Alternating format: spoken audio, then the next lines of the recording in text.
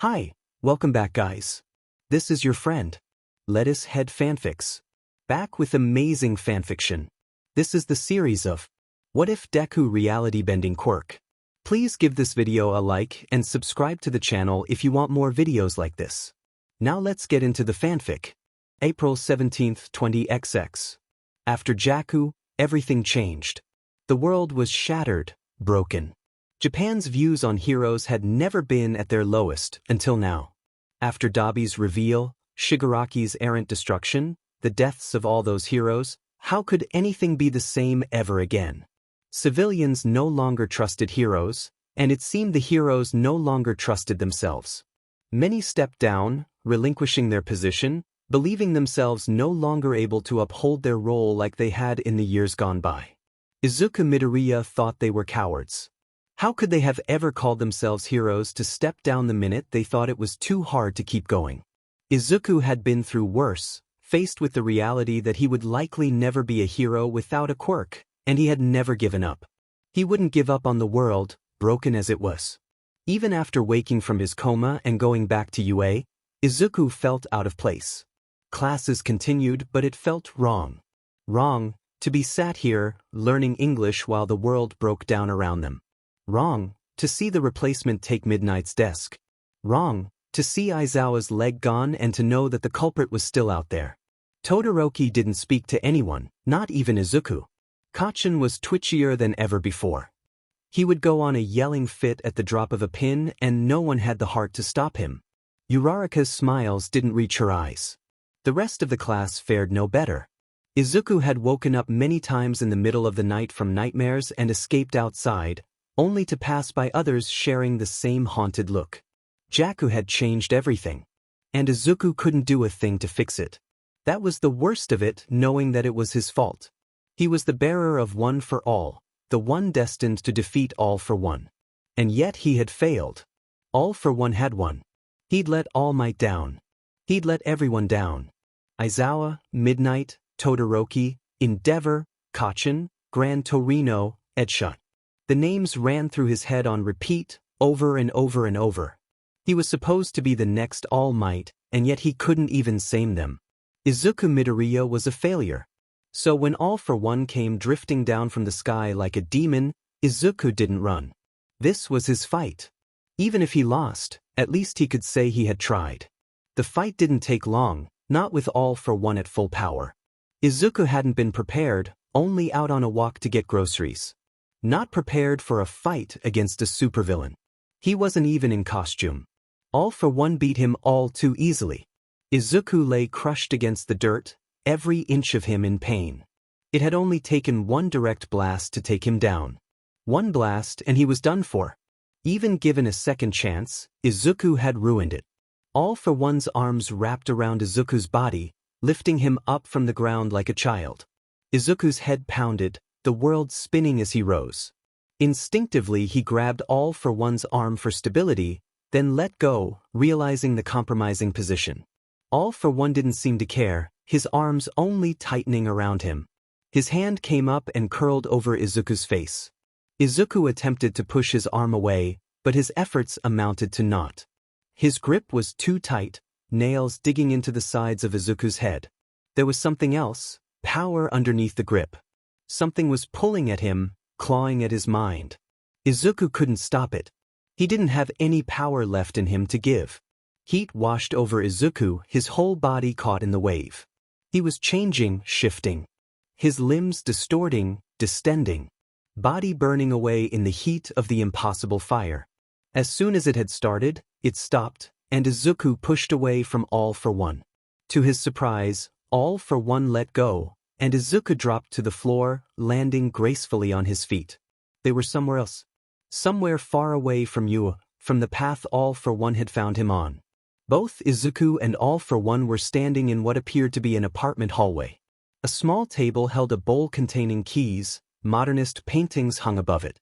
Large wraparound windows gave them a view out onto a bustling city. The place didn't look abandoned by any means, and Izuku couldn't hear anyone else here. A fake floral scent tinged the air. Other than that, Izuku's injuries were gone. Healed completely. Not even the scars left by One for All remained. He stretched out his fingers with ease, the chronic pain he had learnt to live with gone completely. All for One had changed too. His face was no longer scarred, framed by a curly mess of white hair. Green eyes glowed in the sunlight. His face was oddly familiar. "What did you do?" Izuku gasped. He stepped backwards from All for One, reaching inwards for his power as he slid into a fighting stance. His quirk was gone. Taken completely. But that was impossible. One for All couldn't be forcibly taken by All for One. Clearly he had found a way around it. Quirk suppressors? No, suppressors always left the feeling of it still being there, just unusable. This was different. One for All was gone completely. He couldn't take All for One down, but he could at least try to escape. The door was behind All for One. If he could just skirt around him, he could get out. Izuku lunged to the side and ran. There wasn't much space to move around in the small corridor. He dodged under All for One's awaiting arm and sped forward. His arm outstretched, he reached for the doorknob. He was so close his fingers brushed the metal when he was abruptly yanked backwards. Izuku's face slammed against the floor as his legs lifted under him. Arms wrapped around his shoulders, lugging him back into the air. Izuku wiggled desperately, but their grip were like metal bands wrapped around him. "I'll let you down if you promise not to run again," All for One said. Izuku sighed and stopped his physical protest. All for One released him gently, letting Izuku back up down the corridor, the doors still firmly closed behind All for One. That arm, he hadn't even seen it coming. There'd been nothing he could do, not even an ounce of give in All for One's strength. Izuku was left breathing heavily, while All for One was no worse for wear. He could barely remember what it felt like to move that slowly, his legs lacking the pure power he had grown so used to. It reminded him of his younger body, so scrawny and thin. He had no protection now, nothing to defend himself with. He'd failed. He'd lost One for All, after generations had succeeded in carrying it on. He'd lost against All for One again. He'd failed All Might. Such a powerful quirk, All for One mused. Wasted in the hands of a girl who didn't understand what she could do. Alas, if I had found it earlier, we could have been united much sooner. Hindsight. A wave of horror washed over Izuku. What was the quirk? He asked desperately. It's called desire. Now, can you figure out what it might do? You are such a clever boy. Izuku didn't want to answer, but his mind already began worrying. Not that he had any choice. If All for One was giving him leeway by not killing him immediately, Izuku would take it with glee. It also helped keep his mind off the hole where One for All had been. Helped him stop imagining All Might's face as he found out. So, desire. A vague title and not much to go on. They had teleported somewhere else, a nice apartment that looked lived in. Izuku's quirk was gone, and so had his scars. His muscle mass had changed. Not gone, but different. Like he had trained for a different skill set other than brute force. His clothes were different too, undamaged from the fight. Desire sounded like a name of a love quirk, but the effects didn't match. Desire? Could it be All for One's desire? But why would he want this? Surely his desires would be more like ruling the world, standing on top of All Might's dead body. Not a casual apartment. I need more information, Izuku admitted. Take a look out of the windows, All for One said without malice. He sounded almost amused. The windows? Izuku hesitantly turned around to look. Outside was a huge sprawling city. From their height, this apartment must be the penthouse of the building. The world was tinged slightly orange. The windows must be one way, allowing them to look out but no one to look in. But what was it about the view that could tell him about the quirk? The city did seem oddly familiar. The name was right there, right on the tip of the tongue. This is Jakku, Izuku whispered. But that was impossible. Jakku had been utterly destroyed. Shigaraki's attacks had turned it into nothing but ash. And yet here it was, a city undamaged. Down below he could see people moving around, tiny. Like nothing had ever happened. How could this be? Desire. A broken city made whole. Your quirk, it makes people's desires come true. That's what you did. Correct, All for One noted. He sounded proud. But why? Why would you use that quirk on me? Why would you give me what I want? Izuku demanded. All for One's head tilted, a light smile playing on his lips. Oh, Izuku, think. This city was one of your desires, yes, but did you think I would only use it on you? But that didn't make sense. It meant All for One wanted him alive. You wanted me to be here? Why? All for One strode forward, arms snaking around Izuku. Izuku tried to pull away, but All for One's strength was overwhelming. His head was pushed into All for One's chest, shutting out his view of the rest of the world. All for One's heartbeat pounded against him. What father wouldn't want to be with his son? All for One whispered into his ear. What? He didn't mean that, he couldn't. All for One was not his dad. His dad was gone, had been for years. He was lying, he had to be. This was a trick, a manipulation. But why would he say that? Why would he believe that was a lie that would work? Us. You're lying, Izuku accused, words melting into All for One's shirt. His lungs felt small, too little for the desperate breaths he choked down. What reason would I have to lie? All for One murmured. His hand carded through Izuku's hair. Izuku didn't have any power left in him to move away. Tears pricked at the corners of Izuku's eyes. Hisashi Midoriya was a phantom, practically a stranger to Izuku. But that had never meant he hadn't wanted to meet him. He'd used to imagine, when he'd faced the worst of the bullying, his dad striding in and picking him, carrying him away. His dad walking into the school and forcing the teachers to listen. His dad bandaging his burns. His dad couldn't be All for One. Couldn't be the man that had destroyed everything. The man that experimented on children, killed hundreds without a care. He couldn't be. Izuku wanted to deny it. But something in him knew. Something in him had seen All for One's healed face and had recognized it. After all, he'd seen that face a million times over in the old photographs kept by his mother. He'd seen that face printed in faded ink onto old cardstock, held that face carefully in his little hands as his mother told stories about the man who was never there. But you can't be, Izuku sobbed. You're not. Don't worry, child. Your father is finally here. All for One's voice was so soft, so delicate. His hand kept moving through Izuku's hair, the other rubbing his back. Izuku didn't understand. This man had caused so much pain, and yet with the very same hands he used to pull quirks away from people, he was comforting Izuku.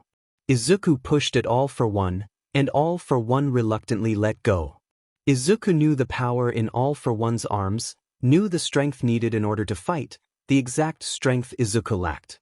All for One was choosing to give Izuku space. Izuku grabbed at his hair, desperate for something to ground him.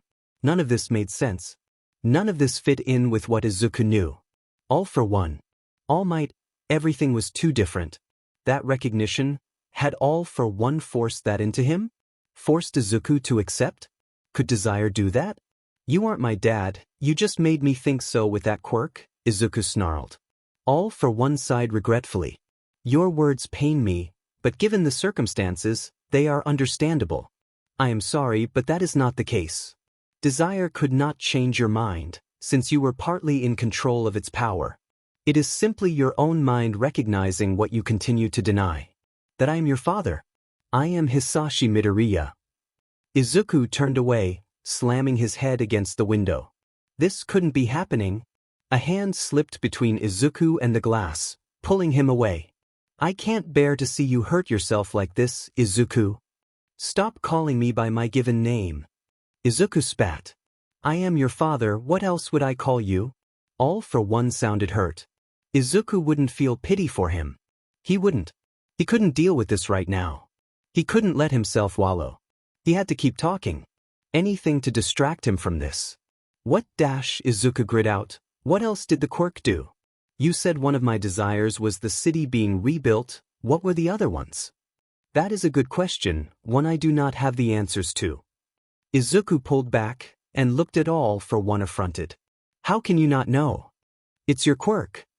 All for One shrugged, an elegant movement rolling down from his shoulders to his arms.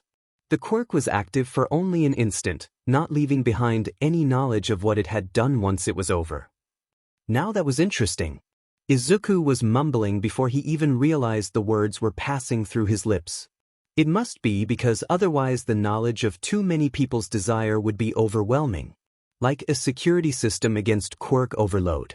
Or maybe to use the quirk, it relies on a convergence of minds, and the erasing is so the user doesn't end up with another mind stuck in their head dash. Izuku froze. All for One was laughing. It has been a long time since I have seen anyone as brilliant as you are, Izuku. It is to be expected, considering your blood, but it is an absolute joy to see in action. Had All for One just complimented him? Complimented his mumbling? And understood it? That never happened. Ever. Since he was little, people had considered his mumbling creepy. Obsessive. Not brilliant. He'd never ever been complimented for it.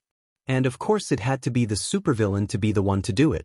I suppose we should know what world we have found ourselves in. All for One turned away and walked towards the main room. Izuku's eyes twitched towards the door. This was his chance. All for One's back was turned, literally. All Izuku had to do was run out and he could escape. But what would happen after? It sounded like there was more than just a whole city being rebuilt. If a quirk could do that and not stop there, what else could it have done? Could Izuku risk leaving not knowing? He couldn't. He had to know what had changed. Anyway, even if he did try to escape, he would fail. Without a quirk, he was nothing. Quirkless, useless Deku. Against All for One's great power and horde of unknown quirks, who could beat him? Not Izuku. Izuku had seen the teleportation quirk used against Bakugo. Had seen it take him right to All for One. With that quirk, there was no way to escape unless All for One was taken down or otherwise engaged. If Izuku tried to run, he would only end up back where he started with an aggravated All for One. Right now, All for One seemed content, unlikely to lash back with violence. Izuku didn't want to be the one to change that. So, with great reluctance, Izuku followed All for One to the main room. He was sitting down on a sofa covered with plush cushions, leant over a table covered with newspapers. Izuku had to admit, the desire quirk had good taste. That sofa looked awfully comfortable. All for One looked at Izuku, a slight smile playing on his lips. Izuku stiffened. It seemed he'd known he'd given Izuku a chance to run. He was testing him. Damn it. He'd probably passed. Before he could second-guess himself, Izuku moved over to the pile of newspapers and checked the date. It read the same as today's, which was some relief. Izuku flicked through the front covers of the newspapers. There was nothing much of note, which was noteworthy in and of itself. After Jakku, Hero Society had collapsed in on itself. It had only been a few weeks and the numbers of active heroes had plummeted and villains risen.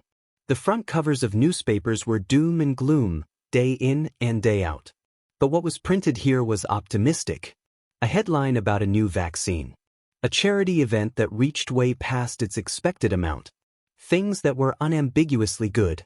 Izuku flicked past a photo of hawks, caught mid-flight, wings unburned, when he heard All for One stifle a laugh. Well, this is definitely something, All for One said, passing the newspaper over the table. Izuku stared at the image and gaped. And then gaped some more. The article All for One had oh so helpfully pointed out was a call for information, to tell the police immediately if anyone had seen any members of the League of Villains. It was accompanied with sketches of the members in question. And one of those sketches was of Izuku Midoriya himself. The sketch stared at the camera, white hair falling over his eyes. His whole expression screamed pure murder. Apparently, he was Izuku Shigaraki, according to the label, but the name change didn't matter. It was clearly him. He was a member of the League of Villains? I wonder whose desire this was the work of. All for One mused. What? Izuku snapped. This is obviously yours, no way is that mine. All for One laughed, a deep, rich sound that would have been reassuring to hear from literally anyone else. As it was, it made Izuku's spine stand on end. I'm only teasing. I'd prefer if you didn't, Izuku choked, getting flustered. Why couldn't they just be fighting? Izuku understood fighting. Not whatever this was. He jabbed down at the image. And why have they drawn me with white hair? All for One paused, looking down at the drawing and then back up at Izuku. His green eyes glinted with mirth. Oh, he drawled, you haven't realized yet. Realized what? Izuku hissed, He didn't mean. With dawning horror, Izuku reached up to tug down one of his locks. Instead of the familiar green he was expecting to see, he only saw white. Blinding white. The same white as All for One's. Izuku spluttered. My apologies, All for One said, a distinctly unapologetic glint in his eyes. I thought you knew. Izuku's throat closed up. He sank down to the floor, tears falling from his eyes unbidden. This wasn't fair. How was Izuku supposed to deal with this? All for One's power had changed him, without consent, without him even realizing. It had made him the mirror image of All for One. His hair, it wasn't his anymore. It was the image of All for One's power, printed directly onto him. A constant reminder. And Izuku couldn't do anything. Before, he'd thought himself useless as the world crumbled around him, but at least then he'd still had one for all. Even that was taken from him now. At least All for One didn't have it. The desire Quirk must have removed it, but not been able to give it away. It was little relief. If that newspaper was to be believed, he didn't have anyone by his side anymore. No one would be coming for him, not if they believed him to be a villain. No one would know him as someone needing to be saved. Izuku was alone. Utterly alone. All for One's arms came up around him and moved him onto the sofa. He wrapped his arms around him, drawing Izuku into his side. Izuku didn't move, didn't even react. What could he possibly do? Nothing he could do could change it, nothing at all. Izuku let his eyes slide shut and he could almost imagine he was home, tucked into his mother's embrace. I hate you, Izuku said miserably. I know, All for One breathed. I know, child, I know. April 17, 20XX. All for One left Izuku draped up with blankets before going to the kitchen to prepare some food.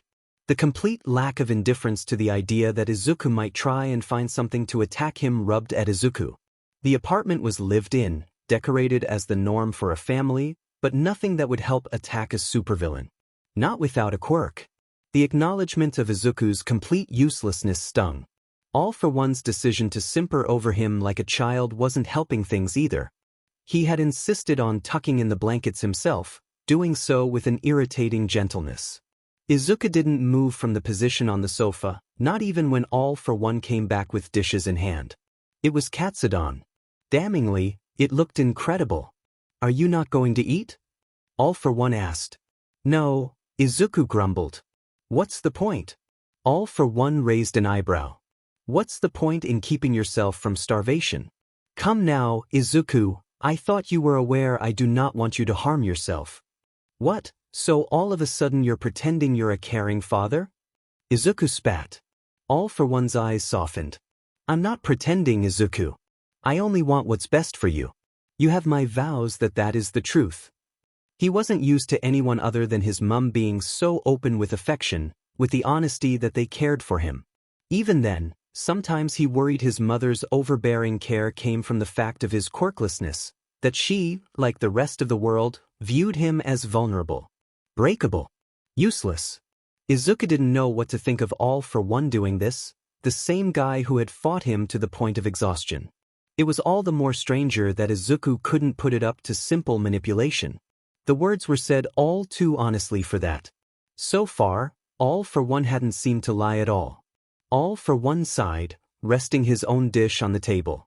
It seems I'm going to have to feed you myself if you won't. He scooted closer to Izuku and Izuku's heart picked up. He wasn't actually going to force feed him, was he?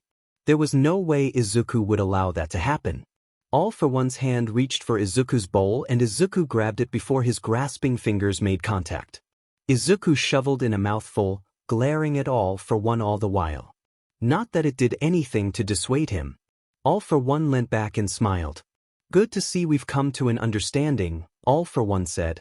Izuku said nothing, chewing furiously. The katsudon tasted just as good as it looked, to Izuku's great annoyance. All for One continued with his own meal, and eventually set it down once he was done. He folded his hands over his knee. With the suit he was wearing, he looked more like the manager Izuku had expected his dad to be rather than the true villain underneath. Now, All for One begun, how about we go see those friends of yours? Izuku yanked his head around so fast he heard a crack. "You aren't going anywhere near my friends." All for One just laughed. "Izuku, I don't mean to harm them. This is only to see if the quirk has affected them. It seems the most probable, given your propensity for saving others before yourself." Izuku set his teeth. It's true that they were the people Izuku wanted for the most, wanted them to be happy, to be safe. Desire would have gone for that in a heartbeat. That still doesn't mean he wanted All for One anywhere near them. "I could go on my own if you are unwilling," All for One mused, and Izuku's hesitance vanished. "No!" he yelped. He couldn't allow that to happen either. He couldn't stop All for One from doing anything, but he could at least be there to warn them or maybe halt him enough for a hero to come if All for One got murder on the brain. He reminded himself that the hero would probably be coming after him, too. "I'll go with you," Izuku conceded. Not that he had any other option. All for One reached over and patted his hair. Izuku flinched under the unexpected touch. He wished All for One would stop doing that like it was nothing, like his care was the easiest thing in the world to give. It was making Izuku feel weird. "Good to hear," All for One said, smiling brightly. Izuku scarfed down the food, not liking the glint in All for One's eye. The pair stood in the hallway, looking all the more like a parent and child going out for a day trip. All for One bustled about in the corner, searching the cupboards for something. He rose, finally having found them. All for One tossed a medical mask and hoodie over to Izuku. Izuku caught them and looked down at them confused. "You seem to have forgotten that your face is public knowledge here, and not for good reasons," All for One chuckled. Izuku glared at All for One. "You should have thought of that before desiring it then, if it means I have to go through all this." "Oh, trust me Izuku, I did," All for One hummed. Those words sent shivers down Izuku's spine. He hurriedly put on the hoodie, not liking the sinking feeling in his gut. He just hadn't quite realized the implications of him being a villain in this world. It was clever, playing into All for One's wants easily. Whatever backstory the world made to fit him into the role of villain, that must have meant he'd never received one for All either. That was how All for One had managed to remove it, by making sure he never got it in the first place. It also means Izuku couldn't go to any of his old allies, couldn't risk being out in public alone without being arrested or attacked. He was isolated. He supposed he could let himself get arrested and try to explain, but the likelihood of them believing him was next to none, even with Tsukachi's quirk. And well, Izuku knew what happens to quirkless people in prison. It wasn't good. To be fair, it didn't seem all that good for those with quirks either. He'd heard all too many stories of the mistreatment prolific towards villains. And that wasn't even counting what All for One would do if he did get arrested. Izuku wasn't entirely sure, but he could tell it wouldn't be good. He could ask just to check. It also would test just how honest All for One was planning to be with Izuku. So far, from what Izuku could tell, he hadn't flat out lied, laying out his intentions for Izuku without resistance. How far would that extend? "All for One, what would you do if I got arrested?" "Break you out, of course." All for One answered without any question in his abilities. Izuku would call him arrogant if he didn't know All for One's power firsthand. "And what would happen to the people that arrested me?" "I would kill them for daring to try." Izuku's heart sunk. That was the answer he was expecting, but to hear it said out loud reinforced just how screwed Izuku is. No one would be able to stop All for One. They would die trying, and it would be Izuku's fault. He couldn't let himself be caught. If he did, blood would be on Izuku's hands. "Does that answer you satisfactorily?" All for One asked. Izuku swallowed the lump in his throat. "Yeah." "Well then, let's be going." All for One tapped Izuku's nose. Izuku swatted his hand away. "You're forgetting something." Izuku rolled his eyes and hooked the mask round his ears. It was funny, All for One didn't seem to care that much about him being defiant. He didn't know what kind of fatherhood he was expecting from All for One, but this wasn't it. If he hadn't known what the man had done, none of his actions would have seemed out of place for a loving father. Thankfully, All for One hadn't used any quirk to erase his mind, or Izuku probably would be calling him Dad. The thought made Izuku cringe. Although, it did beg the question of why All for One hadn't done that. Maybe he hadn't found a quirk that could? That seemed unlikely, given All for One's vast empire. So then it had to be a choice. That All for One wanted to connect with his son under full knowledge of his actions. Somehow that was worse. All for One tugged Izuku close into his chest, pulling the hood up around his curly hair. Izuku was pretty sure this wasn't necessary for the teleporting to work, very sure the League didn't have to do this at Kamino, but let it happen anyway. Not that there was much he could do to stop him. All for One seemed to be attempting to make up for missing out on Izuku's childhood by fitting in years' worth of hugging now. Gunk bubbled up in his throat and the apartment walls were replaced with the red brick of an alleyway. It smelt of trash and Izuku scrunched his nose behind the mask. You couldn't have chosen a nicer place? Izuku snapped. Unfortunately, our method of transportation is too memorable, All for One replied smoothly. I will take that account next time. All for One took Izuku's hand in his own.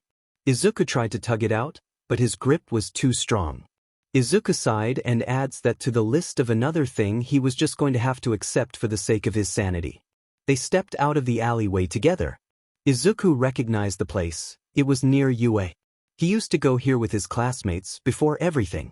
The cafe across the road was closed last time he checked, left abandoned by owners who had fled the country. Now it was open and bustling. A group stepped out of the cafe doors, and Izuku froze. It was his classmates, Uraraka, Todoroki Ida. Coming up the rear was a teacher. They were being chaperoned. Chaperoned by Midnight. Uraraka stepped up to Midnight and asked her something Izuku couldn't hear. Midnight laughed, and the sound rang like bells across the street. She was here. She was alive. Breathing, smiling, in all the ways she should have been. In all the ways that were taken from her, ripped away from her all too soon. A hand came up to rub Izuku's shoulder. Dampness spread across the fabric of his mask. Izuku was crying again. What was the point of this? Bringing people back for the dead? Bringing heroes back, all for Izuku? Was Izuku's presence really worth all that much to All for One? And what was Izuku supposed to do about that now? All for One had saved his teachers, brought them back to life. How was he supposed to fight him knowing that? Izuku watched the group, focusing on them to wade of his oncoming panic attack. Hopefully no one would see them staring creepily. Looking more closely, Izuku could see more that he hadn't noticed, too distracted by Midnight's presence. For one, Todoroki was speaking again. Speaking and smiling. The smile reached his eyes, the scarred skin stretching tight. Despite that, he looked happier than Izuku had ever seen him. Uraraka and Ida too, both lacked the weight of trauma and grief. Izuku hadn't known what Uraraka had seen at Jakku, only that it had affected her more than she let on. Looking at her now, she smiled without worry, chatting to her friends without resistance. This was exactly what Izuku had wanted. Izuku turned back around into the alleyway, tugging All for One behind him. As soon as they were out of view of the street, Izuku ripped off his mask and wheeled on All for One. Why are you doing this? Why are you giving me all of this? Izuku shouted, tears dripping down his cheeks. Oh, Izuku, All for One reaches out a hand to brush away Izuku's tears. I only want what's best for you. Izuku slapped away his hand. He didn't want any of his false comforts. They weren't real, none of it was. This was just a manipulation. It had to be. You didn't seem to care about that before, when you were fighting my friends, Izuku spat.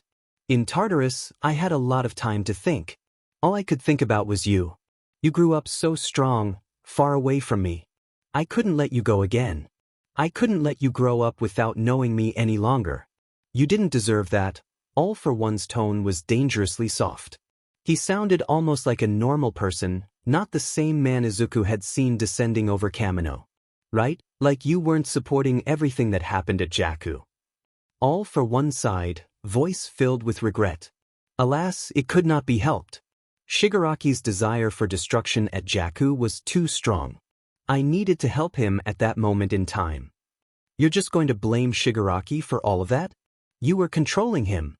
You wanted it just as much as he did. All for One tugged Izuku into his chest. Izuku squirmed against the iron grip. Izuku, I didn't expect you to understand, All for One said heavily. You are so young still. You can't shut me up by hugging me, Izuku said, muffled into all for one's clothes? No? Well then, let me ask you a question. This destruction, if neither its physical or mental affects remain, and those affected no longer remember any of it, do I still deserve the blame for it? What kind of question was that? It didn't change that all for one had done it in the first place. Of course you do. You can't hide from the consequences of your actions. What about Endeavor? He wanted to atone for his past actions, despite doing nothing to change them. You saw the affect of the abuse on the Todoroki children, and yet you still forgave him. Even here, he remains a hero. I have done what Endeavor had not. I have repaired what has been damaged under my actions. Why is it so hard to forgive me? Is it because Endeavor's title as a hero blinds you to his faults? No. Izuku snapped. Endeavor wants to change, you don't. Endeavor also wasn't a mass-murdering supervillain. What he had done was awful, but they were on two different wavelengths. Not only that, but Endeavor had helped Izuku. Understood how to help with his quirk, understood his mutterings. Izuku had improved because of Endeavor. He couldn't forget that. Is his want the only thing that matters? No, your hatred of me is ingrained. All for one breathed out, eyes glowing with realization. Ah, I understand now. All Mights describe me as a villain, and only that, and that is how you see me now. For All Might could never be wrong, not in your eyes. Izuku stepped back. The look in All for One's eyes was scaring him. All for One surged forward, grasping Izuku's cheeks in a pincer grip. Their eyes locked, Izuku frozen under the weight of his stare. It's always been All Might stealing you from me, All for One hissed, giving you a quirk that broke your body without warning, sending you to fight me ready to die. It's always been him. He doesn't deserve your loyalty, Izuku. He helped me when no one else would, Izuku stammered out. Oh, how was him telling you you could never be a hero helping you? Izuku's breath stuttered. That moment, up on that rooftop, that was his lowest point in his life. His lowest point, brought by the words of All Might. The rejection still stung years after the fact. Now, do you see that All Might can be wrong? He was wrong about you after all. Who's to say he's not wrong about me too? Stop it, just stop. Izuku couldn't let himself fall trapped to All for One's words. And yet he couldn't stop them burrowing under his skin, worming their way into his heart. Your worth to him was only proven when you flung yourself into battle, when you proved yourself ready to die for the sake of heroics. That is what changed his mind on you. For that is the true mark of a hero, how little worth their life has to them. You're wrong. Izuku yelled, unable to hide the tremor in his voice. He never had understood what exactly had changed All Might's mind so quickly, what exactly it was about the sludge attack that had convinced him. And the awful thing was, All for One's words made sense. He didn't want to think of All Might that way, couldn't bear to see his mentor tainted, but it made sense. One for All's entire purpose was to defeat All for One. Nana Shimura had given up her family for the sake of that. All Might, too, had never had any familial connections. What if that was what he had been looking for? Proof that Izuku would give himself up wholeheartedly, just as he had done? All Might had said it was because Izuku's body had moved before he could think, that it was his heroic instincts he had praised. Izuku privately had doubted that. There must have been others who would have done the same. Izuku couldn't possibly be the only one out there. So if that wasn't the whole truth, then what was? Family always knows best, Izuku. Think on my words. Think on what you have been given and why. I trust you will come to the correct conclusions without All Might's presence to rot your brain. All for One let go of Izuku's cheeks, moving backwards against the wall. Izuku breathed in deep, trying to center himself. He didn't like it, didn't want to agree. But was there any point in petulantly denying everything All for One said purely because it was him saying it? Izuku didn't know. He didn't know what to do about any of this. Midnight was standing, alive, because of All for One. Todoroki was smiling because of All for One. They were alive, happy because of him. They had been hurting in the first place because of him. Izuku couldn't understand it. How one could be true when the other was true too. I suppose you may want to see the well-being of your other teachers, All for One said mildly. Izuku gaped at him, caught off guard by the change in subject. Realization hit a moment later. Izuku could see what he was doing. He was offering a distraction, something to take off Izuku's mind of his own conflict ion. He wanted to laugh at the idea of All for One giving him a break, but none of this was funny. Izuku let him have this. Izuku needed it.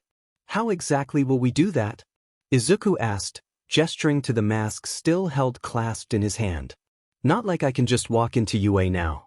And I'm not letting you attack them either. That won't be necessary, All for One replied with a smile. What do you mean that won't be necessary? Izuku squeaked. Whatever All for One had planned, Izuku wasn't dumb enough to think it could be good. All for One didn't reply. He surged forward, placing a large hand on Izuku's back and shoved him forward. Izuku stumbled into the street, maskless face bare to the world. Instantly Midnight's eyes snapped to him. Well, this definitely was a distraction. April 17, 20XX. Izuku twisted round to yell at All for One, but he was gone, disappeared without a trace. Of course he'd just left, the complete and utter. He'd just upped and dumped him into a dangerous predicament Izuku was readily aware of. From Midnight's perspective, a villain had just popped up out of nowhere. Izuku didn't know what he had done to UA, didn't even know if events had transpired the same considering Jaku was still standing, but what he did know was that it couldn't be good. From Midnight's expression, she definitely knew him. Not only that, but Izuku remembered All for One's threat. If he got arrested, All for One would have no qualms breaking him out. He may not want harm to come to Izuku, but that did not extend to anyone else. If he wanted to keep them safe, he would have to run. Grit. Midnight's hand went to her sleeve, nails driving into her skin. The students backed up behind her, moving into formation, covering their mouths with their sleeves to keep from being affected by Midnight's quirk. Despite their strength, none of them could keep their fear off of their faces. Fear towards Izuku. Izuku turned and fled, not wanting to see those expressions any longer. Midnight's voice rang out onto the streets. Students, get back to the school now. The rest of them could be anywhere. Izuku cursed. Sound logic, but very, very wrong. If she thought there were more villains here, then that meant other heroes would be coming. Izuku's chance of escaping without anyone getting hurt would drop dramatically. The sounds of Midnight's heels echoed against the concrete. She was coming for him. He needed to get away, and quickly too. Izuku's eyes locked onto a drain pipe leading up onto the roof, and before he knew it he was already clambering up. It was easier than it had used to be with his pre-quirk self. His body seemed to be made for more graceful motions than before, built for gymnastics rather than pure strength. Where his legs before would scream at the positions he was putting them through, now they bent without question. Maybe that was what made him a successful villain in this world. Amazing parkour skills. Because why the hell not? At least it gave Izuku something to work with One for All lost. It was his fault it was gone, all his fault. He tossed himself over the edge of a rooftop, body flowing into a tuck and roll that kept him from bruising. Already he was swinging over to the next one, using the force of the fall to push himself forward. Muscle memory was carrying him onwards. Interesting that his body kept memories of events that had never truly happened. Desire seemingly had created a whole world, whole backstories for everything that he saw. Maybe it had to. Maybe in order for the quirk to work, things had to link together to make sense. It couldn't change things without creating the background to support it.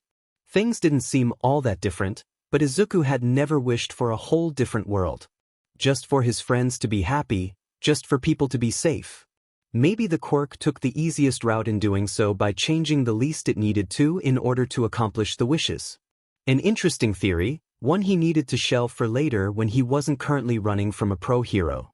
Izuku was aware he couldn't keep running forever. He didn't have an end location in sight.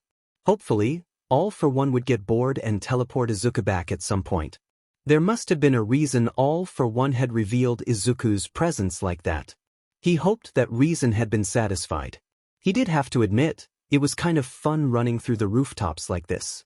It was different without One for All, the power of his own muscles carrying him. His own blood pumping through his body to keep him going. It was a good distraction. Not that he would admit that to All for One. He was nearing where the shorter buildings met taller ones, where the city really began. Wooden rooftops shifted into gray concrete. He needed to get higher. Izuku turned a corner, and then immediately turned on his heel at the face of the pink cloud emerging from an open vent. He'd been lucky enough to be faster than Midnight's slow-moving gas, but apparently she'd found a shortcut. He pulled himself up onto the next roof in view, stone digging into his bare hands. He was going to get some nasty scrapes from this, if he hadn't already. His clothes weren't made for this kind of chase. White flashed in front of Izuku's eyes, and instincts that Izuku had no memories honing let him dodge nimbly out of the way. Aizawa-sensei was here. "What are your plans?" Aizawa's cold voice yelled out. Izuku didn't say anything, nothing for him to give. They wouldn't believe him if he said there was no one here, no plans in action. After all, Izuku wouldn't have believed that if Shigaraki had turned up and tried to convince him everything was fine. Although, right now he would be considered a Shigaraki too. The scarf scythed through the air, and Izuku jumped backwards, body bending around into a backwards flip. He landed, breathless. Had he just done that? He'd just done a backwards flip like it was nothing. This body was awesome. The next flick of the capture scarf caught him while he was distracted admiring his own body, and Izuku was distinctly reminded of the not-so-awesome parts of this body. Namely the fact that it was a villain's. The scarf squeezed his waist and yanked him close to Aizawa. Aizawa's knee stabbed into his gut. A hand twisted into Izuku's hair, slamming his whole body down onto the concrete. Izuku choked, air forced out of his lungs. Pain ricocheted through his spine.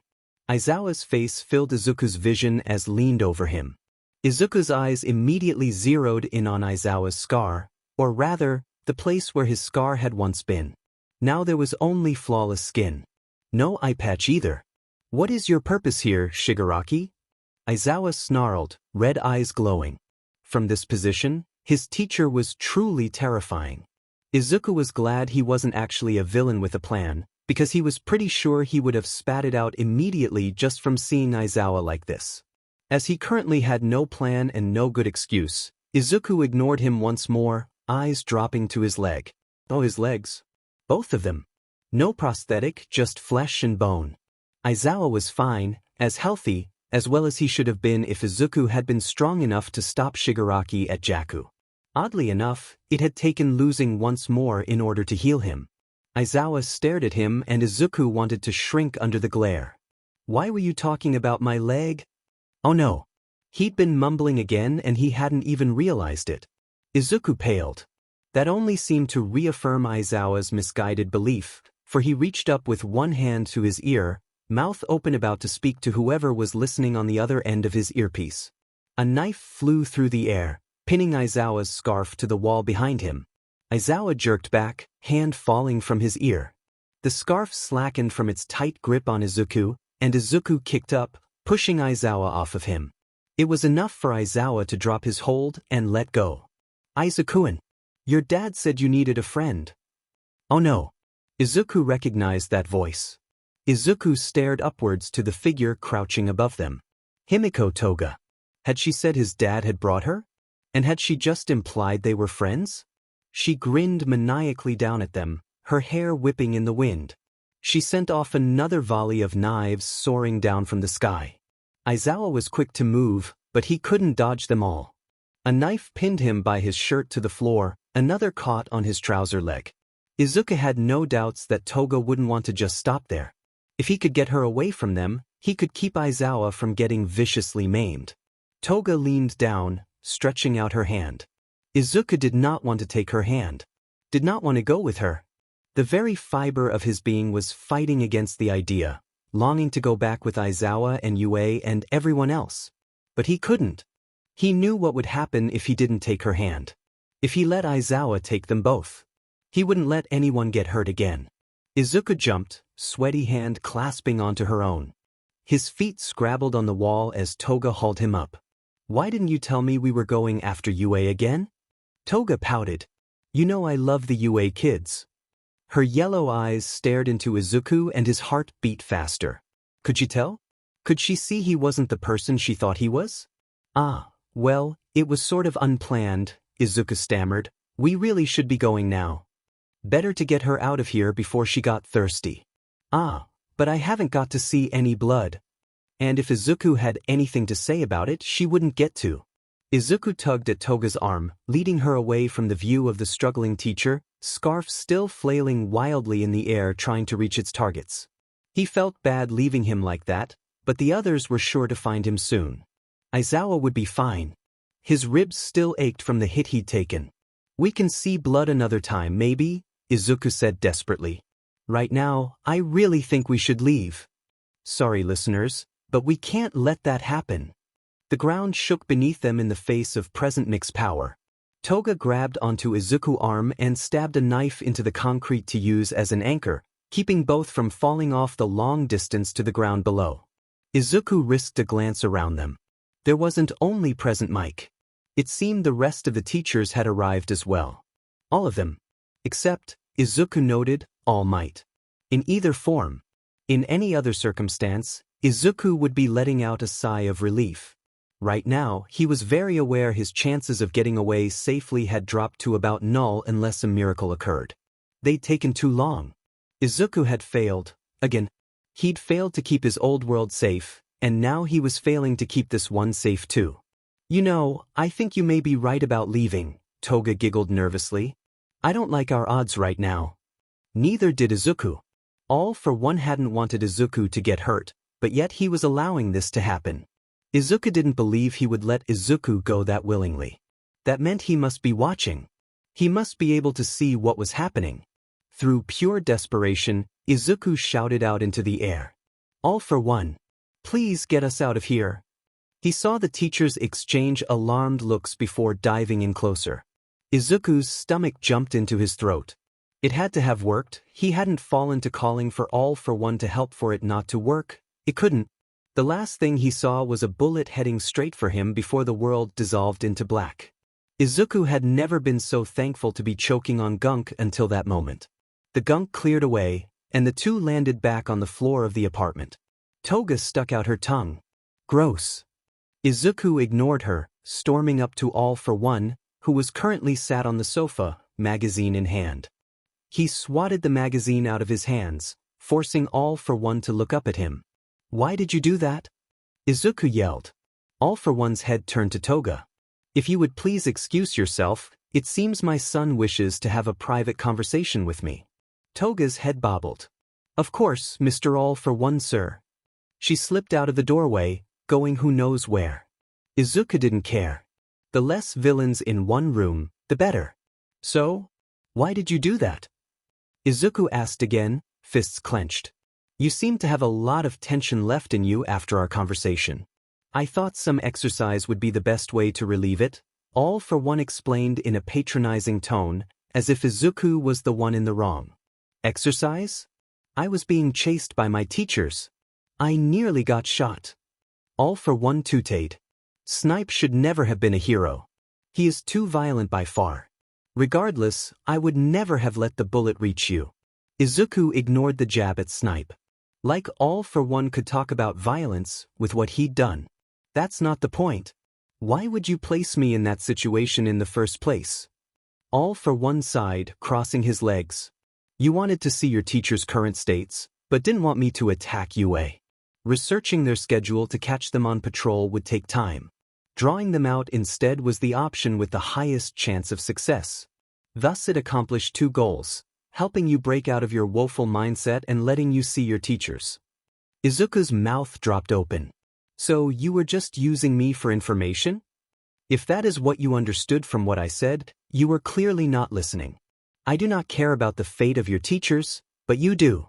How else would we have learned of the health of a hero who is notoriously camera shy? All for One tilted his head, his expression the very picture of earnesty. Izuku ground his teeth. He hated that it made sense. He hated that there was logic behind it. He hated that All for One was right. The distraction had helped. Had helped him feel better, the rush of adrenaline of being allowed to move taking him away from his conflicted thoughts. All for One probably did consider that light exercise. Years living on the other side of the law must do a lot to warp your sense of what was normal or not. Izuku scrubbed his hand over his face. Just give me some warning next time. All for One's eyes lit up. Oh, so you don't mind if there's a next time? That's not what I meant. Izuku squeaked. You're purposefully misinterpreting me. Most call that teasing, but if you wish to keep thinking all my actions to be malicious, I certainly can't stop you, All for One said offhandedly. Izuku simply sighed. He didn't have anything to respond to that accusation.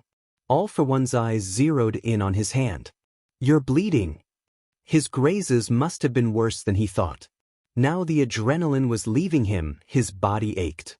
His hands stung and his chest ached with the sense of an oncoming bruise. No thanks to you, Izuku shot back. All for One reached out and grabbed Izuku's hand. Izuku tensed up. Warmth traveled through All for One's hand and into his own. It felt he was sinking into a warm bath. It felt so nice, such a contrast from the intensity of the chase. The hand withdrew, taking the warmth with it, and Izuku nearly whimpered. He bit the inside of his cheek to stop the embarrassing sound from escaping. To his surprise, the throbbing in his chest had disappeared. So had the multiple grazes. That warmth, it was a healing quirk. One more powerful than Recovery Girl's, since he didn't feel any tiredness at all. Izuku's gut clenched. This how All for One thought he could reach his son? By putting him in dangerous situations and then healing him straight afterwards? Well, Izuku wasn't going to let that work. Sure, he'd take the healing, he'd be an idiot not to, but he wouldn't let it cloud his judgment. All for One was still a villain, no matter what he did. A loud crash came from outside the room. The minute he'd nearly forgotten that Toga was still here. Ah, Toga must have found a way into your room, All for One mused. My room. All for One blinked at him, surprised. You didn't think I was going to make you sleep on the sofa, did you? Izuku hadn't thought about that at all. Honestly, he hadn't thought about the long term all that much. Him having a room here sounded like All for One definitely had. The thought made him nauseous. You should go after her. I have heard she is not the best to keep unsupervised. Izuku glared at All for One before heading off down the hallway to where he heard the sounds. He wasn't sure that going after Toga, the very obsessed knife girl, was a good idea, but leaving her on her own wasn't good either. At least All for One would stop her if she tried to stab him. All he was doing was getting a teenager out of his room. Not a murderer. Not a villain. Just a regular teen girl. Everything was fine. This was fine. He wished he at least had something to defend himself with if Toga came flying at him with a knife. Would she be likely to do that? Her in a fight wasn't necessarily the same person when she wasn't in one. Did she routinely stab League members? Did they let her? Izuku was uncomfortably aware that he was about to find out. Walking down the corridor, Izuku saw one door was open already, swinging on its broken hinges. Well, at least he had figured out what the noise was. Cautiously, he prodded the door open. Toga was lying on a bed set in the middle of the room, legs kicking in the air as she flicked through a book. Izuku took a glance at the book. It appeared to be Kid's picture book, with text in large bold print. More of the same were strewn across the bed. For a room that was supposed to be his, it seemed incredibly bare. Plain white sheets, white walls, a singular white desk pushed into the corner. The only other items there were the books. An odd choice, books that seemed aimed for children years younger than Izuku, but to All for One's advanced age, there must not be much of a difference. You finished talking to your dad? Toga asked, still looking at the book. She was wearing her shoes while on the bed, and Izuku had the irrational thought to tell her to take them off. He pushed the thought down, not wanting to unreasonably antagonize Toga. Yeah, Izuku said lamely. Why are you in my room? Ah, I was right. This is your room. Toga chirped. It smelt like you, but it looked so boring. Your room with us is so much nicer. My room with you? Izuku asked weakly. Toga tilted her head, eyes peeking out from underneath her fringe, and frowned. Izuku-kun, you're not ditching us for your dad? You haven't been around for a whole 3 days. We miss you. The wobble in her voice was clear, even to Izuku. It didn't sound false or manufactured. The fact that she was saying she would miss him, but Toga actually cared about him. Well, the villain him. Was the whole league going to be like this? Izuku didn't think he could take it if any more villains started being so weirdly nice. Toga's eyes were damp, her bottom lip starting to tremble. Was she about to cry? No, Izuku said hurriedly. Of course not. Maybe he should have thought more about what he was saying and what it meant, but all that was going through his brain was the fact that there was a girl in front of him, and said girl was about to cry. Even now, he couldn't let that happen. Toga jumped off the bed, face going from sad to ecstatic within a second. She pounced onto Izuku, arms drawing him into a tight hug. She pressed her head into Izuku's neck. Izuku's hand came up subconsciously to pat her on the shoulder.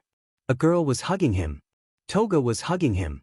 A murderer who had threatened his friends with a knife was hugging him. The girl was...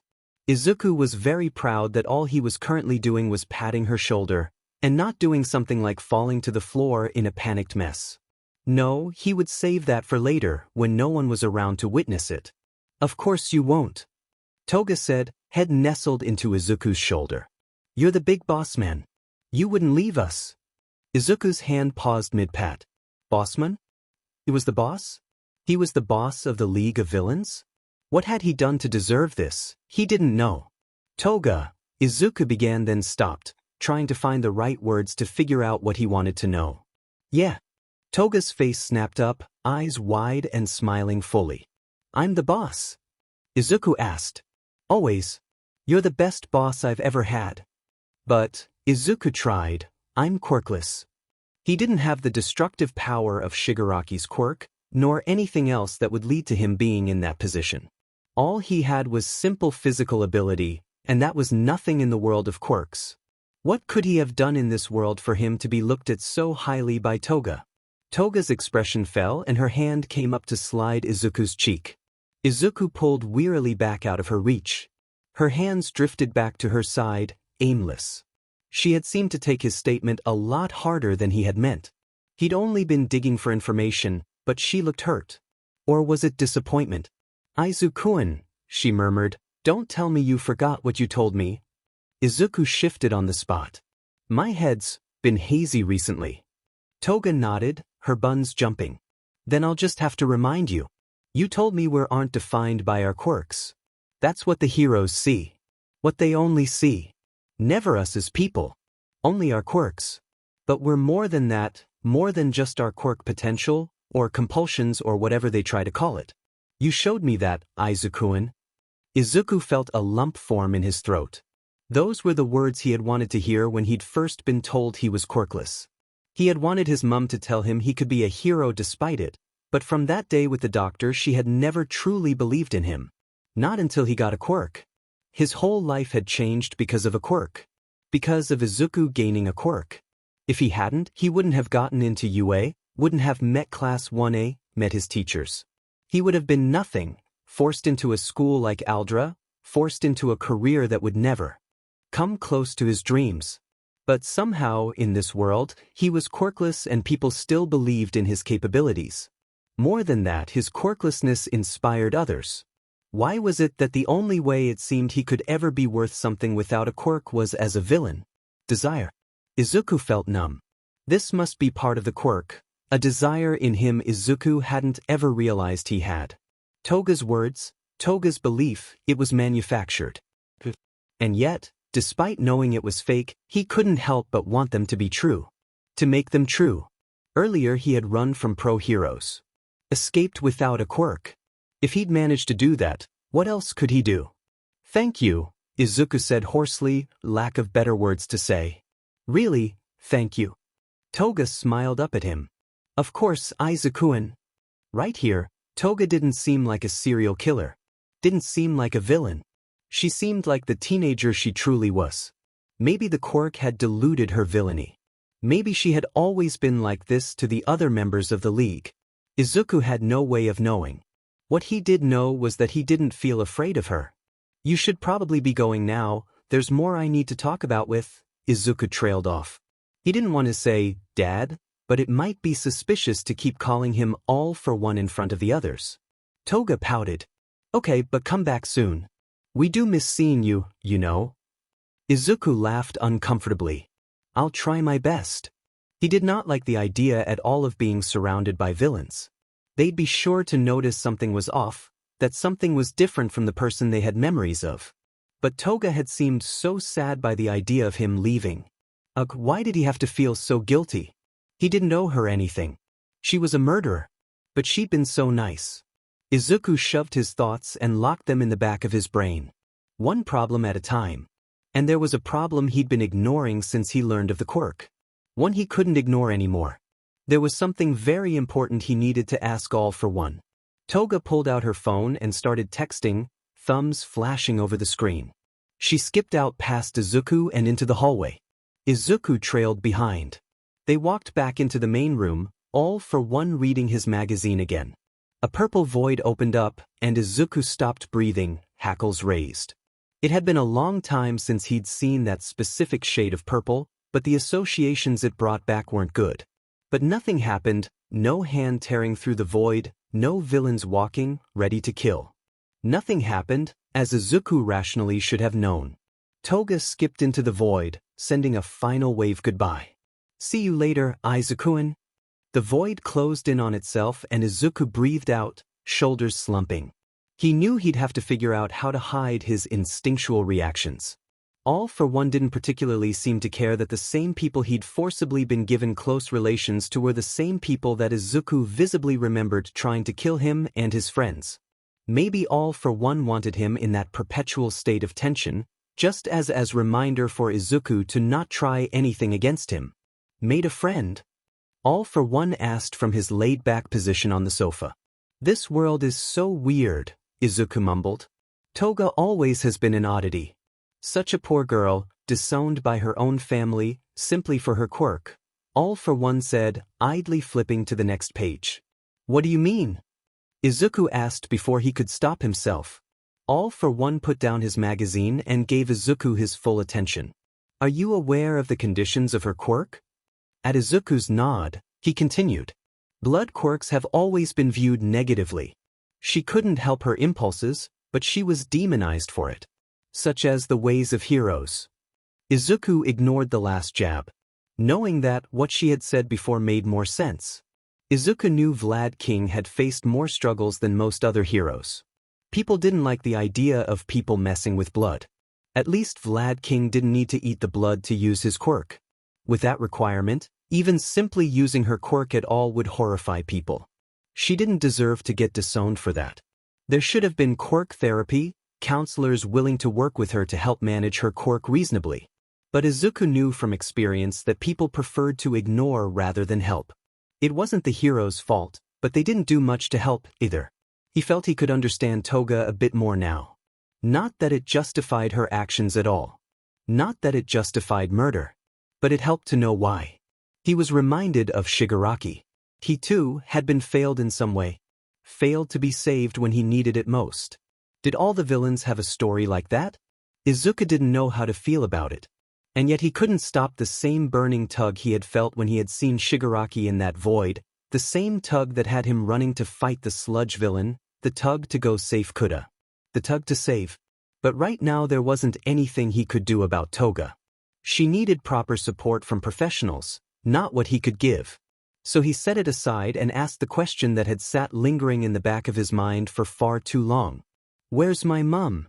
April 17th, 20XX. Where's my mum? All for One's smile strained, mirth in his eyes lost into the air. I suppose that question would have had to come up sooner or later, he said wistfully. All for One arose, stretching up to his full height. Izuku's heart rate picked up. If All for One didn't want to give him an immediate answer, if he was trying to skirt around the question, the implications weren't good. Izuku stared up at him, a tiny thing against a Goliath. Did you hurt her? If All for One had hurt his mother, he would regret it. Quirk or no quirk, Izuku would find a way. He would find a way to protect her. Boys. Hurt flashed through All for One's eyes. I would never. You may not believe me, but I do love her. He was right. Izuku couldn't believe him. All for One may not be lying explicitly, but Izuku had already seen he had a twisted view of the world. Love and hurt were just weapons for him to use. That was all. His mum didn't deserve any version of All for One's love. Then why isn't she here? If you love her so much, why are you hiding her? Izuku snapped, body shaking with repressed anger. I am not hiding her. All for One stretched out his hand, words soft. I will show you where she is right now. In fact, I will warn you, you may not like what you will see. It sounded like a threat. It should have been a threat. Yet Izuku couldn't help but get the feeling that it wasn't, for once. There was nothing sharp, nothing pointed in the way All for One was speaking. If this was a threat, he wasn't trying very hard to make it sound like one. His shoulders slumped, anger washing away in the face of his desire to know. There was only one choice here, only one thing Izuku could do. Izuku reached out and took All for One's hand, and the pair was whisked away. They landed on the roof of an unfamiliar building across from a row of apartment blocks. Izuku tugged his hand away from All for One's. He let go without comment, watching him with a grave look in his eye. It was raining, tiny drops clinging to Izuku's now white hair. The breeze pulled at his clothing. He shivered, yanking his hood up. The sun was beginning to set behind the clouds, and the world was shrouded in gray. He hadn't realized just how much time had passed, everything had happened so quickly. It felt surreal to be reminded that the world had kept turning even now. Izuku didn't recognize the area. It wasn't home, that he was sure of. It didn't look like the kind of place one would keep kidnapped mothers in. It looked like any other residential area, green hedges and soft streetlights, slowly blinking on as the sun went down. Look in the third window on the left, All for One murmured. Izuku found it easily. The curtains were open, orange light spilling out. It looked like all the other apartments around it, nothing to indicate anything out of the usual. Shapes moves inside, but the figures inside were small, hard to make out. Izuku stepped forward, as close as to the edge as he could go. All for One stopped him, pulling him back. He nudged a pair of binoculars into his hands. Izuku hadn't seen where they had come from. A transportation quirk maybe? Thanks, Izuku said drily, wiping the rainwater off the lens with his sleeve. He held them up to his eyes and peered through. His mum looked out of the window, a smile playing lightly on her face. She reached across out of the window's view, pulled a bowl into her arms and began to stir. She looked fine. She looked happy. Not threatened, not even sad. Did she even know Izuku was gone? What did it mean? Izuku lowered the binoculars, but All for One nudged them back into place. Keep watching, he murmured. Izuku kept his eyes on the scene. Right, there was the other figure too. Their shadow moved, coming up beside his mum. The light spilled onto their face, and Izuku nearly dropped the binoculars. Tamura Shigaraki smiled at her, before dipping his finger into the bowl. His mum smacked his hand away, laughing. Why is Shigaraki with my mum? Izuku demanded. This was certainly not something he had wanted. He doubted it was what All for One had wanted either, so why? Why did both of them look so content? So happy? Midoriya, now, All for One corrected. A hard edge poked into Izuku's chest. Izuku tore his eyes away to see what it was. A plain manila file was held out to him. Izuku took it slowly, swapping it out for the binoculars. The cover had nothing to give a hint about the contents. All he had to do was open it. What would he learn? What could be in it that All for One had thought he wouldn't like? He opened it onto an image of his mother, and a data sheet clipped underneath. I took the time to investigate her situation earlier while you were away, All for One said. The results were surprising. Izuku scanned down the rest of the file. It was dense, filled with random information. None of it was what he was looking for. His eyes landed on a section entitled Next of Kin, and his heart stopped. 2 names were listed. 2 names and a status. Tenko Midoriya, adopted, alive. Izuku Midoriya, deceased at childbirth. Izuku ripped his eyes away to stare at All for One. What is this? He choked. It appears I faked your death, All for One mused. From what I have learned, you are legally Izuku Shigaraki under the care of one of my legal identities. She is not aware Izuku Shigaraki and Izuku Midoriya are one and the same. The file crinkled in Izuku's hands. She thinks I'm dead? This wasn't anything he'd been prepared for. He'd been prepared for a rescue, For his mother trapped in the hold of All for One. Not his mum, free, making dinner with a civilian Shigaraki. No, Tenko. He had wanted Shigaraki to be saved, but this wasn't what he'd meant. He'd meant prison, rehabilitation, anything other than replacing Izuku. My deepest condolences. All for One said in his deep baritone voice. The tone was meant to be soothing. Izuku wanted to punch him, to tear that soothing voice out of his chest with his bare hands. I don't want your apologies. Izuku spat. All of this is your fault. This was your wish, wasn't it? All for One's face twisted into a pained frown. That may not entirely be the case. You may not believe my words, but I did in fact love your mother. We share the same wish for her, to keep her safe. So what? It's my wish that I wanted her to think I'm dead? That didn't make any sense. If All for One really wanted to convince him this was all Izuku's fault, he would have to do a better job than that. You worried for her and she worried for you. Don't tell me you never thought it best to keep her at arm's length, distanced from the danger that would inevitably surround you. I did the same in keeping her away from my line of work, away from knowing the truth once I realized the depth of my devotion to her. Clearly you understand the need for distance too. Izuku felt nauseous. Was it true? Had he wished his mother away from him? He loved her so much, but he had caused her so much pain. Kamino had been bad enough for her stress, but Jaku? She had tried hard to hide the toll it was taking on her, but Izuku had noticed. He always noticed. She'd always worried so much over him, taking Izuku's own struggles onto her own shoulders. That had been one of the reasons he hadn't told her about One for All when he'd first got it. He'd known it would only add to her stress, add the pressure of All Might's legacy onto that impossible weight. He remembered a long time ago when the bullying was especially vicious, he woke up in the middle of the night to hear her crying. Crying that she couldn't protect her son.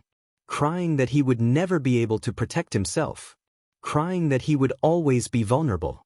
For a brief moment, Izuku had wondered if it was even worth it to keep going, if his existence was such a burden on those he loved. Apparently a brief moment was enough for desire to twist his thoughts and make them realized. He looked down at the file.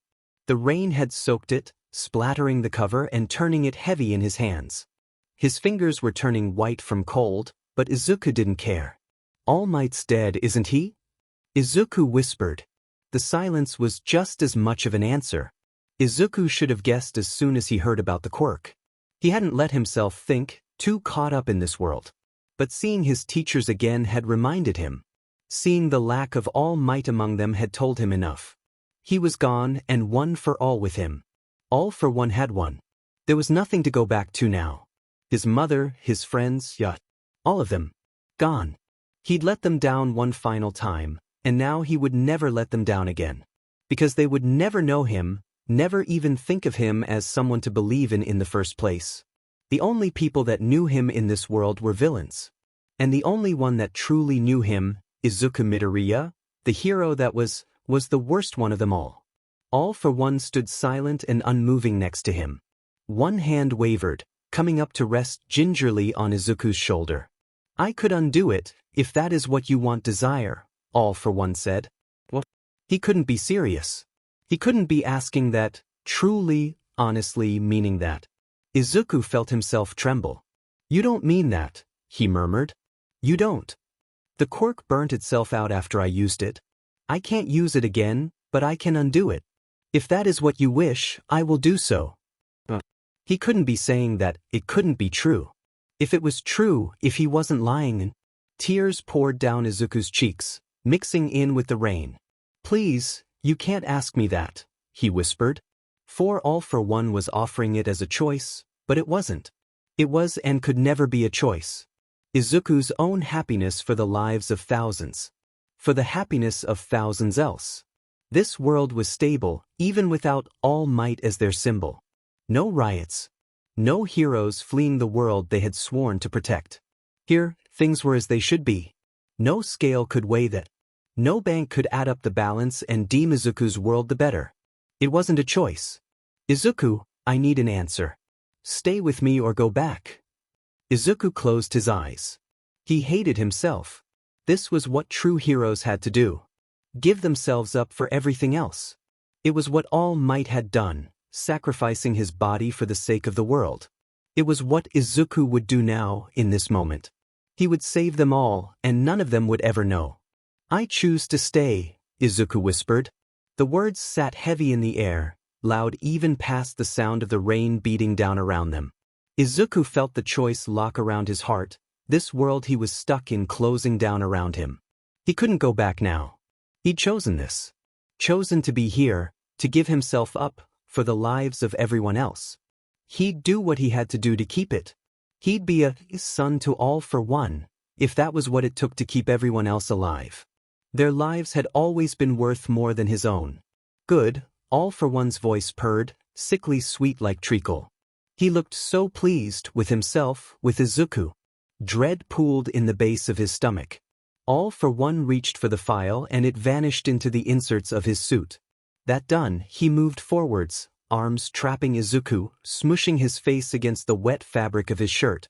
Izuku didn't care. He just felt numb. This was what he had wanted, a world safe, a world no longer on the brink of collapse. And all it had taken was the removal of everything close to Izuku's heart. It could have been so much worse. Izuku had seen it go so much worse. This was better. This was the right choice. It had to be. Ochako poked at her rice bowl. In all honesty, she didn't really feel like eating, but she knew putting off her meal would just be worse. Ida and Todoroki looked like they were in similar states.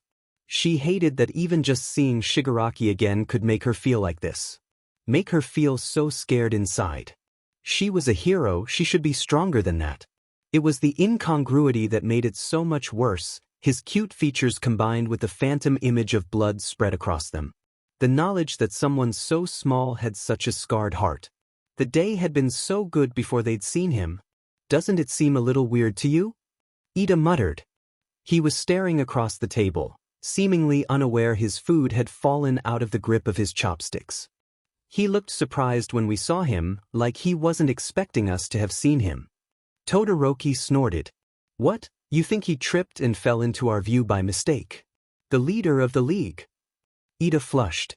I admit it sounds strange, however I think my reasoning is sound. It didn't feel calculated at all. The attack on our camp shows he knows how to plan, so why would he make such an obvious mistake? The group paused to mull over Ida's words. Uraraka quietly agreed. She'd fought Shigaraki at the training camp, not for long, but in that time he'd managed to use her own quirk against her in a flawless takedown. It didn't seem like the actions of the same person, to get caught off guard like that. Maybe the league is struggling right now? They haven't done anything for months. They might be panicking, which means he could be messing up, Uraraka suggested. Ida's mouth formed a thin line. Perhaps, he said.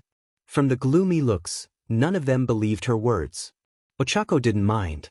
She barely believed them herself. Bakugu slammed down into the seat next to him. The trio jumped in unison. You saw Shigaraki today, didn't you? He hissed. The look in his eyes was dagger-sharp, shoulders taut. I don't think we should be discussing this, Ida said nervously. Shut the F up. What the f did he want? None of the goddamn teachers will tell me shit, Bakugu spat. His hands were trembling, muscles tensed to the point of jumping out of his skin. Bakugu, it's okay if you're scared, Ochako began timidly. I'm not effing coward. Bakugu slammed his palm down on the table, letting off a small explosion.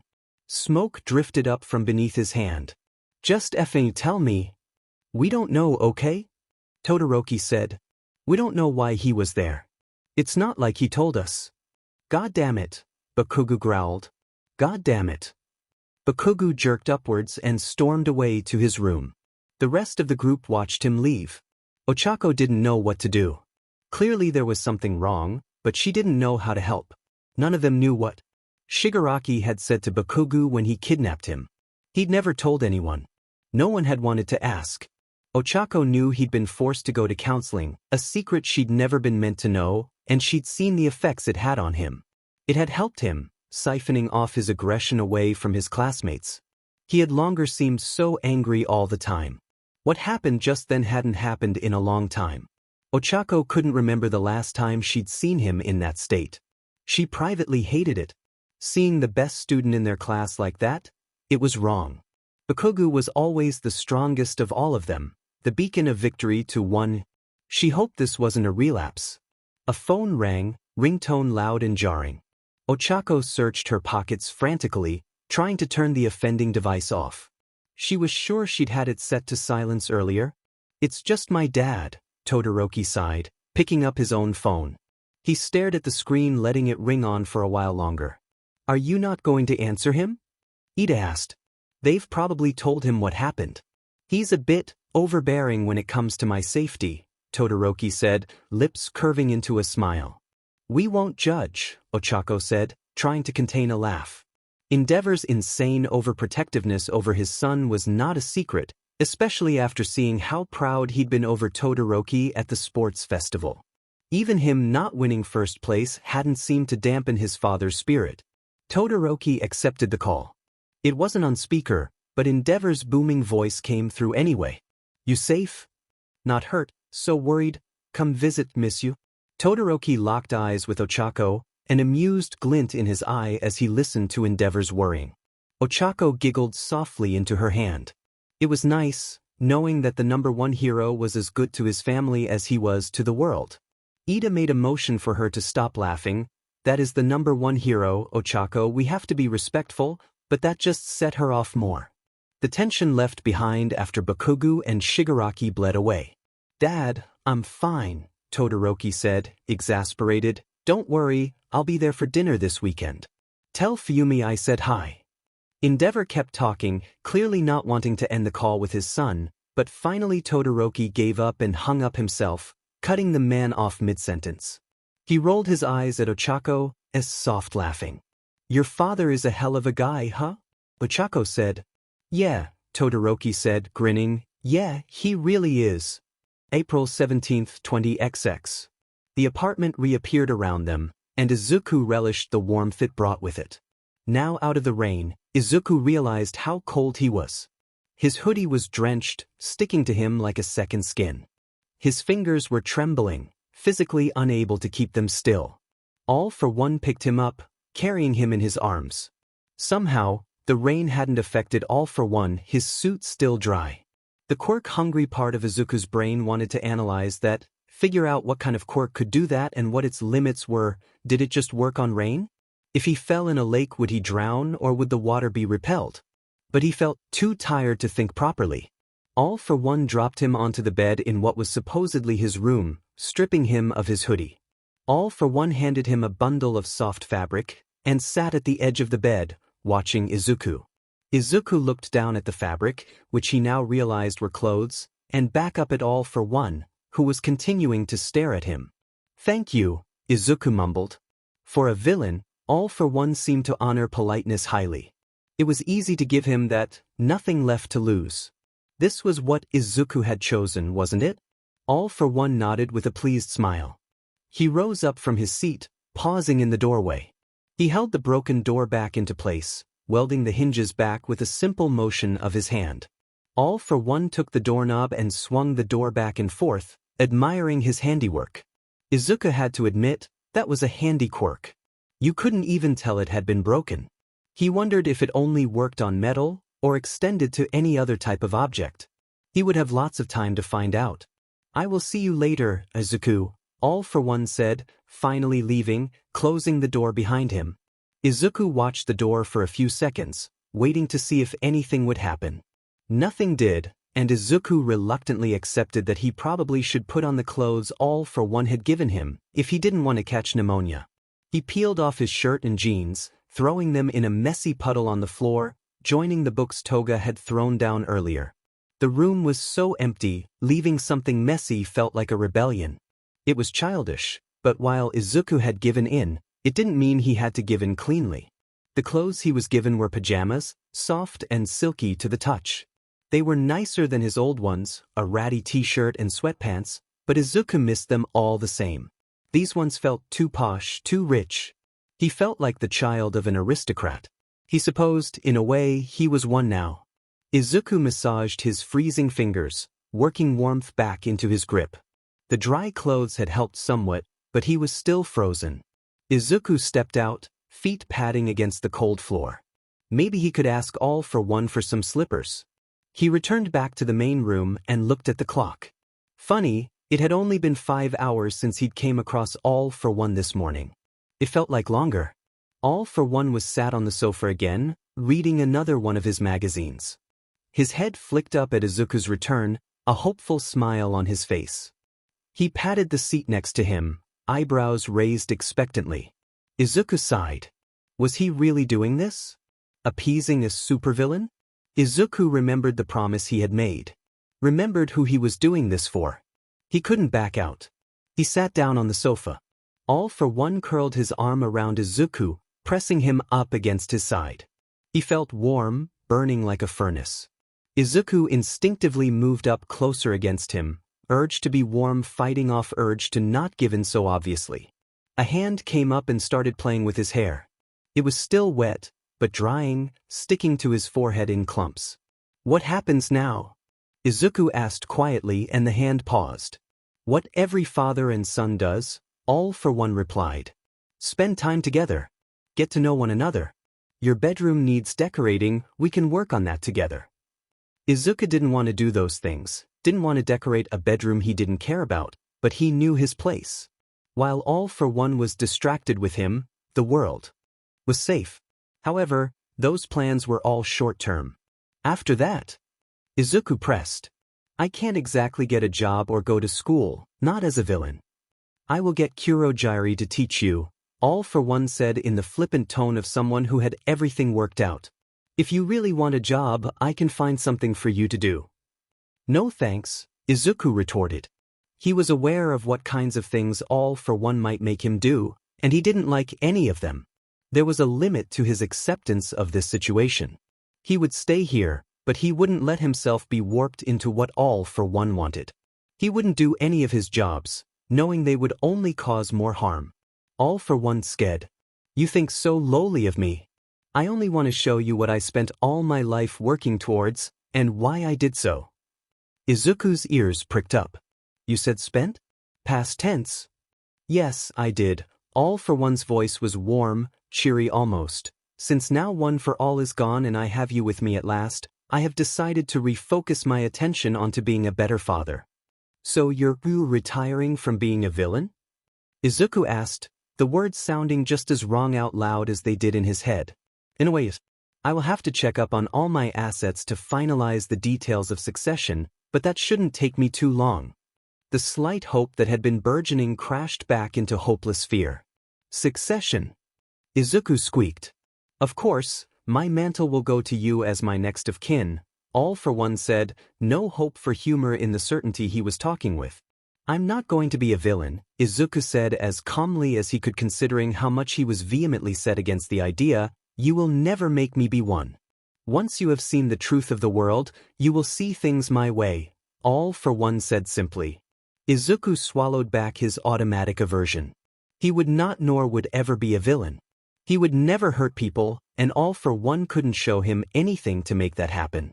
All for One was so certain, so assured in his own abilities. Izuku would prove him wrong. That was the last piece of himself Izuku had left. The knowledge that in his heart he was not a villain. He would never let All for One take that too. Maybe if All for One was going to try to convince him to be a villain, he could use that. He could argue back, show All for One Izuku's truth. Not convince him to be a hero, that was too unlikely, but maybe show him that what he had done in the past, well, to put it simply, wasn't great? Not like Izuku had much else to do. So he swallowed back his reluctance and calmly asked, the truth of the world? Oh, you are curious, aren't you? All for One purred.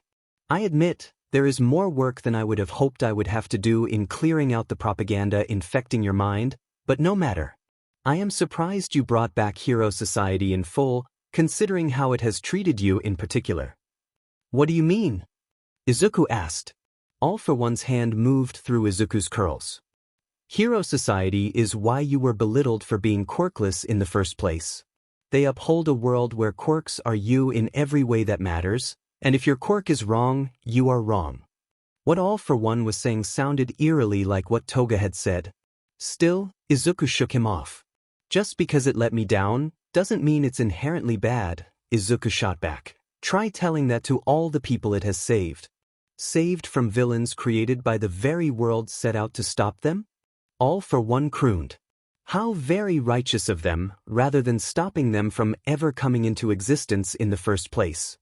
You can't seriously be blaming the heroes for the villains being villains, Izuku snapped. Why not?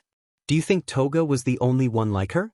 Everyone is made in some regard, you simply have to find the root cause.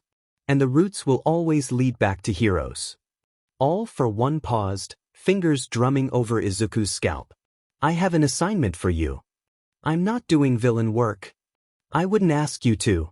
The unspoken yet hung heavy in the air. What I want you to do is something more up your alley. You have always been good at taking notes, haven't you? Yes, Izuku admitted, hackles raised. He was all too suspicious of the direction this conversation was heading. Well then, my task. I want you to come back to me with the reasons why each of the members of the League became a villain, and how exactly Hero Society failed them.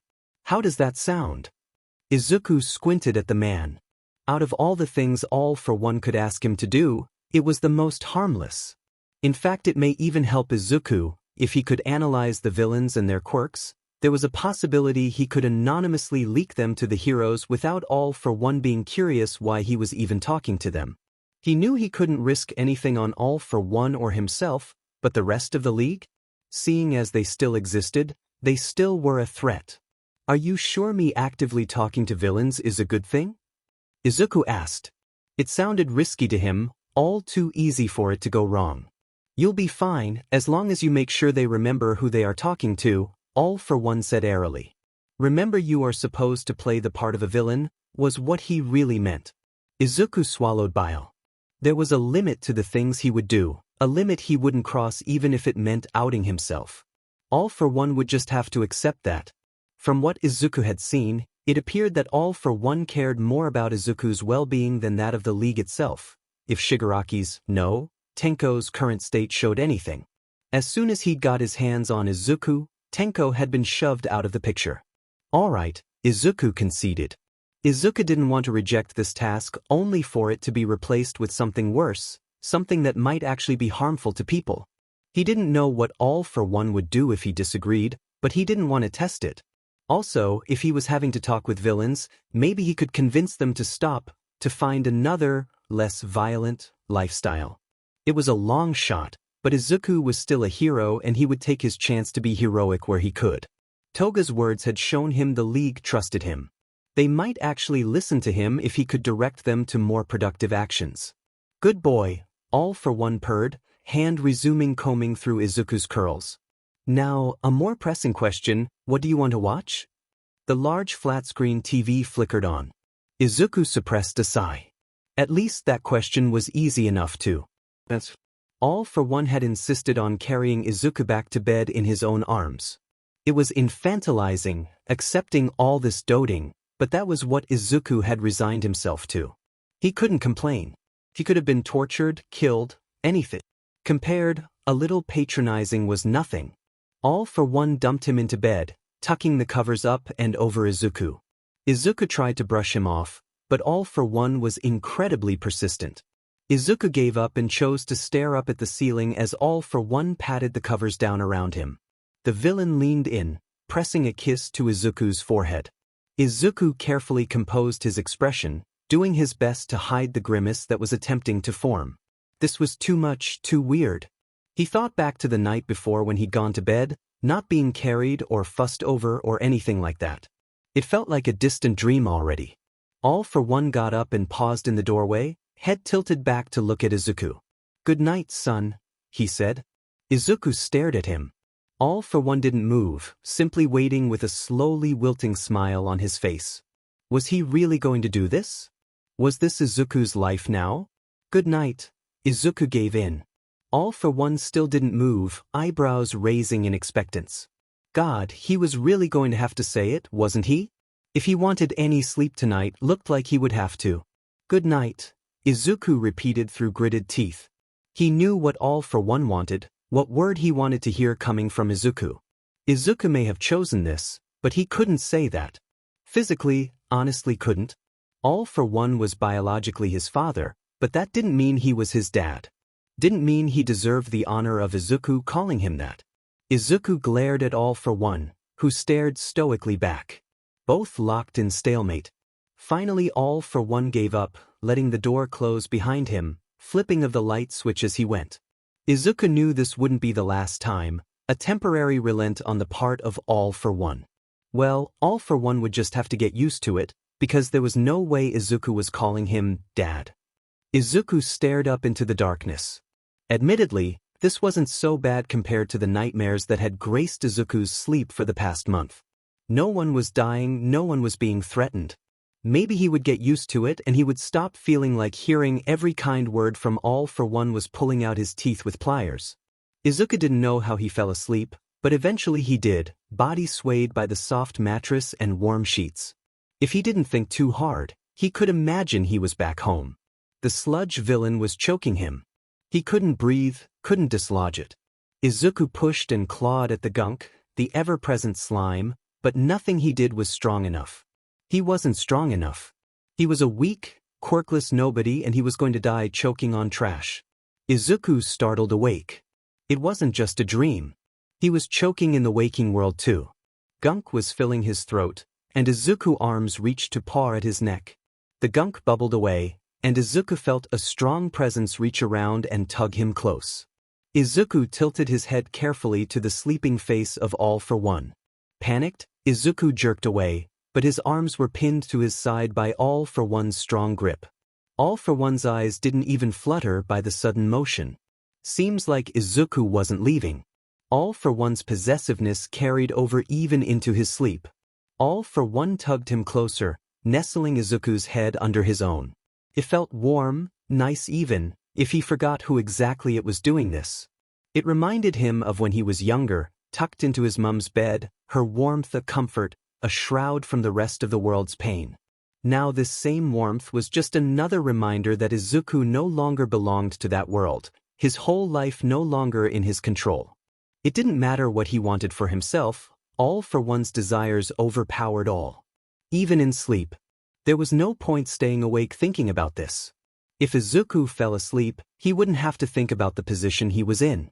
Wouldn't have to think about the heartbeat he could feel pressed against his back. At least that was what he told himself as he was washed away into the tides of sleep, bracketed by All for One's heavy weight.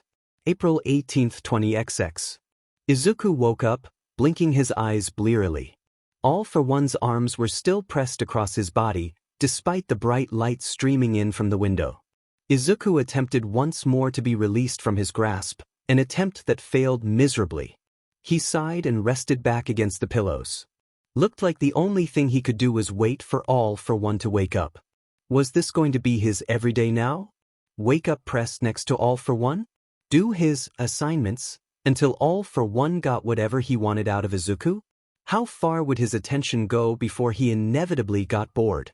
All for One kept repeating the same notions of fatherhood, but he couldn't possibly mean that. For all Izuku knew, this was just another attempt to shove All for One's power in All Might's face. Even though All Might was now dead. Okay, so maybe that didn't make much sense, but it wasn't as if All for One actually cared about Izuku. Right? All for One's steady breathing faltered. The great weight behind Izuku moved, shifting the two of them upright. When did you get here? All for One asked sleepily. You teleported me here, Izuku grouched. In the middle of the night. While you were sleeping. Ah, All for One said. His hand moved up to pat the top of Izuku's head, curls bouncing down in front of Izuku's eyes. Regardless of the means, it was nice waking up to see you first thing in the morning, All for One sighed happily. Izuku didn't care if All for One thought it was nice or not. He really didn't. Are we done yet? Izuku said testily. All for One withdrew both hands. If you insist. Free from All for One's grasp, Izuku pushed himself off the bed. All for One's room was decorated sparsely, with a single bookcase and a wardrobe opposite the bed. The bookcase was full from top to bottom, filled with old classics and the magazines Izuku had seen him reading earlier. What do you feel about breakfast? All for One asked and Izuku jolted. He hadn't realized he'd been staring. Ah. Izuku replied. What kinds of food do you like? All for One questioned patiently. It would be preferable if you were eating to your own taste. Izuku knew he knew what kinds of food he liked. All for One had given him katsudon only yesterday. Was this him trying to extend an olive branch of normality? I like natto, Izuku replied. Good choice, All for One said lightly. There should be some in the kitchen. I will make some for you. I can get myself food, Izuku grumbled. Oh, nonsense, All for One replied cheerily, petting Izuku's cheek. There's no need, I can handle all of that now. Sure, Izuku sighed. His heart sunk. All for One seemed deadly intent on not letting Izuku do anything for himself. The lack of control was already grating. Breakfast went well enough, considering the circumstances. All for One had insisted Izuku not help at all, making him stay on the sofa while the news droned on the TV in the background. The food was good, and Izuku didn't repeat his previous actions of trying not to eat. There wasn't any point to resisting at this stage. He'd agreed to this, given in. I think today is as good a day as any to get started on your assignment, All for One said out of the blue. Izuku looked at All for One, carefully logging his body language. He seemed casual enough, but Izuku wanted to be on guard anyway. Why today? Izuku asked. I told you I have to check on my assets. I can't possibly take you with me, but I don't want you to get bored on your own either. It'll be good for you to spend time with some friends. I understand the need for human companionship. Friends? Izuku asked hesitantly. He was pretty sure what All for One was implying, but he didn't want to think it was true until he heard it for himself. The League, of course. Why did you think it was kept intact here? You gave me the League of Villains to be my friends, Izuku echoed distantly.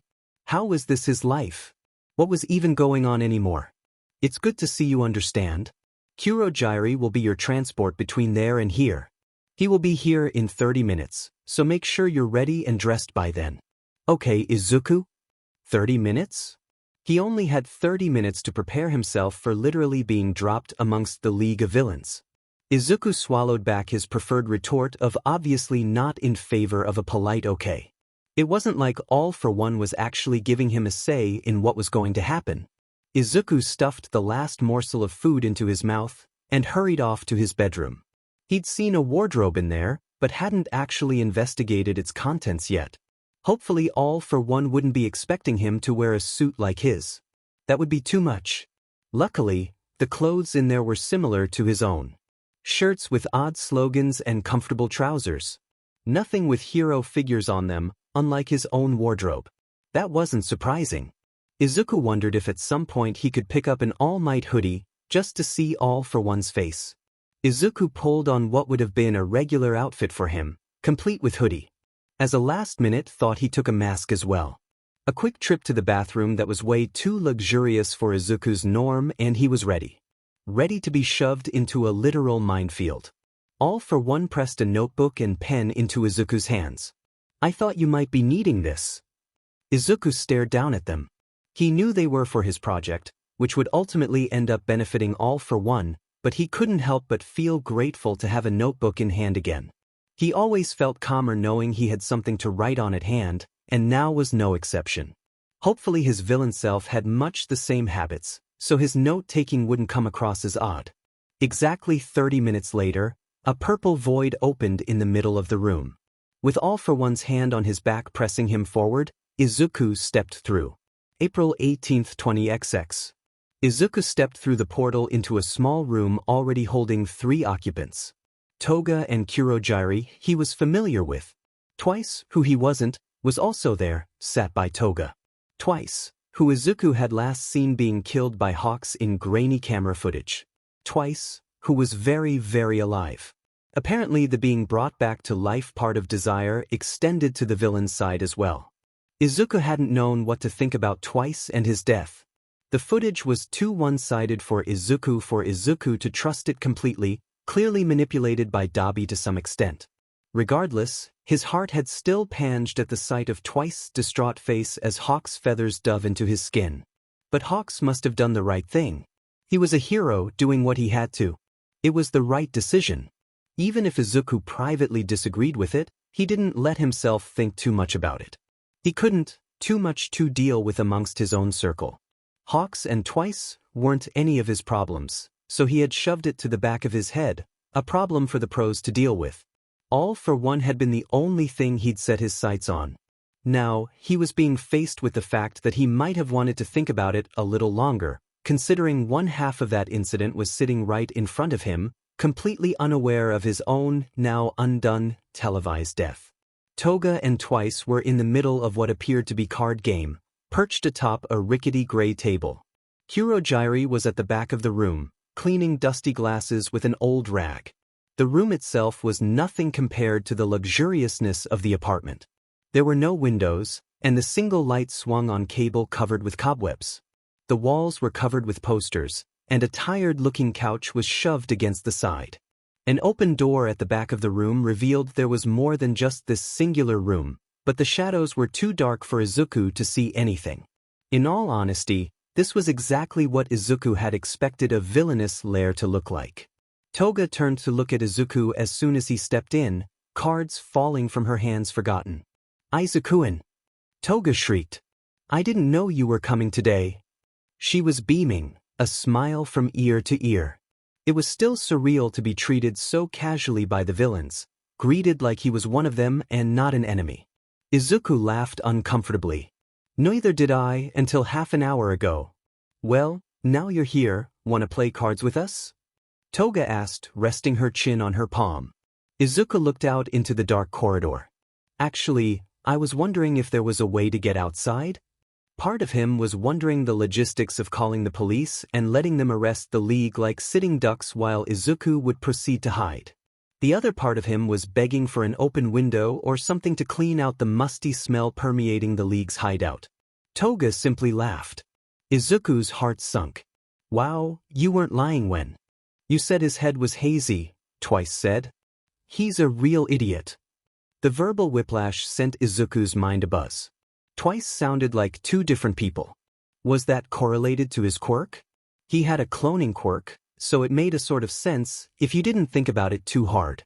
Other quirks didn't drastically affect personality though, so maybe it was something unrelated, something unique to Twice?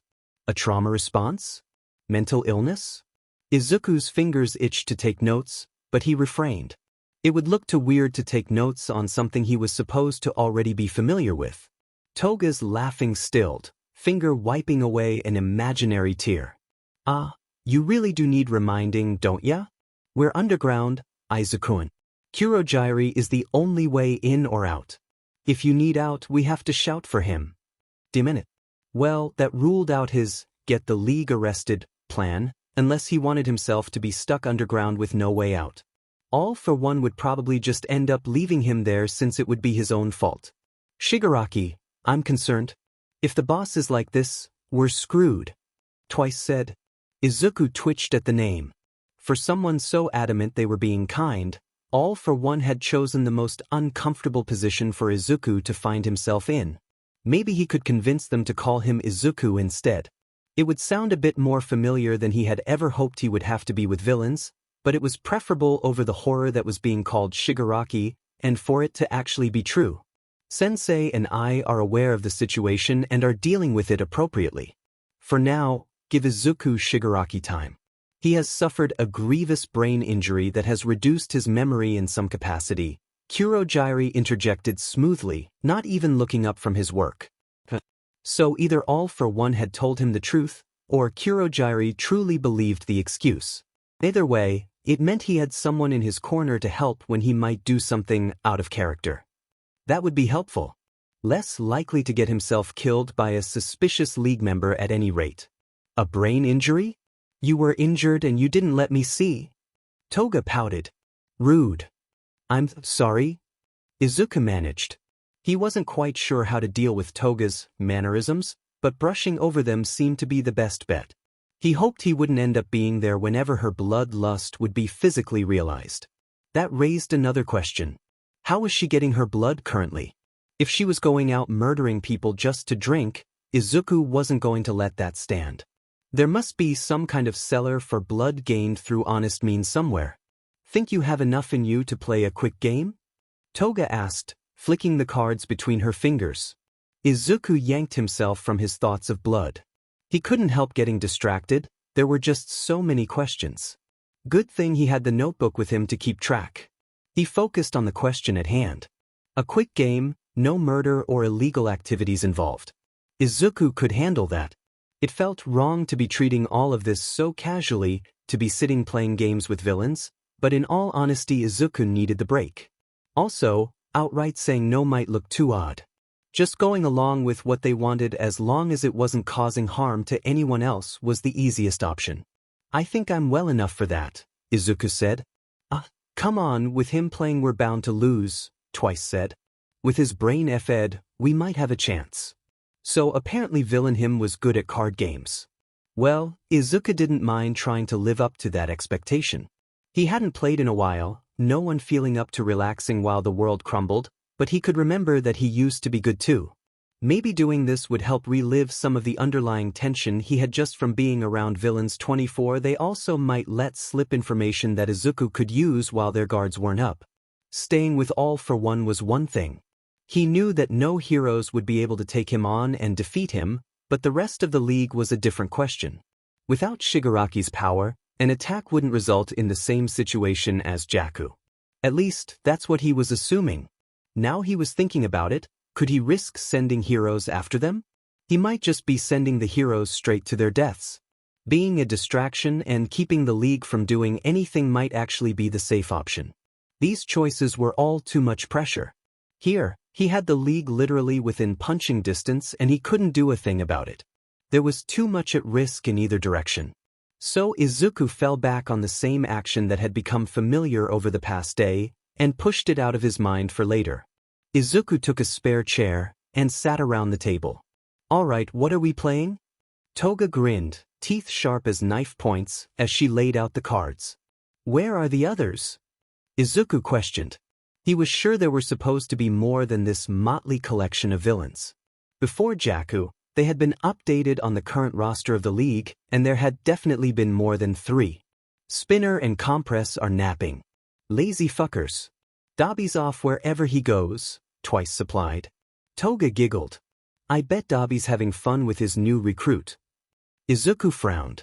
He was pretty sure all of the league members he was aware of had just been listed. Was Dobby meeting with an unknown villain? And for what reason? Hopefully the league didn't currently have any plans in the works. If All for One expected him to help with that, he was dead wrong. Who's his recruit? Izuku asked. He won't tell us. Toga ummed, slamming the next card down. He's such a bore sometimes. Hey, Twice said defensively, we have to trust his decisions. We don't want anyone else dead. Toga fell quiet, nibbling her lip with her pointed teeth. It seemed there was history here, history Izuku was lacking. He knew there had been more members of the league at the attack on the training camp, members that weren't there at Deku, but he hadn't thought more on that than what was given in the information packets before the raid. Apparently, those packets had been lacking. Anyway, Toga sprung back up, a smile painted on. Let's play now. Izuku took the subject change with grace. And yet, he could still see the pain lingering in the taunt shoulders of the 2 villains. Despite himself, Izuku couldn't help but feel bad for their loss. He'd brought back others, but apparently this one had slipped through the cracks. Perhaps it had the fact that Izuku had no idea of who they were talking about that had condemned them, the lack of knowledge about their demise causing the desire quirk to keep things as similar as possible. Still, he couldn't help but feel like it was his own fault. Who would have known that villains grieved the same way as heroes? Izuku triumphantly turned his cards over, revealing his 4 kings. How did you get them? I swore I had at least one, Toga whined. Took it 2 rounds ago, Izuku said. Twice stared down at his singular card, a lone queen. All of his others had been paired out by Izuku at one point, leaving him with the highest count out of all of them. What happened? You cheated. Twice ummed. Izuku ignored the fact that if anyone had been trying to cheat, it hadn't been him. He'd noticed Toga's knife trying to flick up his cards when he wasn't looking, but had still won. It showed evil didn't pay. If you think I cheated, we can always play another game to find out. Izuku taunted. He was actually having fun at this point, despite himself. It was easy to forget he was playing against villains who had attacked him not so long ago. Twice and Toga were actually kind of nice. It was weird. Twice opened his mouth, about to say something when the windy sound of portal opening interrupted him. Dabi stormed in, coat flying behind him. Izuku froze. That was the first time he'd seen the arsonist since Jaku. Since he'd tried to burn Todoroki and Nijire. Izuku clenched his hands, palms clammy. No quirk, nothing to stop him. Dabi would burn Shudo, and there was nothing he could do. "Hey Dabi, you're back?" Toga cried. "Had fun." Dabi ignored her, pausing by their table to stop and stare at Izuku. Izuku was pinned under the deadly blue stare, searing right into his soul. Close up, he could see the staples, the scarred skin, the dead look in Dabi's eye. He couldn't move, couldn't breathe.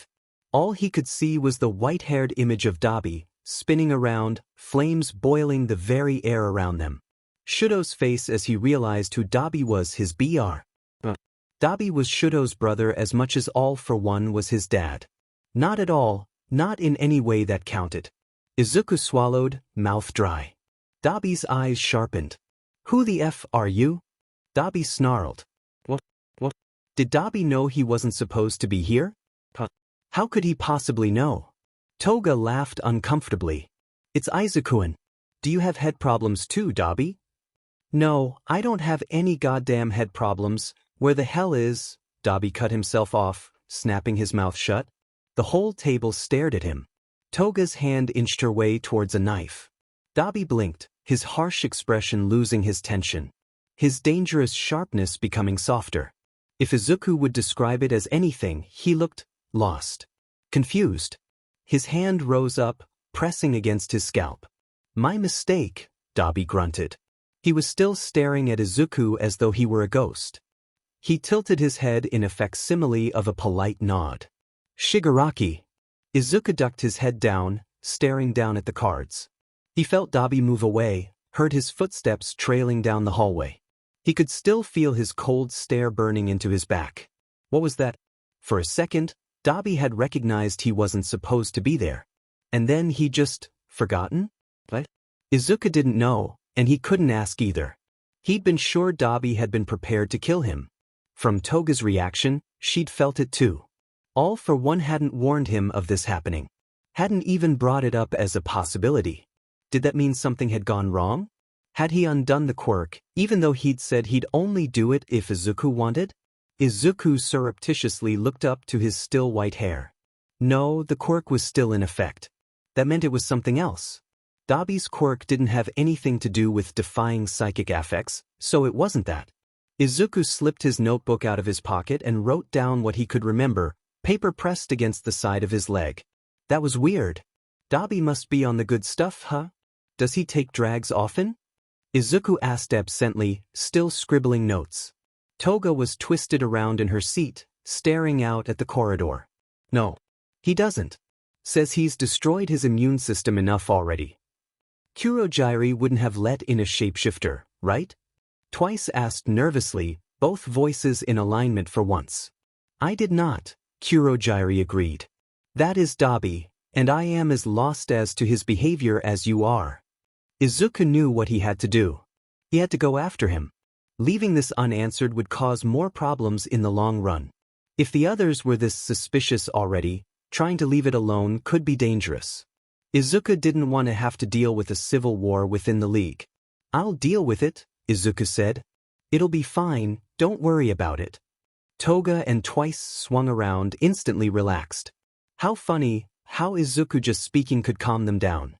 They must have a lot of trust in him. Twice punched his arm softly. "Go get it, boss. Hope you don't come back as ashes." "If he isn't Dabi, make him burn," Toga hissed. She pressed a knife into Izuku's hand. Izuku took it and pocketed it. He didn't have any intention to use it, but a weapon to defend himself with would be useful here if things did go out of hand. With those final words of support, Izuku left to find Dabi. Hopefully he wouldn't get killed. April 18th, 20XX. The box in Katsuki's upper drawer sat there, surrounded by pencils and crushed-up paper, looking completely innocuous. That was how Katsuki had wanted it, hidden away to be forgotten about. But now his stupid brain couldn't stop thinking about it. Katsuki slammed the drawer shut and stared unblinking at the wall. After a minute, he snarled and yanked the drawer open. He pulled the box out and placed it with a gentleness foreign to even himself onto his desk. He flicked open the lid to stare at the contents. All it contained was a few strands of golden blonde hair. Hair shoved into his hand by a dying All Might. All Might, who had managed only 2 words before he died all alone except for the presence of Katsuki himself, stabbed through the chest by a pneumo. Eat this. No one else knew what had transpired. Katsuki had never told anyone. Not a single word. What could he say? That he'd caused the death of the symbol of peace only for him to shove his hair at him? He'd kept the hairs safe in his pocket until he managed to find somewhere safer, the box that now sat on his desk. They'd been there for months, Katsuki never able to bring himself to do anything with it. He didn't know why All Might had wanted him to eat the hairs. Guilt twisted in his stomach at the thought that he was disobeying the symbol of hope, but he hadn't been able to eat the hair, destroy the last thing All Might had left behind. All Might was dead because of Katsuki. It was Katsuki's fault he'd been kidnapped, Katsuki's fault the villains had been interested in him. That the Shigaraki had been interested in him. Katsuki's fault. So he couldn't eat the hair. Couldn't bring himself to part with that last piece. But now Shigaraki had been spotted outside UA Toga. That meant they were planning something. And Katsuki knew that it was to do with him.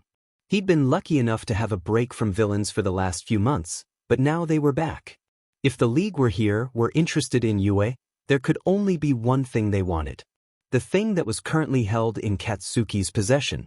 The hairs that had been All Might's were important somehow. Just because Katsuki didn't have a FING clue why didn't change that. He couldn't let the villains get the hair, couldn't let them spoil All Might's final want. So, All Might told him to eat the hair. Katsuki would eat the FNG hair. Katsuki picked it up and chucked it down before he could question what he was doing. It tickled going down, tasting only like the dust that had settled from the months of sitting in a box. He sat there for a moment. Was something supposed to happen now? He felt like an idiot. What had he expected? All Might to jump out at him the minute he ate the hair. Katsuki was just about to go to bed when red lightning flashed over his body. The world dissolved, reforming into a pitch-black void, figures standing there, blinking at him in shock. Katsuki couldn't move, his whole lower body dissolved into fog. His mouth was stolen too, so all he could do to express his displeasure was squint angrily. The figures talked around him, ignoring him like he was part of the furniture. All he could do was listen to these wannabe kidnappers. Why they had that hair done to him? Was this some kind of teleportation bullshit? Whatever. He needed to listen to these extras. Hopefully they would say something that would give him a clue on what the F was happening. Unfortunately, what they were saying didn't make much sense to him. He tried to erase us, the beastie. I never thought he would stoop that low. I don't even know how he managed to find a quirk that strong. Does it matter? He has Midoriya and could be doing anything to him. We have to get him back. This boy is not the holder All Might chose. He should never have touched this power. We do not have any choice left in the matter. We go with him or everything is lost. One of the figures came closer, a woman with a long cape. Katsuki tried to veer backwards, to no luck. She looked like a hero, but Katsuki knew better than to trust this illusion. Something's gone wrong. Something's gone very wrong. And I'm sorry, Katsuki Bakugu, but this was never meant to happen. None of this. Her face twisted with concern, leaning down to meet Katsuki face to face.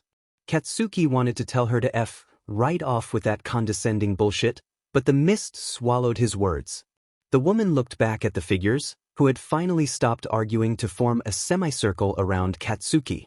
A man with white hair hanging in front of his eyes nodded at her. Katsuki's honed paranoia screamed at him to move. They were planning something that involved him. I'm sorry, but this might hurt, she admitted.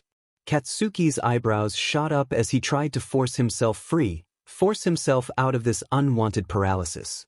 He couldn't move as her hands clamped around his head. Her forehead pressed to his feeling real even through the misty landscape. His mind opened, and Katsuki Bakuga burned. April 18, 20XX. Simply finding Dabi was harder than Izuku had expected. Outside the corridor, there were rickety metal stairs. The footsteps Izuku had heard hadn't sounded like boots on metal, so Dabi hadn't gone down there. He was thankful he didn't have to test the stairs that looked one moment from collapsing. Instead, he went the other way, down the corridor.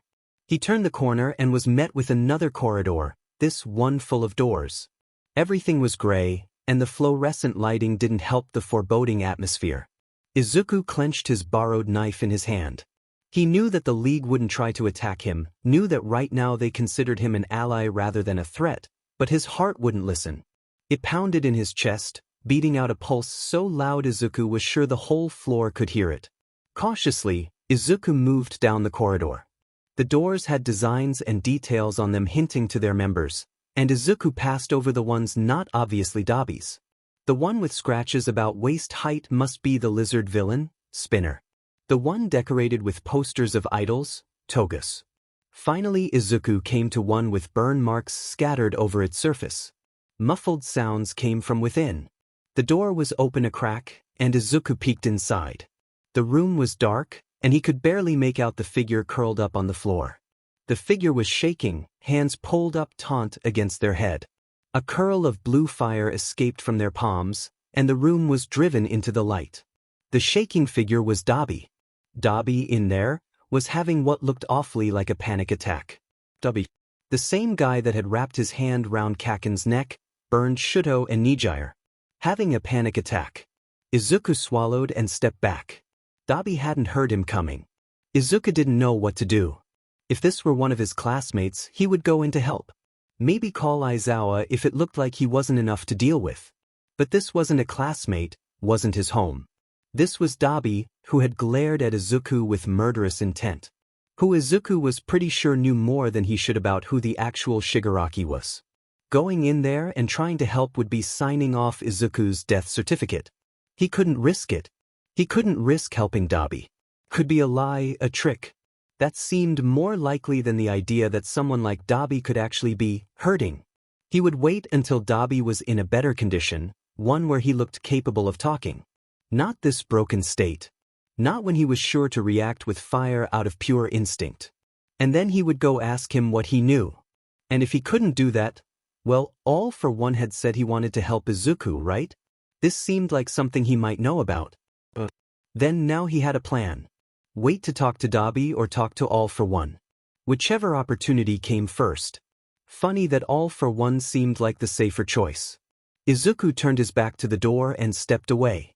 The door directly opposite caught his attention. He'd noticed Dabi's immediately, so he hadn't even looked at this one. This one had no familiar markings of the League members, nothing he could assign to any one of them.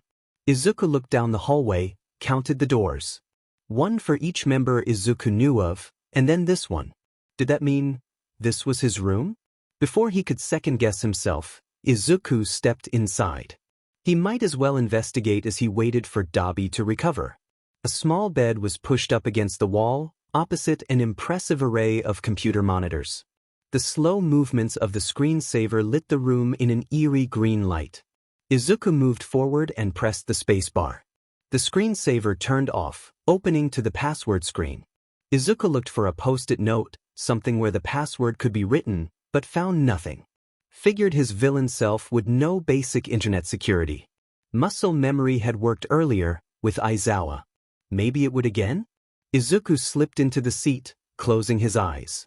He let his arms relax, hands falling against the keyboard. He tried to imagine he was the villain that this world knew, fitting himself into that skin. He let his fingers move across the keyboard and pressed enter. The soft hum of the desktop waking up greeted him. Izuku's eyes shot open. Quickly he opened up a clean text file and did the same thing again. This time, the password was written out in plain text. Kill 1A11M1A8 at $. Seriously? Izuku suppressed a groan. He couldn't believe that that was his password. For a villain, All for One was an absolute troll. But with this, Izuku had internet access. Access to everything it had to offer. Izuku's fingers itched. With this, he could do something escape. Izuku slumped. He was still stuck in the same mindset, the simplistic view of heroes versus villains. That view wouldn't help him any longer. Leaving meant death, and escape was impossible. He'd chosen this world, and he had to stick to that. All those lives, he had to stop thinking of escape. For their sakes. The screen was empty, nothing loaded up. Out of curiosity, Izuku went to the file viewer. He wasn't entirely sure what he was looking for, but any more information was good. Everything was neatly organized into folders, much like Izuku's own computer. One was titled Learning, another Analysis. Izuku looked into the Learning folder. It was anticlimactic, simply a bunch of learning resources on nearly every subject under the sun, as long as it had somewhat criminal links. Coding, lockpicking, even applying bandages. Apparently self-teaching was a big part of being a villain. Who would have known? Izuku clicked out and entered the file called Analysis. He clicked into the first folder entitled Heroes. Inside was a Quirk analysis wet dream. Folders on any hero Izuku had heard of and then some. Folders containing information that were definitely not available to the general public. Information describing the fastest way to take them down, weakness from old injuries taken from police reports, the whole works. Izuku leaned back in his chair, both awed and horrified. This was how this world justified a quirkless villain. Through tons of work and research. Knowledge taken through criminal means. An entire database on heroes. Well, now he knew just how his villain self had done it. Now he needed to know what he had done. A quick search later through TOR, and he had his answers. As far as the general public knew, his face was responsible for the USJ attack and the Kamino ward kidnapping. All Might's death had been a Kamino. It was his fault All Might was gone, this time doubly so. It was his face, another version of him. Even if it was a Numu who had done it, even if it was a twisted version of reality, it was still Izuku. Izuku forced the images of a dead All Might out of his head. There was nothing he could do about that. Nothing anyone could do to change that. He was here for research, and that was what he would do. Interestingly enough, there was nothing on the League's part in the Shai Hasaikai raid. Actually, there was nothing on that raid, full stop. Izuku looked up Sir Night-Eye. He was still alive. Had the raid not even happened here? The Hasaikai still existed, the internet was sure of that, but the current leader was less obvious. Was Eri still there? Still stuck, trapped by Overhaul? If that were the case, Izuku couldn't allow it. But was it likely to be the case? Eri being in Overhaul's care wouldn't benefit All for One, and Izuku definitely didn't want her there. Google couldn't tell her where she was, but Izuku was willing to bet she wasn't with them anymore, if she ever had been in this new world. Izuku wrote her name down in his notebook, under the heading Things to Check. He had a feeling there was more that he wanted to know, stuff that only All for One would have the ability to find out. He didn't particularly like the idea of going to the man with this, not wanting to draw attention to Eri, but he needed to know. At any rate, All for One had seemed insistent on trying to help Izuku, so Izuku might as well use that. Izuku settled back in the chair. He looked down at the notebook, reminded of All for One's assignment. He'd asked Izuku to work on that starting today. Would he be mad if Izuku hadn't? Izuku didn't know, and quite frankly, didn't want to test it. Izuku looked up at the monitors. He'd only seen 4 villains here so far, Toga, Twice, Kurogyri and Dabi. Toga, he already knew the history of, and Dabi was out of the question. So that left Twice and Kurogyri. Izuku felt uncomfortable at the idea of outright asking them. Maybe amongst all the files, his villain self had catalogued them too. Then he wouldn't have to go talk to them about something that they likely viewed as private information. Clicking around, Izuku found a folder in the analysis section called Villains. In there were the folders he was searching for. He clicked into the folder called Twice Jin Babaigawara. The files in there were similar to the Heroes section, lists of quirk details and weaknesses. The similarities between the heroes and the villains' files unnerved Izuku. For a League, his villain self didn't seem to hold much trust in them. But they had seemed to trust him fine.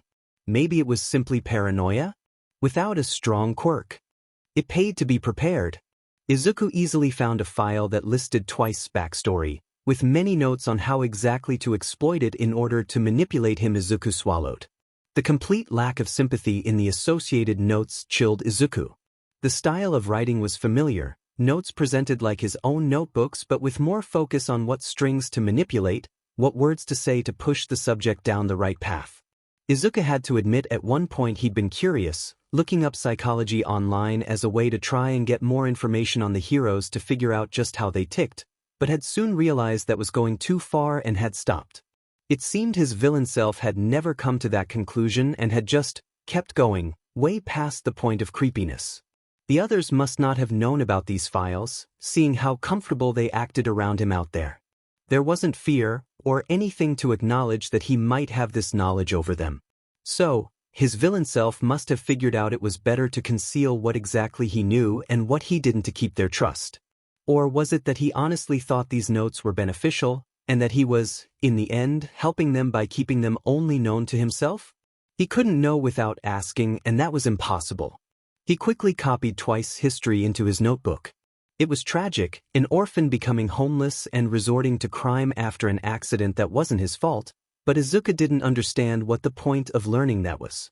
It didn't justify villainy. He could have done anything else, but chose to abuse his powers to commit crime. What exactly had All for One thought that would teach him?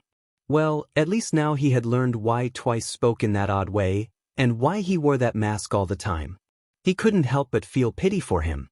If he'd been supported with proper mental health resources, he wouldn't go through the thing morbidly described as splitting.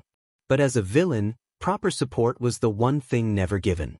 Izuku knew that heroes couldn't justify putting more resources towards villains when they could be spent elsewhere, but surely someone could have done something? Anything? It looked more and more like Twice had been left out in the dirt, without help, without anything. There were some scribbled notes hypothesizing on what exactly it would take to help get Twice past his own self-imposed limits on cloning himself. Izuku remembered what they'd been told about Twice before Jaku. That sounded more like the abilities of the man past his crisis, rather than the one that appeared in these notes. Did that mean Izuku had rewound his trauma back to him, still not knowing if he was a clone or not? Izuku didn't know what to think of that. He didn't like the idea of leaving someone in a constant state of mental trauma, but the Twice of his world had been targeted by Hawks for a reason. Was being traumatized better than dead? Looking up at the notes, Izuku wondered why exactly Hawks had gone for the kill rather than attempting to talk.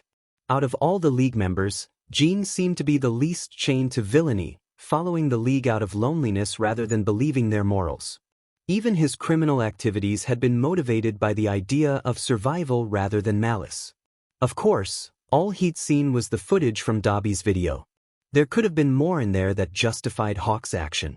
But with that footage in mind, and the details in these files, Hawk's decision wasn't looking good. Did he really deserve to die? Izuku hadn't known, hadn't thought about it. These files seemed to suggest otherwise. If he had got proper mental help, support out of the homelessness rather than an unforgiving boss, he would never have joined the League in the first place. Was that what All for One had been trying to show him? That through circumstances out of his control, Jean had been forced into the League, and then eventually to his death? That the heroes could have taken another option, but went for the worst one possible? Would the heroes kill Izuku if they saw him again? Snipe had tried to shoot him already. It didn't sound as much of a stretch as it had once been. The thought sent tremors down Izuku's fingers. Izuku stood up, powering off the computer. He'd done what All for One had wanted and found a villain's backstory. That was all. That was all. Izuku left the room, closing the door quietly behind him. Dobby's door was now firmly shut. Izuku couldn't hear any noises coming from within. Was he even still in there? Izuku pressed his ear to the door. He couldn't hear anything. Carefully, he turned the handle and cracked open the door. Dobby was gone. No coat, no trace, nothing. Izuku closed the door and walked down the corridor, trying not to panic. A missing Dobby was a dangerous Dobby. He could be doing anything. He could be planning an attack right now. Returning to the main room, Izuku still didn't see Dobby, nor any sign he had come through here.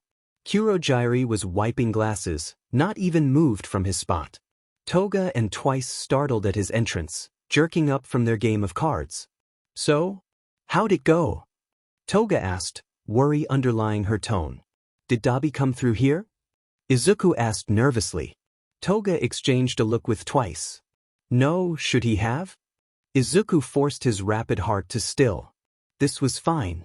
Everything was totally under his control. He texted me a location and I warped him there. Is there a problem? Kurogiri said. That was vague, but that meant he wasn't in the base anymore, right? Izuku didn't know whether that was a good thing or not. Hopefully he wasn't out committing arson, but Izuku had no way of knowing. No, everything's fine, Izuku said, hoping he sounded convincing. It's just some personal stuff, nothing serious, that was directed to the increasingly worried faces of Toga and Twice. He couldn't let them think something was seriously off and end up with the League rebelling against itself. Where he'd go? Izuku asked Kurogiri. Kurogiri looked uncomfortable, as much as a gaseous cloud could. I promised Sensei I would not let you go out unsupervised, and I believe if I were to tell you, you would insist on following him. I am sorry, Izuku Shigaraki, but this is for your own security. Izuku exhaled. He was being babysat, stuck in this underground location with his only way out refusing to let him go. He supposed it was a long shot that All for One would have given him so much freedom in the first place.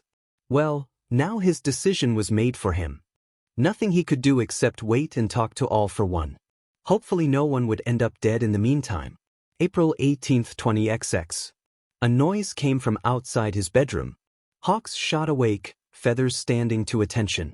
He crept out of his room, moving as silently as he could. He peeked out into the main room, one of his primary feathers sharpened in his hand. Moonlight shone on a mound piled up underneath the recently unlocked window. Hawks slumped. He recognized that mound, the way the silver glinted in the moonlight. He reconnected his primary, sending another feather to turn on the light.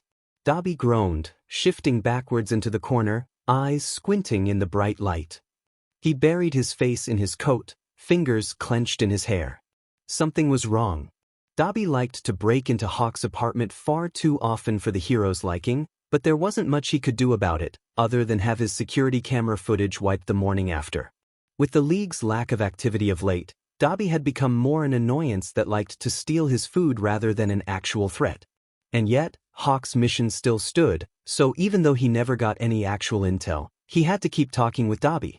Not that he minded. Per SE Heroics didn't leave much time for socializing, especially not with the commission schedule. Dabi's was one of the only numbers in Hawk's phone that wasn't a coworker, and Hawks actually found himself enjoying talking to the arsonist. Obviously their conversations were filled with manipulations on both ends, but for a hero raised by the commission, that was practically affection. Dabi had never come in looking like this, though. He barely seemed aware of his surroundings. He didn't look visibly injured, but it was hard to tell with Dabi collapsed over himself like that. Hawks couldn't see blood, at least. Hawks moved over to Dabi, careful to telegraph his movements. His feathers softened and he reached out with one wing to prod Dabi carefully. Dabi's eyes shot open and he flinched backwards against the wall. Blue fire burned along his raised arm. Hawks stepped backwards carefully, hands raised. The look in Dabi's eyes was wild and unfocused. This response was unusual. Dabi wasn't seeing Hawks, he was seeing something else entirely. Hey, it's okay, Hawks spoke softly. He'd been trained in de-escalating situations where civilians would get to stress to control their quirks properly, and those skills were being put to work now. He hadn't thought he would need to use them on Dabi, the villain always appearing so put together, hiding any trace of honest emotional reaction just as well as his true name. He softened his stance, made sure his expression was purely one of safety. His wings drooped to the ground in an attempt to make himself smaller, to project an image of safety. It worked. Dabi's arm dropped to the ground, his eyes losing their manic quality. He still looked shaken, but less likely to attack. I burned you, Dabi rasped. His voice sounded even more strained than normal. No one burned me, Hawks replied carefully. This wasn't good. Dabi must have got a concussion for his thoughts to be this wild. His training flashed through his mind. Get the person to focus on reality, on what was real. Don't antagonize their delusions deliberately, for that would only make them aggressive. You killed. Dobby's voice drifted into nothingness. He dragged his fingers along his face, not even noticing when his nails pulled at his scarred skin. Blood pooled under his nails. Whoa, let's not do that, all right? Hawks reached out cautiously and shifted Dobby's hand away from his face. He didn't even notice, staring vacantly out into the distance. What the hell had happened? I need a painkiller, Dobby said suddenly. Dobby's eyes didn't even twitch, body frozen as if he was scared of making any movement at all. Hawks was reluctant to leave him like this, so he sent a feather off into the medicine cabinet. He grabbed the first thing he could find. With his feather senses, he didn't have enough information to tell what it was, but he always kept painkillers close to the front in case his injury affected his mental state too much for him to take time reading. The bottle dropped into Hawks' free hand and he shook out 2 small tablets onto his knee. Dobby grabbed them and chucked them down, leaning back against the wall. He closed his eyes, breathing heavily, a raspy sound that didn't sound anywhere near healthy. Hawks let go of his hand, letting it fall to the floor. Am I dead? Dobby asked. You're not dead, Hawks said. What happened? I don't know, I don't. Dobby's tone hardened, his fingers clenching around the fabric of his coat. Shigaraki. Endeavor. It's them. Hawks' ears pricked up at the names. What do you mean it's them? Hawks asked urgently. Is there going to be an attack? Dobby must have heard something for the names to imprint like that. They're all wrong, Dobby spat. Everything it's wrong. Endeavor, he killed me, but in my head, I don't remember it anymore. But I know he did, I know it. Dobby cut himself off, breathing harshly. His hand rose up like he wanted to pull at his scars again. Dobby's eyes opened, staring over his shoulder. Hawks forced down the urge to ruffle his feathers in unease. You're wrong too, Dobby rasped. Why am I here? I don't know, you came to me, Hawks admitted. Dobby snorted. Of course this is where I end up. Great. So even Dobby didn't know what happened. It was obvious none of Dobby's words actually meant anything Hawks could relate back to the Hero Commission. Dobby was too delusional for anything he said to be trusted. If he couldn't even remember how he got here, nothing he said was useful. Hawks sighed and picked himself up off the floor. Dobby's hand reached out and grabbed him in a flash, dragging him back to a crouch. His burning blue gaze locked onto Hawks, desperation apparent. Endeavor, you know him, Dobby slurred, like focusing on the words hurt him somehow. Yeah, I know him, Hawks replied. Dobby should know this. It wasn't hidden that they often worked closely with each other. The fact that he was unsure was worrying. Unless it was an affirmation, a grounding way of Dobby to check what he knew was true. Tell me about his wife? Dobby's eyes locked onto Hawks' own, gaze intense but honest. That was an even odder thing to ask about. Hawks wondered if he was planning something with her, use her to threaten Endeavor? Her information was public, though. All of Endeavor's family was. Couldn't hurt to say what was already easy to find. Ray? She's fine. Still helps out with Endeavor's agency, more often now the youngest is at UA. Dobby relaxed at his words, grip slipping on Hawks' arm. Hawks gingerly picked it up and placed it back in Dobby's lap. He hardly even noticed. Right, that's right, he mumbled. Dobby shook his head and pressed his palms into his eyes. He breathed in, a slow exhale and inhale. The calming technique appeared to be working, Dobby's shoulders slumping down, losing their tension. Finally Dobby removed his hands only to lock eyes with Hawks. You need to see Shigaraki. What? Hawks said eloquently.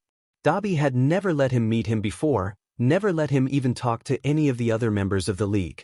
There was no reason for Dobby to change his mind now, especially after that conversation of all things. Something's wrong with him. My head's F-ed, I need someone else's view and I don't know if whatever it is has affected the league too, Dobby explained. He sounded calmer now, voice steady, but that didn't mean he was entirely okay. You mean like he's ill or something?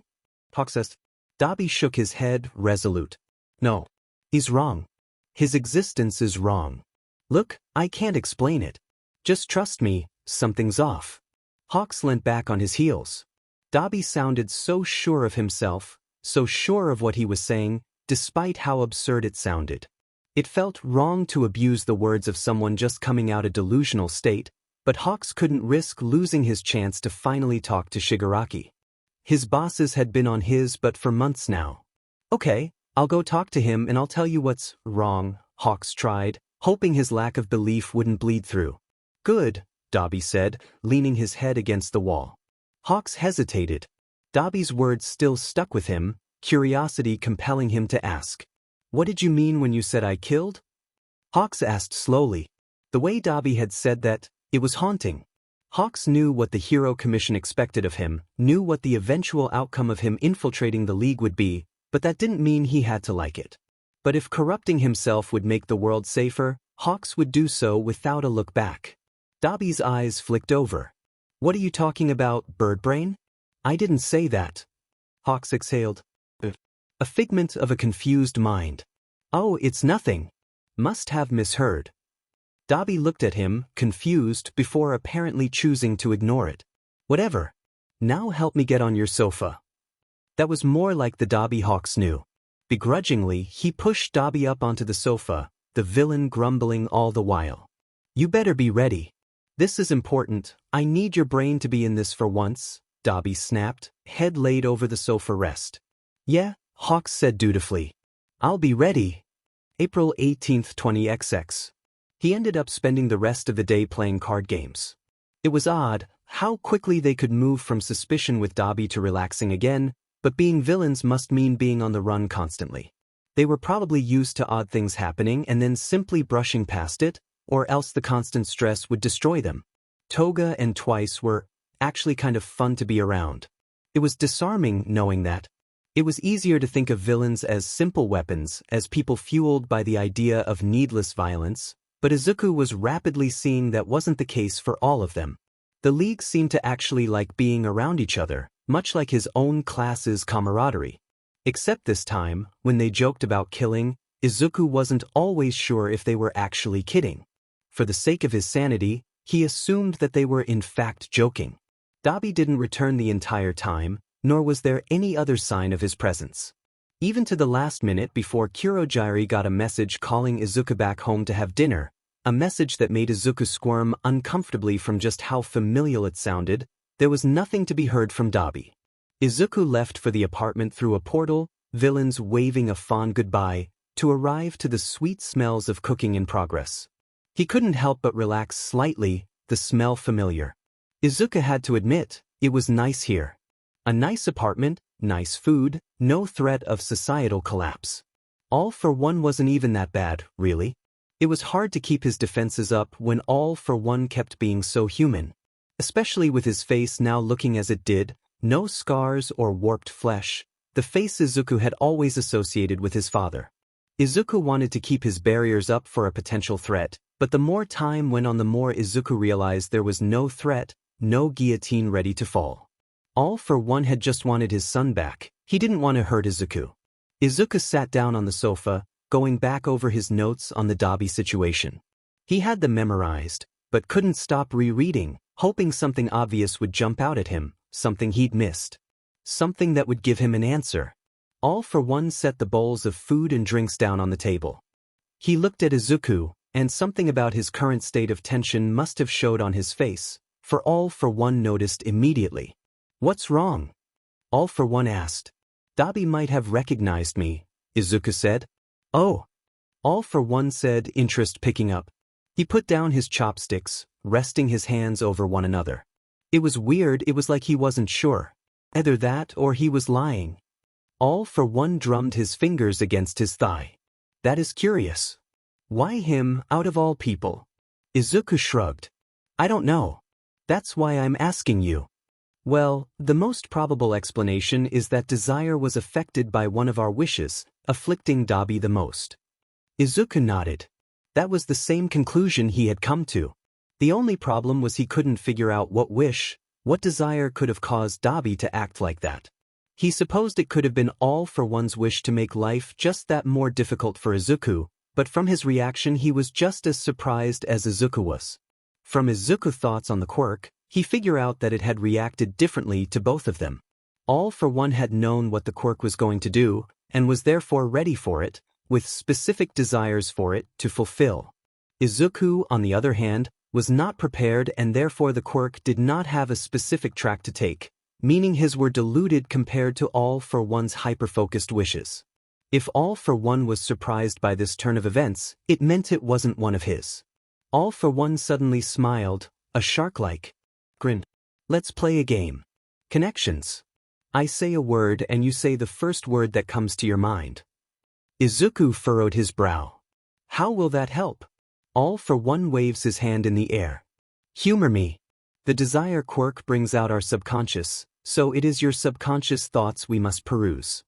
You know, it could have been your fault for once, Izuku said tiredly. It always seemed to be Izuku that was at blame nowadays. Not that that thought was particularly wrong, everything he heard just seemed to reinforce that idea, but Izuku was hoping finally there would be something that could be blamed on someone else. Well, if this doesn't work for you, you can try it on me. Is that fair? Izuku rolled his eyes. Fine. Let's just do it. This was stupid, and Izuku was sure it wasn't going to get any results. But what the heck? He'd come to All for One to help, so he'd go along with his dumb ideas. All for One looked pleased, wrapping his hand together as he shifted to sitting more formally. Sky, All for One said. Blue, Izuku replied, settling himself into the game. Grass. Green. School. Yua. Dabi. Villain. Tuya Todoroki. Victim. All for One leaned back, a proud smile playing on his lips. There it is.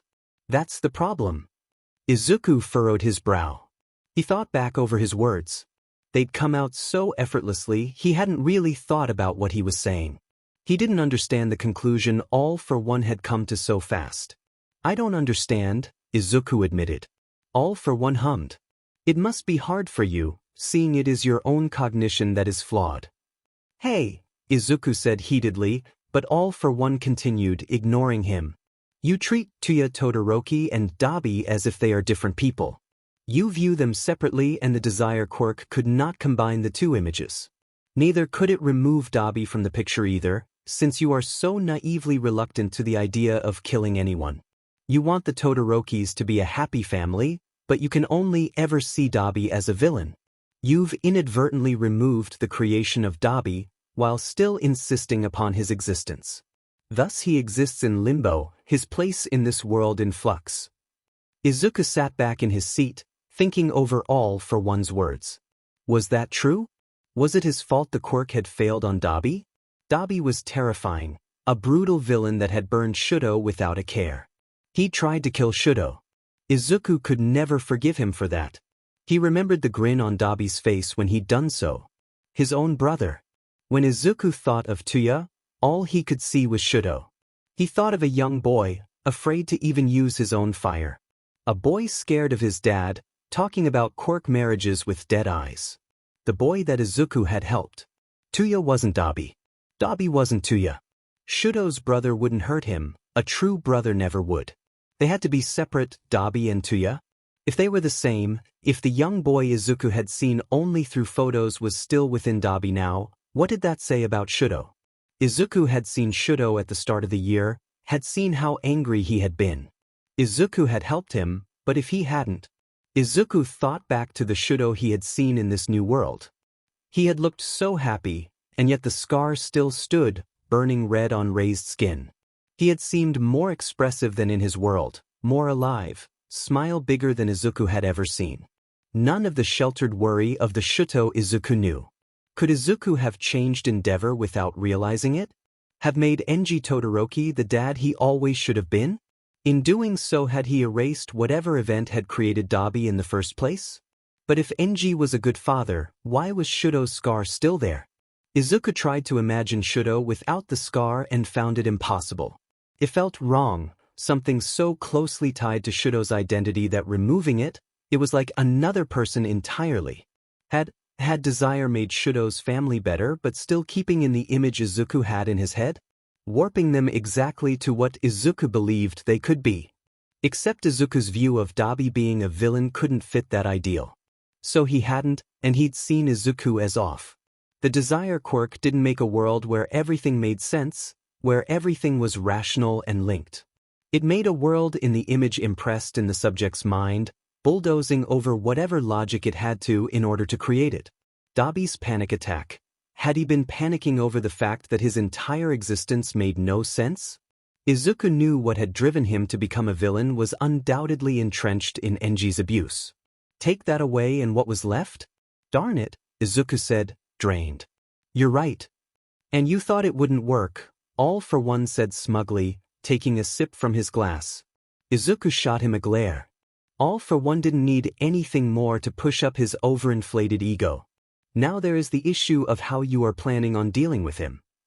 All for One tapped his fingers against his glass, looking at Izuku thoughtfully. Dealing with him? Izuku squeaked. Please tell him All for One didn't mean what he thought he meant. Clearly he has suspicions and he will eventually act on them. One of us needs to nip it in the bud before it becomes a problem. The easiest way would be to simply kill him. No killing. Izuku yelped, punctuating his statement with a stab of his chopsticks. I'll find a way which doesn't involve any deaths.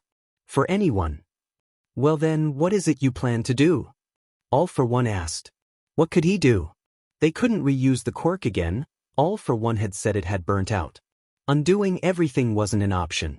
Limbo. Maybe if Dabi was really in a state of limbo, that meant he still could be changed. Izuku felt gross thinking about it like that, thinking about just changing someone forcibly, but what was the alternative? It looked like Dabi had been in pain, splitting in two. It wasn't something that could last, one side had to win over. Izuku had to make sure it was the side that wouldn't get people killed. Maybe there was a chance Tuya could win over Dabi. He didn't know if that was even possible, if Dabi's physical being was too well set for that to happen, but maybe. It was a vague goal, but it was at least a goal. Or maybe Izuku could just get Dabi arrested, and leave him for the police and actual mental professionals to deal with. Even thinking that, he knew he couldn't. They wouldn't know what to do either. Izuku's fault, Izuku's responsibility. I'm thinking about it, Izuku said, a vague answer and he knew it. What he really needed was to talk with Dabi, see if he could be pushed one way or another. And then he could make a plan. All for One hummed in response. It seemed he had more he wanted to say, but was letting it go for now. Izuku was grateful. This much self-reflection was already doing his head in. Leaving it at that, Izuku picked up his dinner and began to chew. Once again, it was annoyingly good. April 18, 20XX. Katsuki's head hurt. Everything hurt, veins lit on fire. He could barely see the dorms, the world blurring and distorting around him. The dorms built after Kamino. Kamino, where All Might had died, lived but without his strength, where his childhood Friedevik childhood something had taken him, where Hansfucker had taken him. This was too much. Two worlds, two sets of memories shoved inside his head.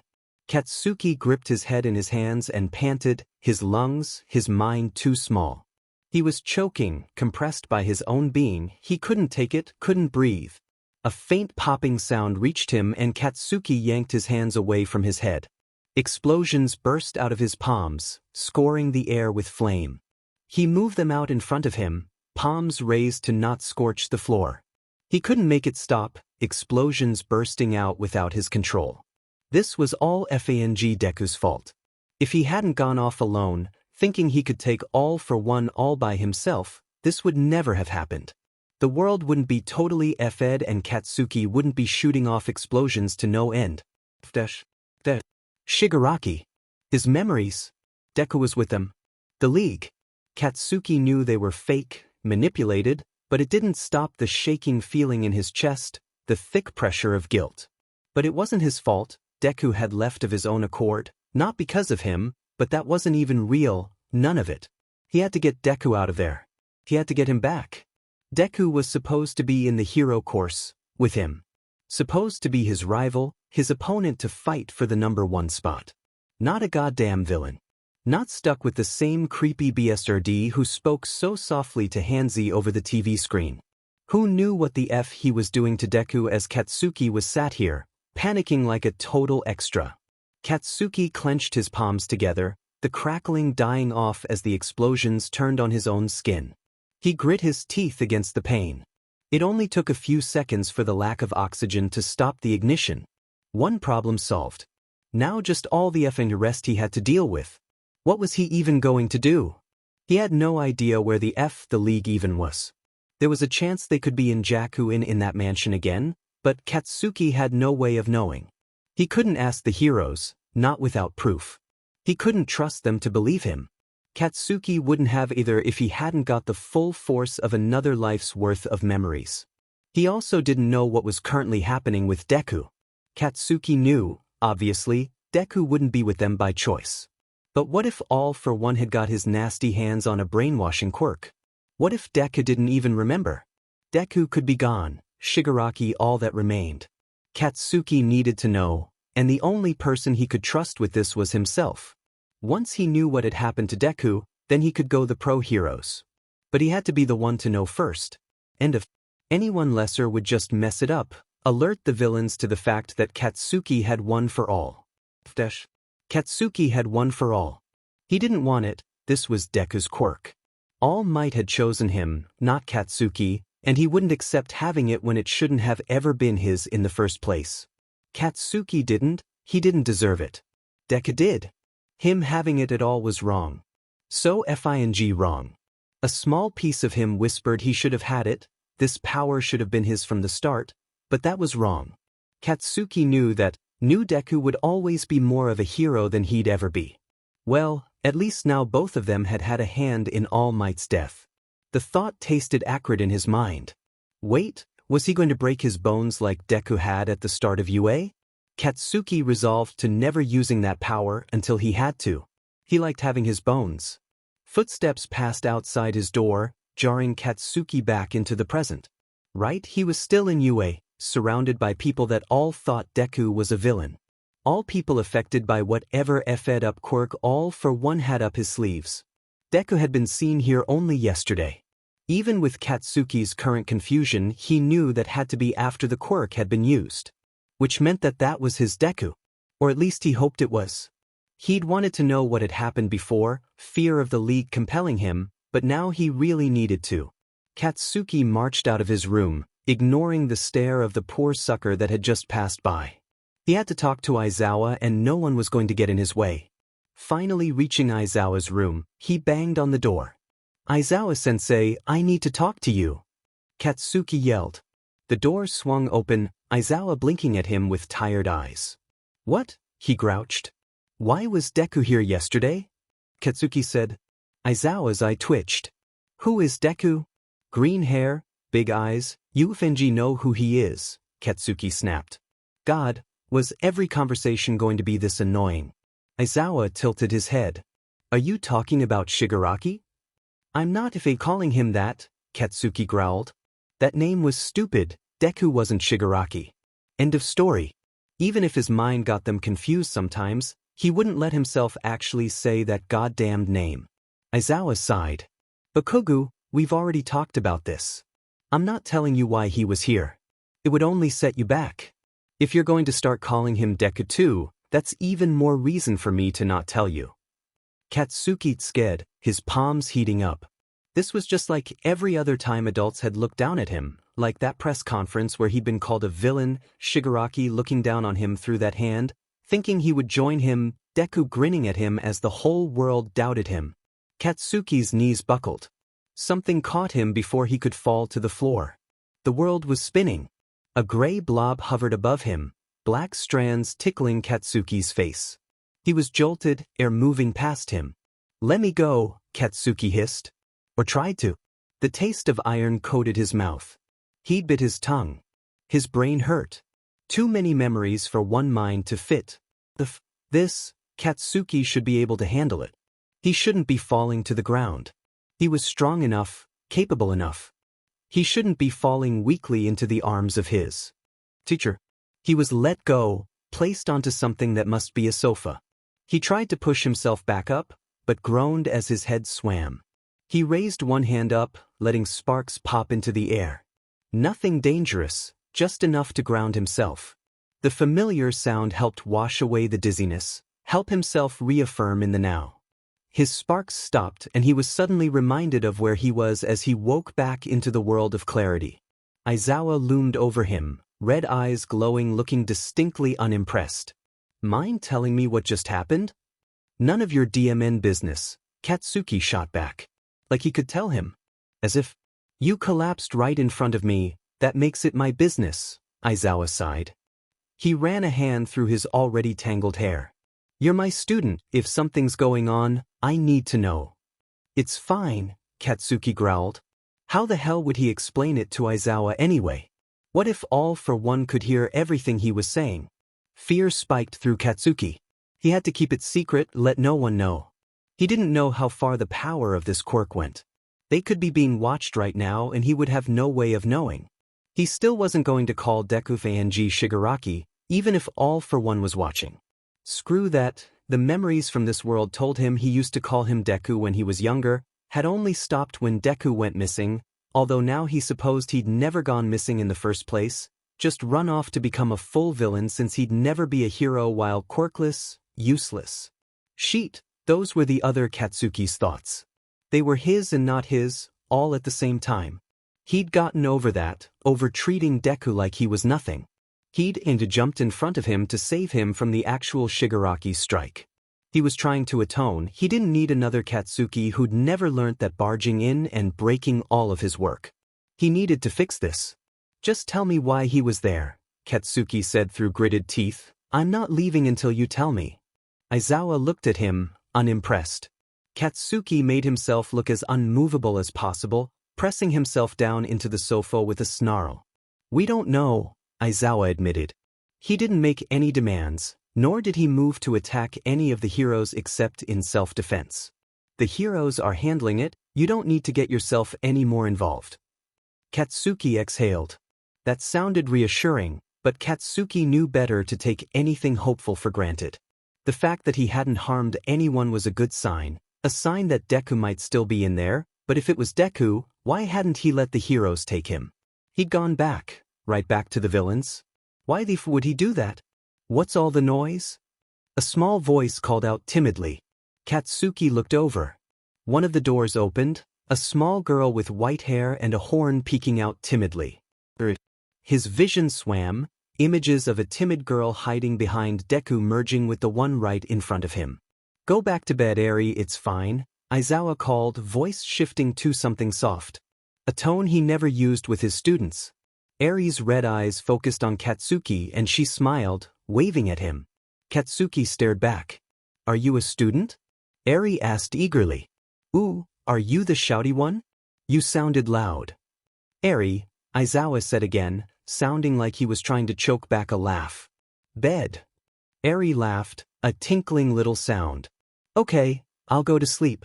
Bye, shouty. Katsuki had no words in reply. Katsuki's gaze swerved to Aizawa, who sighed heavily. Yes, that is my daughter.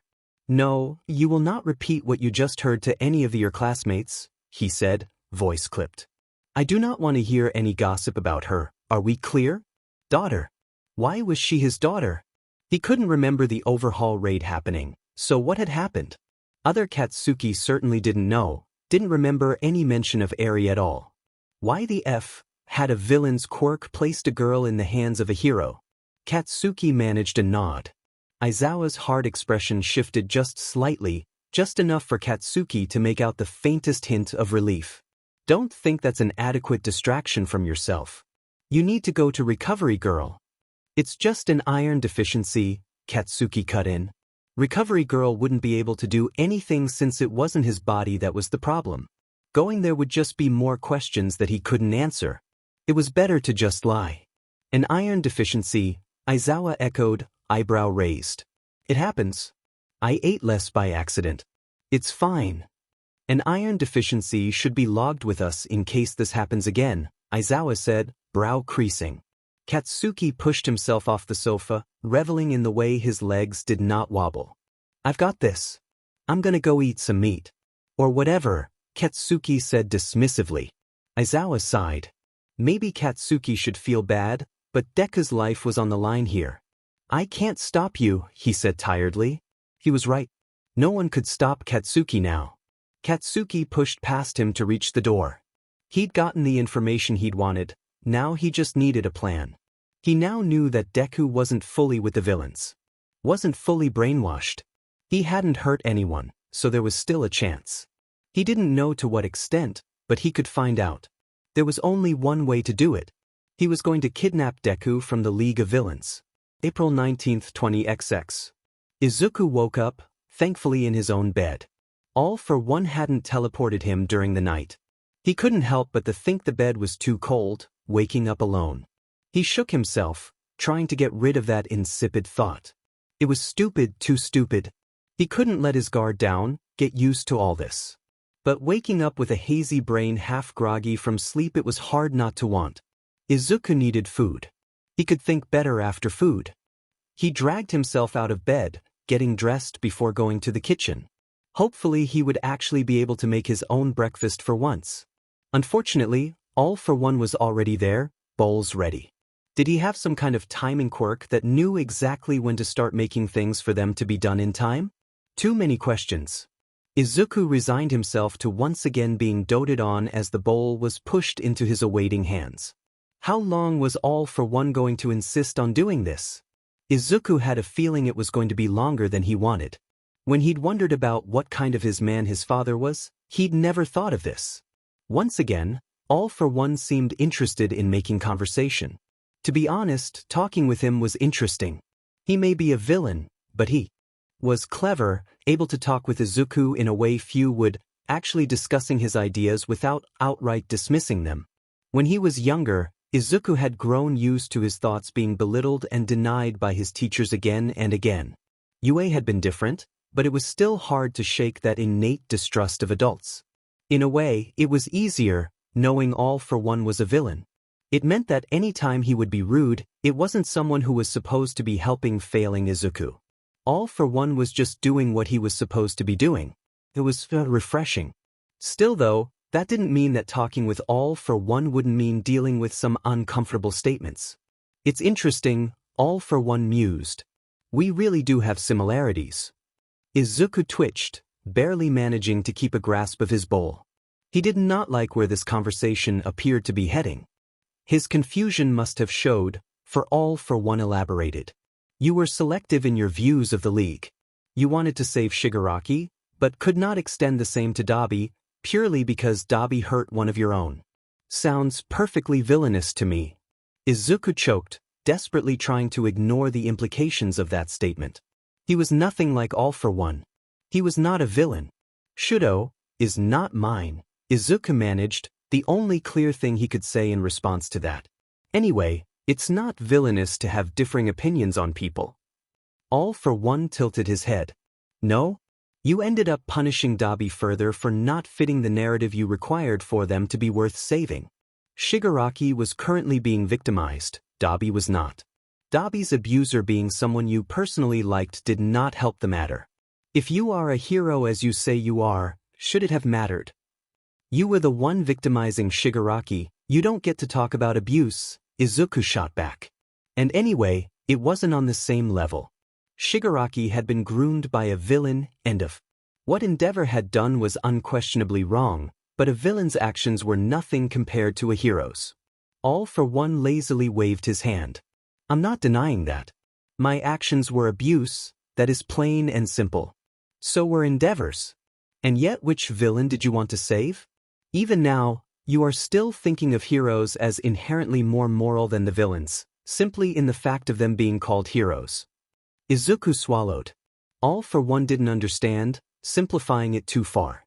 Dabi had hurt Shudo, someone also hurt by Endeavor. And Endeavor was trying so hard to be better. Izuku had seen Shudo's struggles with accepting that, but he was getting close, all for Dabi to come along and shatter that, exposing their family to the world. Dabi didn't see Shudo as his own person, only another person to hurt in their quest for revenge. That was it. That was why. But did his justifications matter when he was left having to pick up the pieces of that mentality? That line of thinking was what had caused Izuku's Dabi problem in the first place. Izuku could justify to himself all day long, but it didn't change the truth of the matter, that the world simply did not agree with him. This binary way of thinking, heroes versus villains, it didn't work when it came to Dabi. Endeavor was trying to fix it, He was trying to help bring his family back together. He's not evil, Izuku said. For maybe All for One was right, but Endeavor had been trying to change. He'd recognized what he was doing was wrong, and felt bad, not in the flippant way of All for One. Oh, and what exactly was he doing to redeem himself? Other than moping around, of course, All for One snorted. He wasn't just moping, Izuku shot back. He was trying to atone. All for One grinned, a slasher smile. The fact you are not giving any specifics is only supporting my point. You must realize that. The problem that you do not want to see is that the only consequences Endeavor ever suffered from his actions came at the hands of his family, not from anyone else. You may believe him to have changed now, but does that matter when he spent 20 years abusing them with no one noticing? No one did a thing to stop it because they were brainwashed by the idea that heroes are morally righteous. Heat built behind Izuku's eyes. That's not true. That's not. Well then, what did you do when you found out about his abuse? Did you try to help? Did you alert anyone to the fact that one of your fellow students was being abused? Or did you ignore it like everyone else? Izuku jerked forward, wild gaze locked with All for One's own calm one. I didn't ignore it. I tried to help him best I could. Anyway, it wasn't mine to tell. Shudo told me so easily. If he wanted to tell a teacher, he would have. And anyway, whenever any teacher had seen the star-shaped burns on his skin, they had done nothing. At worst, told him to just SCK it up. What would they have said to Shudo? All for One tipped his head back. Perhaps he had, and they had done nothing. People had seen his scar and had never questioned it. Who's to say he hadn't simply given up hoping for consequences by that point? Izuku remembered the angry boy he'd known at the start of the year, his insistence on not using his fire. Aizawa had never called him out for that, despite knowing what his quirk was. All of the teachers had, and yet none of them had asked Shudo why. Why should they, when Shudo had a mentor in Endeavor? No one would have thought Endeavor's son could be wrong in any regard, Shudo placed on a pedestal of perfection. Was that just what Shudo was used to? Everyone looking away despite the obvious signs something was off? All for One continued onwards, not giving Izuku a break. The fact of the matter is that Endeavor only begun to realize the consequences of his actions after All Might's descent. How many months between Todoroki telling you and then? How many months of continued abuse? Izuku did not reply. He'd never thought of it that way. He hadn't realized. Endeavor had said he'd wanted to change, but not at first. There had been time in between, time when Shudo had still been living with the man. Izuku had known, and had done nothing. Nothing to help his friend. He'd done nothing because he'd still believed in Endeavor as a hero. Still viewed him with rose-tinted glasses. He was still viewing him that way now. He couldn't help it. Endeavor had been given the #1 title, that had to mean something. If it meant nothing, if the rankings were given out to people who hurt others so easily, what did it mean for everyone? For every other hero? How many Endeavors were there? How many out there were still hurting people behind closed doors? If the only way Endeavor would ever be a good parent was if Izuku had to forcibly rewrite his past, had he ever deserved that title? Had he ever deserved the position of #1? But there had to be hope. Heroes were hope incarnate. Izuku still loved heroes, always would. All that had to be done was cut off the mold, give the bad heroes actual consequences, and it would be fine. Izuku knew it had to be true. If people saw the truth in a way they couldn't deny, then they wouldn't be able to look away. There would have to be consequences. After Jakku, it had been different, Endeavor not suffering consequences other than public opinion purely because there was no one left able to give him them. The whole world had been falling apart, but in a place where society was stable, people would have to pay attention. They would have to want justice. Izuku had figured Endeavor had been changed, but what did that mean for all the others Izuku wasn't aware of? From what he gathered about how the quirk worked, any pre-existing abuse would continue if Izuku hadn't specifically wanted it to be gone. And Izuku was not naive enough to think no one else had done what Endeavor had. He knew the statistics. Abuse was not a 1 in a million event, as much as he would have wished it was. All for One broke the silence. Endeavor was never an isolated incident. Hero society is built on people turning a blind eye.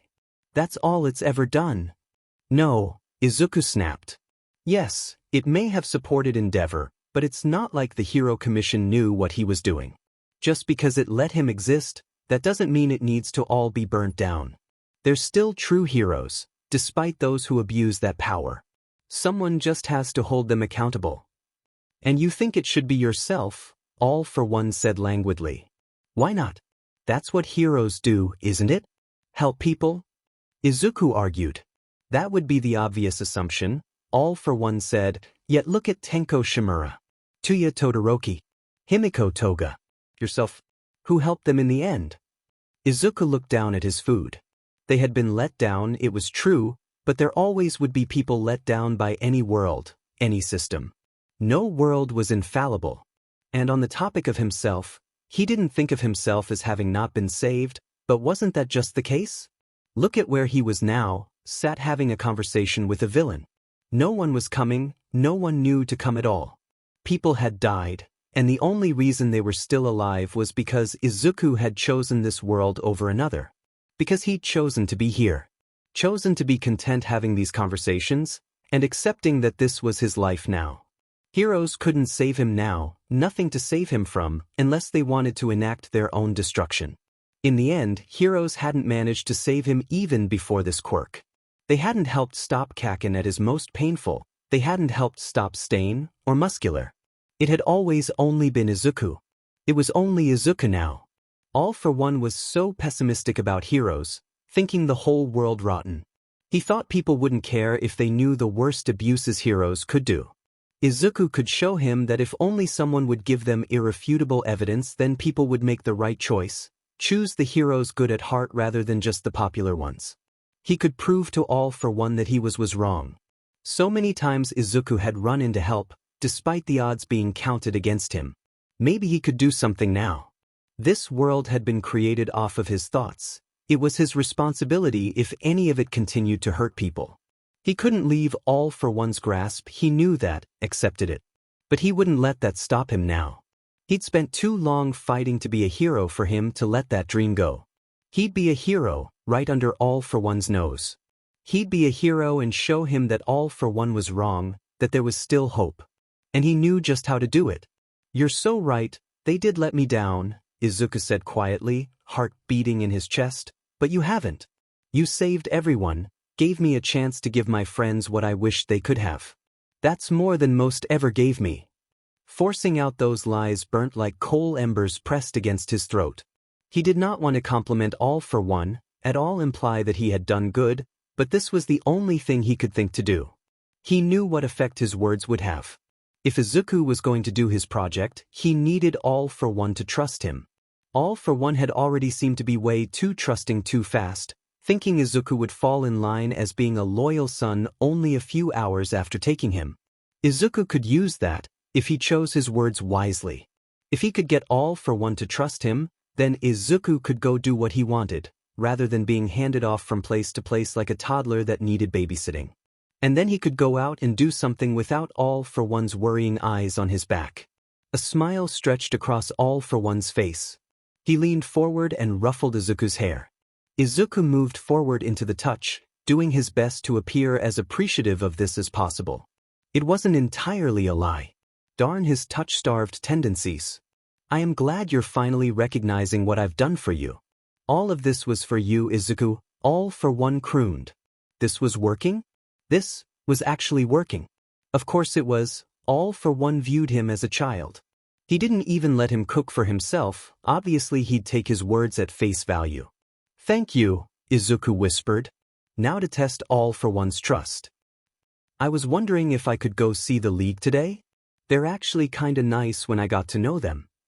And the base was out of All for One's sight and had a working computer with internet access, but Izuku was not going to say that out loud. All for One frowned. I would prefer to spend more time with you, but if you are making friends I would not want to get in the way of that. How about you spend today with them and tomorrow with me? Izuku forced himself to nod and smile, like a china doll. Yeah, that would be great.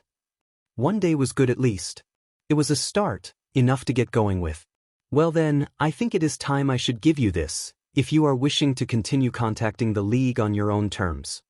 All for One fished around in his pocket and pulled out a phone. The screen looked cracked, but even having a phone at all was a godsend to Izuku. Days was a long time to go without one when he was used to having it on him all the time. All for One handed it over to Izuku, who took it with reverence. He was happy to have it, but was aware nothing good came without a price. "Why are you giving this to me?" Izuku asked warily. "Well, it is yours after all," All for One said simply. "And I think you know better than to try calling anyone unexpected. You made your choice." Izuku looked down at the phone and curled his fingers around it. All for One was right, he did know better. There was no point in trying to call anyone when they wouldn't remember him in the first place. And what would he even tell them? He didn't recognize the phone, but All for One had called it his. That must mean it was his villain self's phone. Izuku wondered what secrets were hidden amongst its files. He switched it on, going through the contacts. League members and All for One, and someone called Jiren. That was it. No one else. It looked kinda lonely. Izuku supposed that was what life was like for a villain. "Thank you," Izuku said. All for One could have chosen to keep this longer, hanging it over his head as a treat for his obedience. But he hadn't. Maybe Izuku's act was more convincing than he thought. Or maybe he was overthinking this, since he still couldn't use this against All for One in any significant regard. He'd already got internet access. This wasn't much different. This also gave him a way of contacting Dabi, helping out his other problem. He wouldn't text Dabi right now. He needed time to think of a message, and he didn't want to do that in front of All for One. "Would Tennish be all right for me to go?" Izuku asked. "If you wish.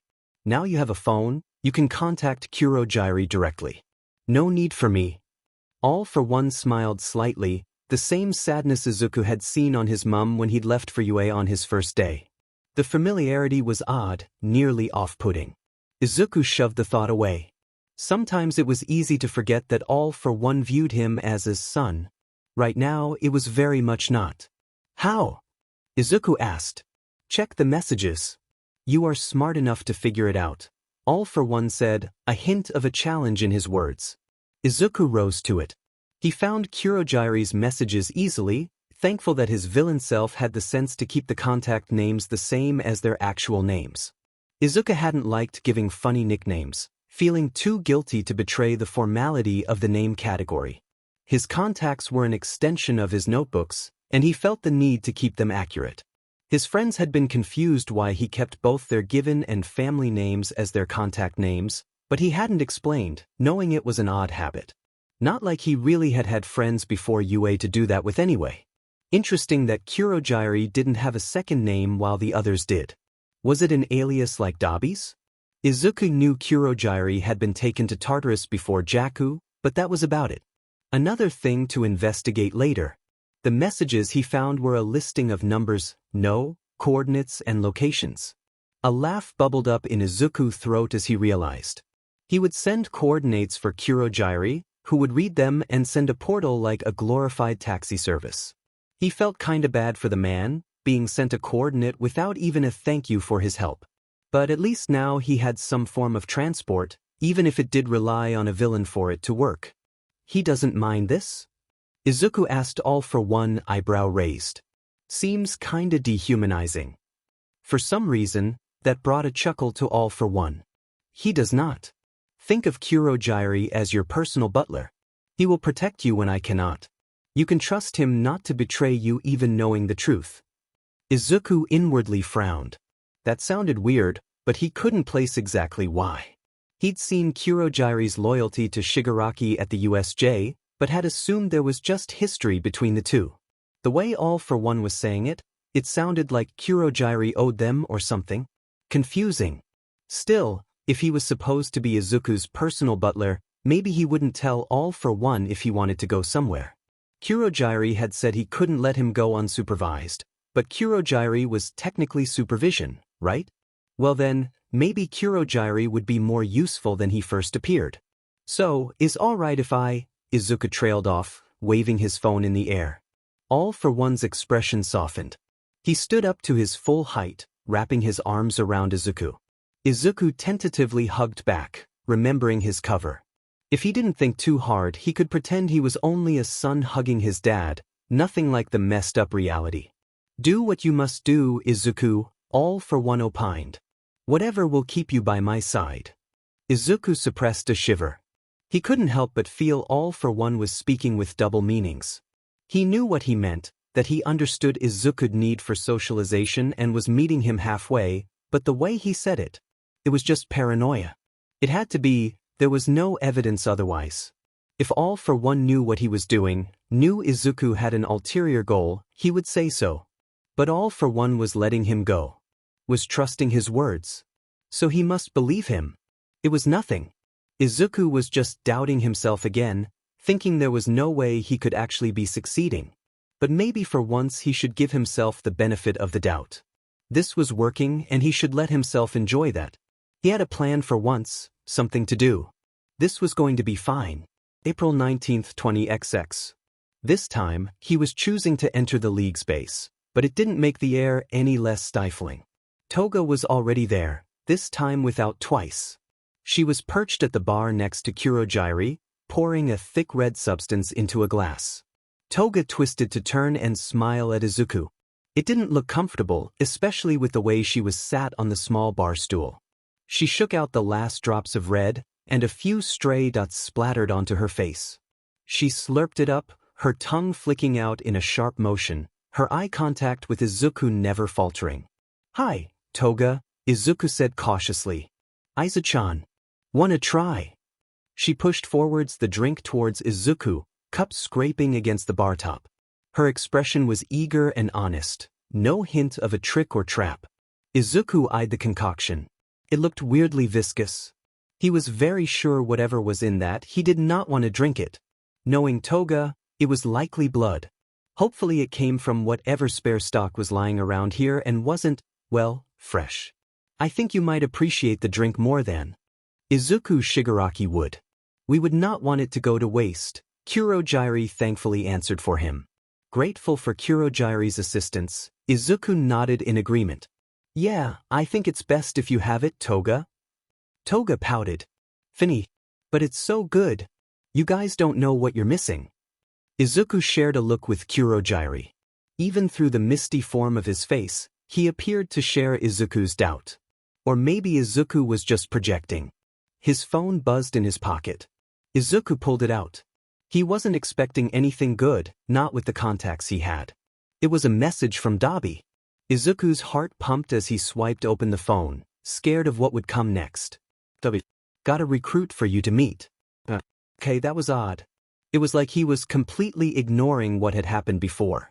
Maybe he had forgotten, the quirk removing it entirely. Could that happen?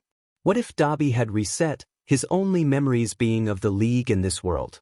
Wait, what was that about a recruit? Izuku remembered the others talking about Dabi's new recruit. He hadn't expected that to actually come up again. Oh no, was he going to have to meet another villain? This one who he wouldn't know, one who wouldn't automatically trust him from the quirk's enforced will. He could say no to Dabi, but it didn't look like he had much of a choice. If Dabi wanted him to meet the recruit, there must be a reason for it. And anyway, he'd wanted to talk to Dabi for a while now. If he brushed Dabi off, he might not get another chance. This way he could test if the limbo idea would work. "Dabi, got a recruit for you to meet." Dabi sent off a location soon after. "Who's that?" Toga asked, trying to peer at his phone screen. Izuku cupped his hand to hide the message from her. "Dabi, he wants to meet," Izuku said, glancing at Kurogiri. "Are you sure that is wise given yesterday's events?" Kurogiri said, mist turning downwards in a facsimile of a frown. "He only wants me to meet his recruit, I'm sure it'll be fine," Izuku said. He needed to talk to Dabi, and Kurogiri's worries weren't helping. "Ooh, you finally get to meet his recruit? I'm so jealous," Toga squealed. "Come on, Giri, if Izuku-kun says it's fine, it's fine. Can't get a one-up over our boss's brain." And that was another reminder of his villain self's apparent mental prowess. Izuku hoped he could keep up to that standard, just enough to keep their trust in him. He needed it. If they started doubting him, he would be less able to convince them away from anything harmful. If you will insist, I suppose I cannot stop you seeing as this is league-related. I must insist on joining you as supervision, however, Kurogiri said. Izuku nodded. He'd expected that, given what Kurogiri had said yesterday. It was a workaround all for one's rules, but it did mean he wouldn't be able to fully talk with Dabi like he wanted to, not with Kurogiri there. He needed to get both of them alone, Dabi-san's recruit and Izuku-san's misty babysitter. Hopefully whatever recruit this was, they would do something that Izuku could easily point out as not being useful, and that would be that. He hoped it would be that easy to throw off Dabi's suspicion, but he doubted it. Life had never been that nice to him before. He also hoped Dabi wasn't inviting him to a trap. If Kurogiri was there as well, he would protect him from whatever Dabi had in mind. It would be fine. Kurogiri opened up a portal once Izuku gave off the address. He stepped into an abandoned warehouse, illuminated only by the shards of light coming in from the windows high above. The air was dusty, silt floating softly around them. Inside was no sign of another villain, only Izuku, Kurogiri, and Dabi himself. Dabi looked fine, no splitting, no panic attack, no anything. He was just scowling out at the rest of the warehouse, body turned away from Izuku. Had he legitimately forgotten? Izuku had assumed Dabi would at least remember what happened, but what if he had just reset to what he should have been in this world? Izuku didn't think he would be so lucky. No, Dabi most likely knew, and was doing this intentionally, trying to see if Izuku would slip up. Not wanting to set Dabi off, Izuku decided to play it safe for now and act like nothing was wrong. At least until he'd dealt with whoever this recruit was. He couldn't act rashly until he had all the information. Where are they? Izuku asked. When you said now, I thought that meant it was urgent. They'll be here, Dabi grunted. They're just dramatic. Patience is a virtue, Izuku Shigaraki, Kurogiri added. Okay, did he really have to add that to the end of every sentence? Izuku wondered if it was a verbal tic at this point. Izuku crossed his arms, tapping his foot impatiently against the floor. If he was going to be killed, he would prefer it if it would happen sooner rather than later. A great groaning sound echoed through the building. Cold wind blew Izuku's hair away from his face, picking up the silt and blowing it over their faces. Izuku blinked dust out of his eyes. The number 2 hero, Hawks, landed in front of the two of them, red wings spread wide. Izuku turned his head towards Dabi, who looked completely unsurprised by the whole thing. What? Izuku managed. Hey, I'm Hawks, Hawks said breezily. He flapped his wings and the air picked up around them. Izuku's curls thwacked against his forehead. He brushed them out of the way irritably. He had enough problems with the villains on his hands, he didn't need this coming from the hero side as well. Yeah, I know who you are, Izuku said. Who didn't know, was the question. If anyone couldn't recognize this was Hawks, Izuku had low hopes for them. Why on earth would Hawks be here? He definitely hadn't been part of the league last time Izuku checked. He racked his brain for an explanation. Izuku was such an idiot, how could he have forgotten that? That Hawks had been infiltrating the league before Jakka happened, and now that had never gone down, it meant his cover had never been blown.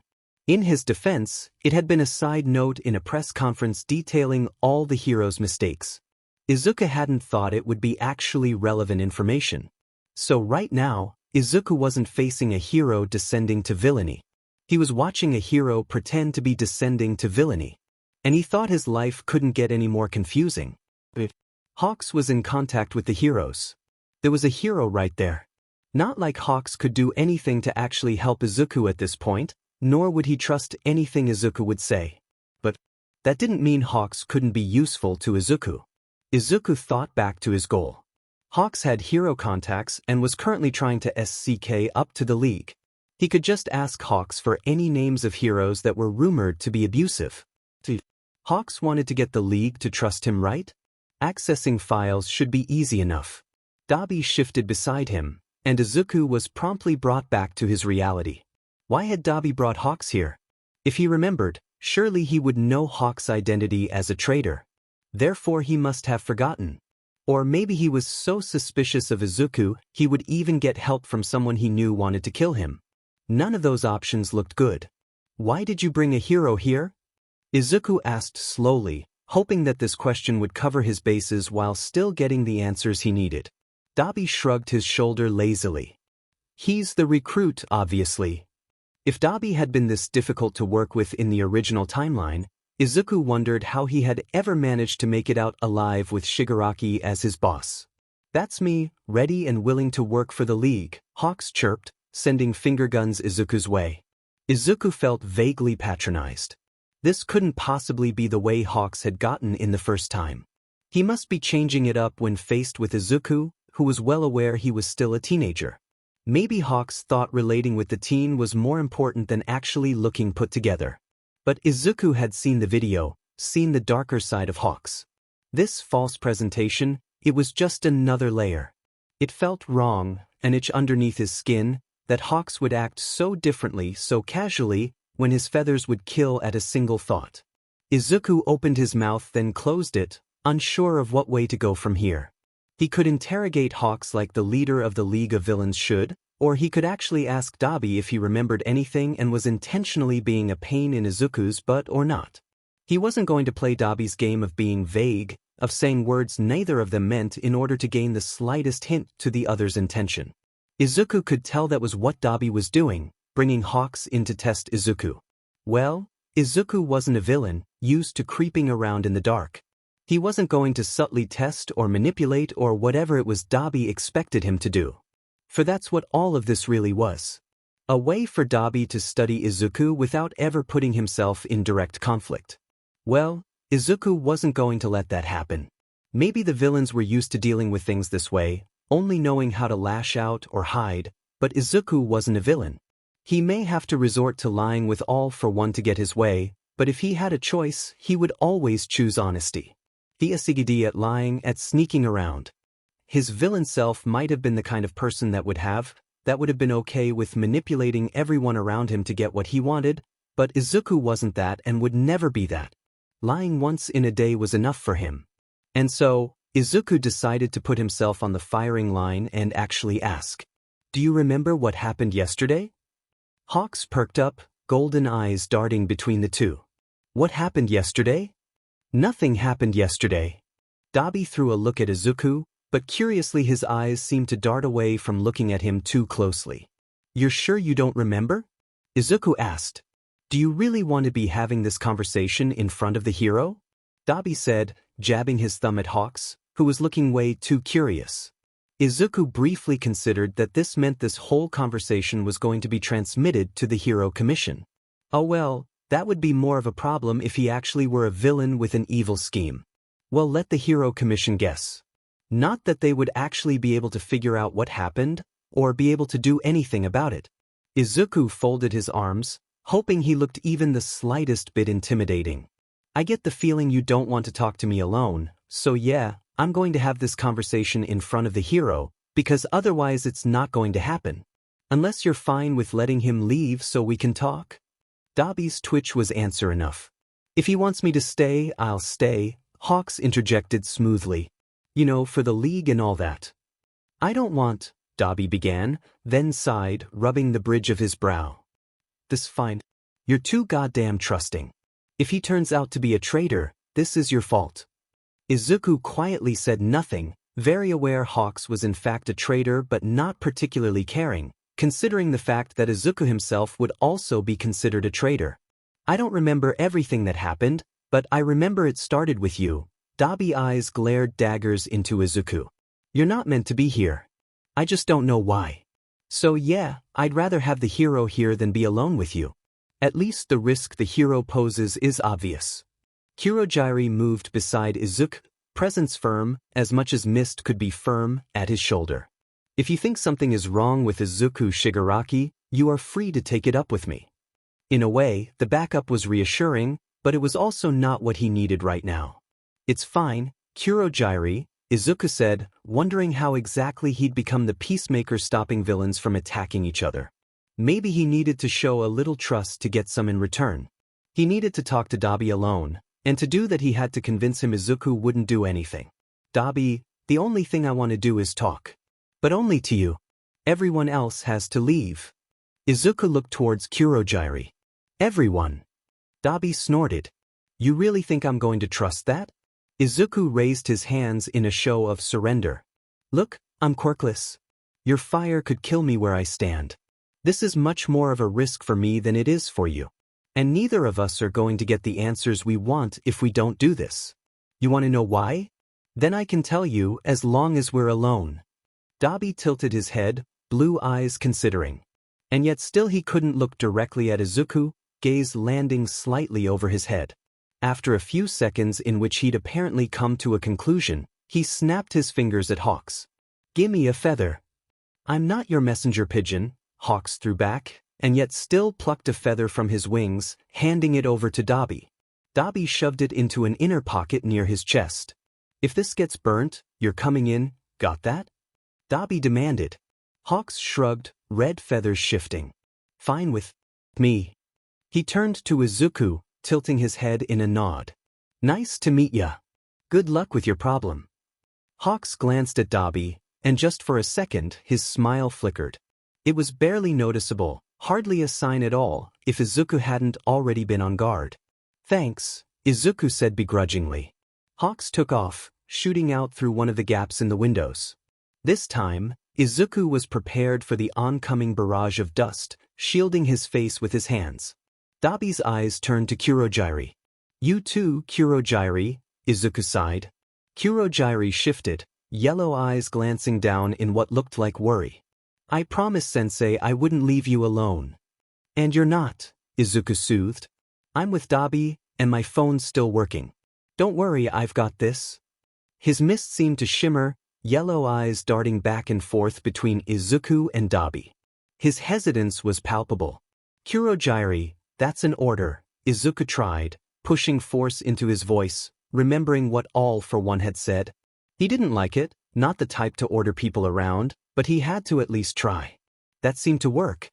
Kurogiri inclined his head with obvious reluctance, and Izuku breathed a sigh of relief as the villain disappeared into one of his own portals. So it did seem that Izuku's own orders took precedence. Good to know. Izuku turned towards Dabi, who looked like he wanted to run as far away from Izuku as possible. His eyes kept focusing on Izuku, then twitching away, as if he couldn't stand the sight of him. Maybe looking away like that was the only thing keeping him from collapsing on the floor again. Well then, he'd need to talk quickly. He couldn't say everything, but he could say enough to hopefully get Dabi to stop viewing him with such suspicion. This is my fault, Izuku admitted. Well, sort of.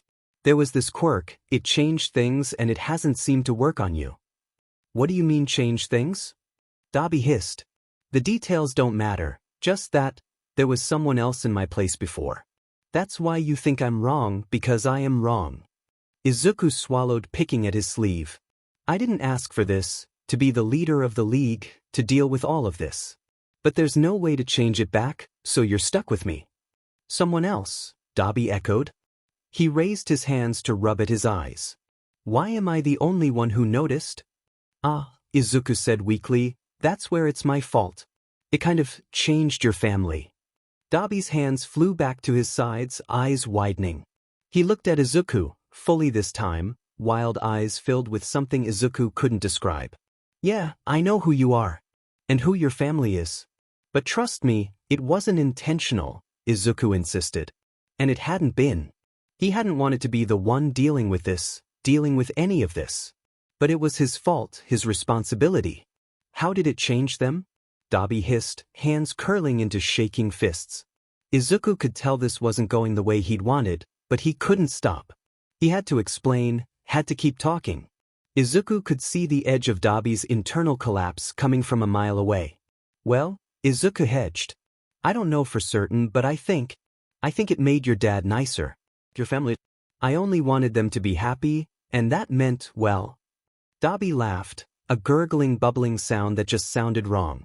His eyes were cold, dead, empty. You made them happy, he echoed, smile twisting into a grin. The edges tugged at his scars, blood pooling around his staples. And so I was removed. You cut me out, like a FING tumor. That grin was familiar. Izuku took a step back, hand already reaching for his phone. Oh, I understand everything now. My father killed me, and you made it never happen. They don't even know I exist anymore. Because I would make them sad. All I ever was Endeavor's mistake, and now I'm not even that. That's it, isn't it? Dabi lunged forward, hands going for Izuku's neck. Isn't it? Izuku darted out of the way. He should have expected this. Should have expected he couldn't stay calm when Dabi's family was the subject. But maybe there was still hope. If Izuku could keep talking, maybe he could get him to listen. I'm sorry. Izuku cried out. I am, but you have to stop fighting. Violence is not going to fix this. Killing you might, Dabi snarled, fire burning up his arms. Izuku couldn't help but notice he was shaking, blood dripping from the corners of his scars. His eyelids appeared to be flickering open and shut, over and over and over. Whatever had happened to make him collapse in his room before, it was happening now. Despite Dabi's threat, Hawks was still not here. He hadn't burnt the feather. Izuku should really call Kurogiri, he knew he should. And yet he had to fix this. He couldn't just run away. Instead he stepped backwards, putting distance in between them. It wasn't my quirk, I'm not the source, just the subject, Izuku tried desperately. If you kill me, you'd be killing the only person actually trying to help you. Dabi's grin twisted further. He sent out a wall of flame that Izuku only just managed to dodge, his arms sizzling in the heat. No one's ever tried to help me. Why would you be any different? Izuku twisted on his heel, springboarding around to land behind Dabi, taking advantage of his lack of focus and slowed reaction time. Before he could turn around, Izuku leapt, kicking Dabi to the ground. Izuku pinned Dabi's flaming arms beneath him. Dabi extinguished the flames before they could burn both himself and Izuku on top of him. Because I'm a hero and we're supposed to save people. Izuku yelled out before he could stop himself. His breath caught as he realized what he just said, what he just gave away. He'd never been that good at lying, especially not in the heat of a fight, and it had just come out. Dabi stilled beneath him. Heroes are supposed to save people? Dabi asked incredulously. You know who I am, what my father did, and you're still defending them? Maybe he let you down, but all the others never did anything, Dabi hissed. None of them. Heroes all talk about saving, but when it was right under their noses, they did nothing. Smoke pooled out of the sides of Dabi's coat. Izuku realized what was about to happen, and leapt to the side just before the flames exploded from underneath him. Dabi staggered upwards and away, chest on flame. He didn't look like he even noticed. His pupils were tiny pinpricks, fire casting harsh shadows on his face. Just leave me alone, Dabi seethed. Don't even think about trying to help me. Another rush of wind. And Hawks blew in from an open window, slamming down next to Dabi. His eyes locked with Izuku, and in that moment, Izuku wondered what Hawks saw. What he would choose to do. Dabi's fire died and he slumped sideways, eyes rolling back in his head. Hawks caught him as he fell unconscious, steam still rising from his clothes. The hero bent his knees about to fly off with Dabi in tow, when Izuku stepped forward. Wait! He called, and Hawks stared down through his visor at Izuku. His pupils were razor sharp, and Izuku was thoroughly reminded of what Hawks was named after. Not one to be dissuaded, Izuku pulled out his notebook and phone, copying down the unfamiliar number. He tore out the scrap of paper and held it out to Hawks. I know right now you have no reason to trust me, but please, if anything happens, Izuku trailed off. He didn't know what he would do. He tried to help Dabi, tried to get him to listen, but all his words had seemed to do was make him even more enraged. He didn't even know what he was asking Hawks to do, but he knew he had to do this. He couldn't let Dabi fall out of his reach, not when it was his fault Dabi was like this. Just as he thought would happen, Hawks sent out a feather to take the scrap of paper. It didn't mean Hawks would listen, didn't mean he would be willing to help, but Izuku had bet right that Hawks' mission would be too important for him to miss gaining this piece of information. Izuku hoped his phone was at least untraceable, or else he'd just royally screwed himself over. Izuku stepped backwards, swallowing. Hawks pocketed the paper and left, Dabi in tow, still saying nothing. From Hawks' perspective, this all must be so confusing. What had just happened? What had Izuku just done? He'd only wanted to help, but in doing so, he might have just pushed Dabi even further away. April 19, 20XX. Admitting defeat, Izuku texted Kurogiri to return to the base. Kurogiri jumped on him with intense worry in his eyes, misty fingers probing at the holes burnt in Izuku's clothes. He hadn't even noticed he'd gotten burnt, couldn't feel any pain, but Kurogiri insisted on sitting him down to apply burn cream to them. It was no recovery girl, but it was more than he expected. Toga's worried fretting in the corner was not unwelcome either. Both seemed honestly worried for his well-being. In all truths, they shouldn't have worried so much. Getting hurt like this was nothing compared to getting his bones broken. These burns barely even ached. He shouldn't be sat here, getting doted on. He should be going out there, trying to fix his mistake. But, was that even possible? He'd done what he'd thought would be the right thing, and he had been wrong. Maybe it was better to stay here. He felt like a coward, but he didn't care. He'd failed. Maybe he should have played Dabi's game, not just jumped the gun and asked. He should have made a plan, thought things through. Instead he'd rushed it, and had most likely made everything worse. Dabi had been attacking him, arms filled with flame. It was too similar to Jaku, but yet instead of feeling scared, he just felt guilty. It hadn't felt like fighting against a villain. It had felt like fighting against Kaken after he'd failed to get his provisional license. In that warehouse, Dabi had been lashing out from pain because of Izuku's mistake. Because Izuku's own thoughts had given the Quirk enough to rip him into two. Enough to erase him. Dabi'd been angry, and rightfully so. From Dabi's perspective, heroes had never been on his side. And he wasn't wrong. Izuku knew that other heroes could be better, could be more, but for Dabi, he'd never been proved otherwise. Endeavor should have helped him, but he hadn't. No other hero had stepped in, never stopping him for 20 years. It was hard to imagine anyone who wouldn't become disillusioned after suffering for that long. Maybe it was arrogant to think that Izuku could save Dabi. Maybe it was an entirely stupid decision. But all he'd heard when Dabi had said no one had ever saved him was someone inside calling out desperately. And Izuku had never been able to ignore that. He'd saved Tenko Shimura and now he would have to save Dabi too. He just didn't know how. Dabi. He was still calling him that. Dabi was the monster, the fire burning everything to ashes. Tuya was the scared boy in the photographs, lost to time, remembered only by the family he'd left behind. That was what Izuku had thought. But that was wrong. He'd seen pain on Dabi's face, pain and loss and all those things at the thought of his past being taken away from him. Of his past being changed without his control, without his permission. Izuku had been torn out of his life, his mother no longer even knowing him. He hated all for one for that, for placing him in this screwed-up world, but hadn't he done exactly the same to Dabi? It was Izuku's thoughts that had done this, after all. He'd only wanted Todoroki to be happy, but this had been the inevitable result. Dabi had said his family didn't even remember him anymore.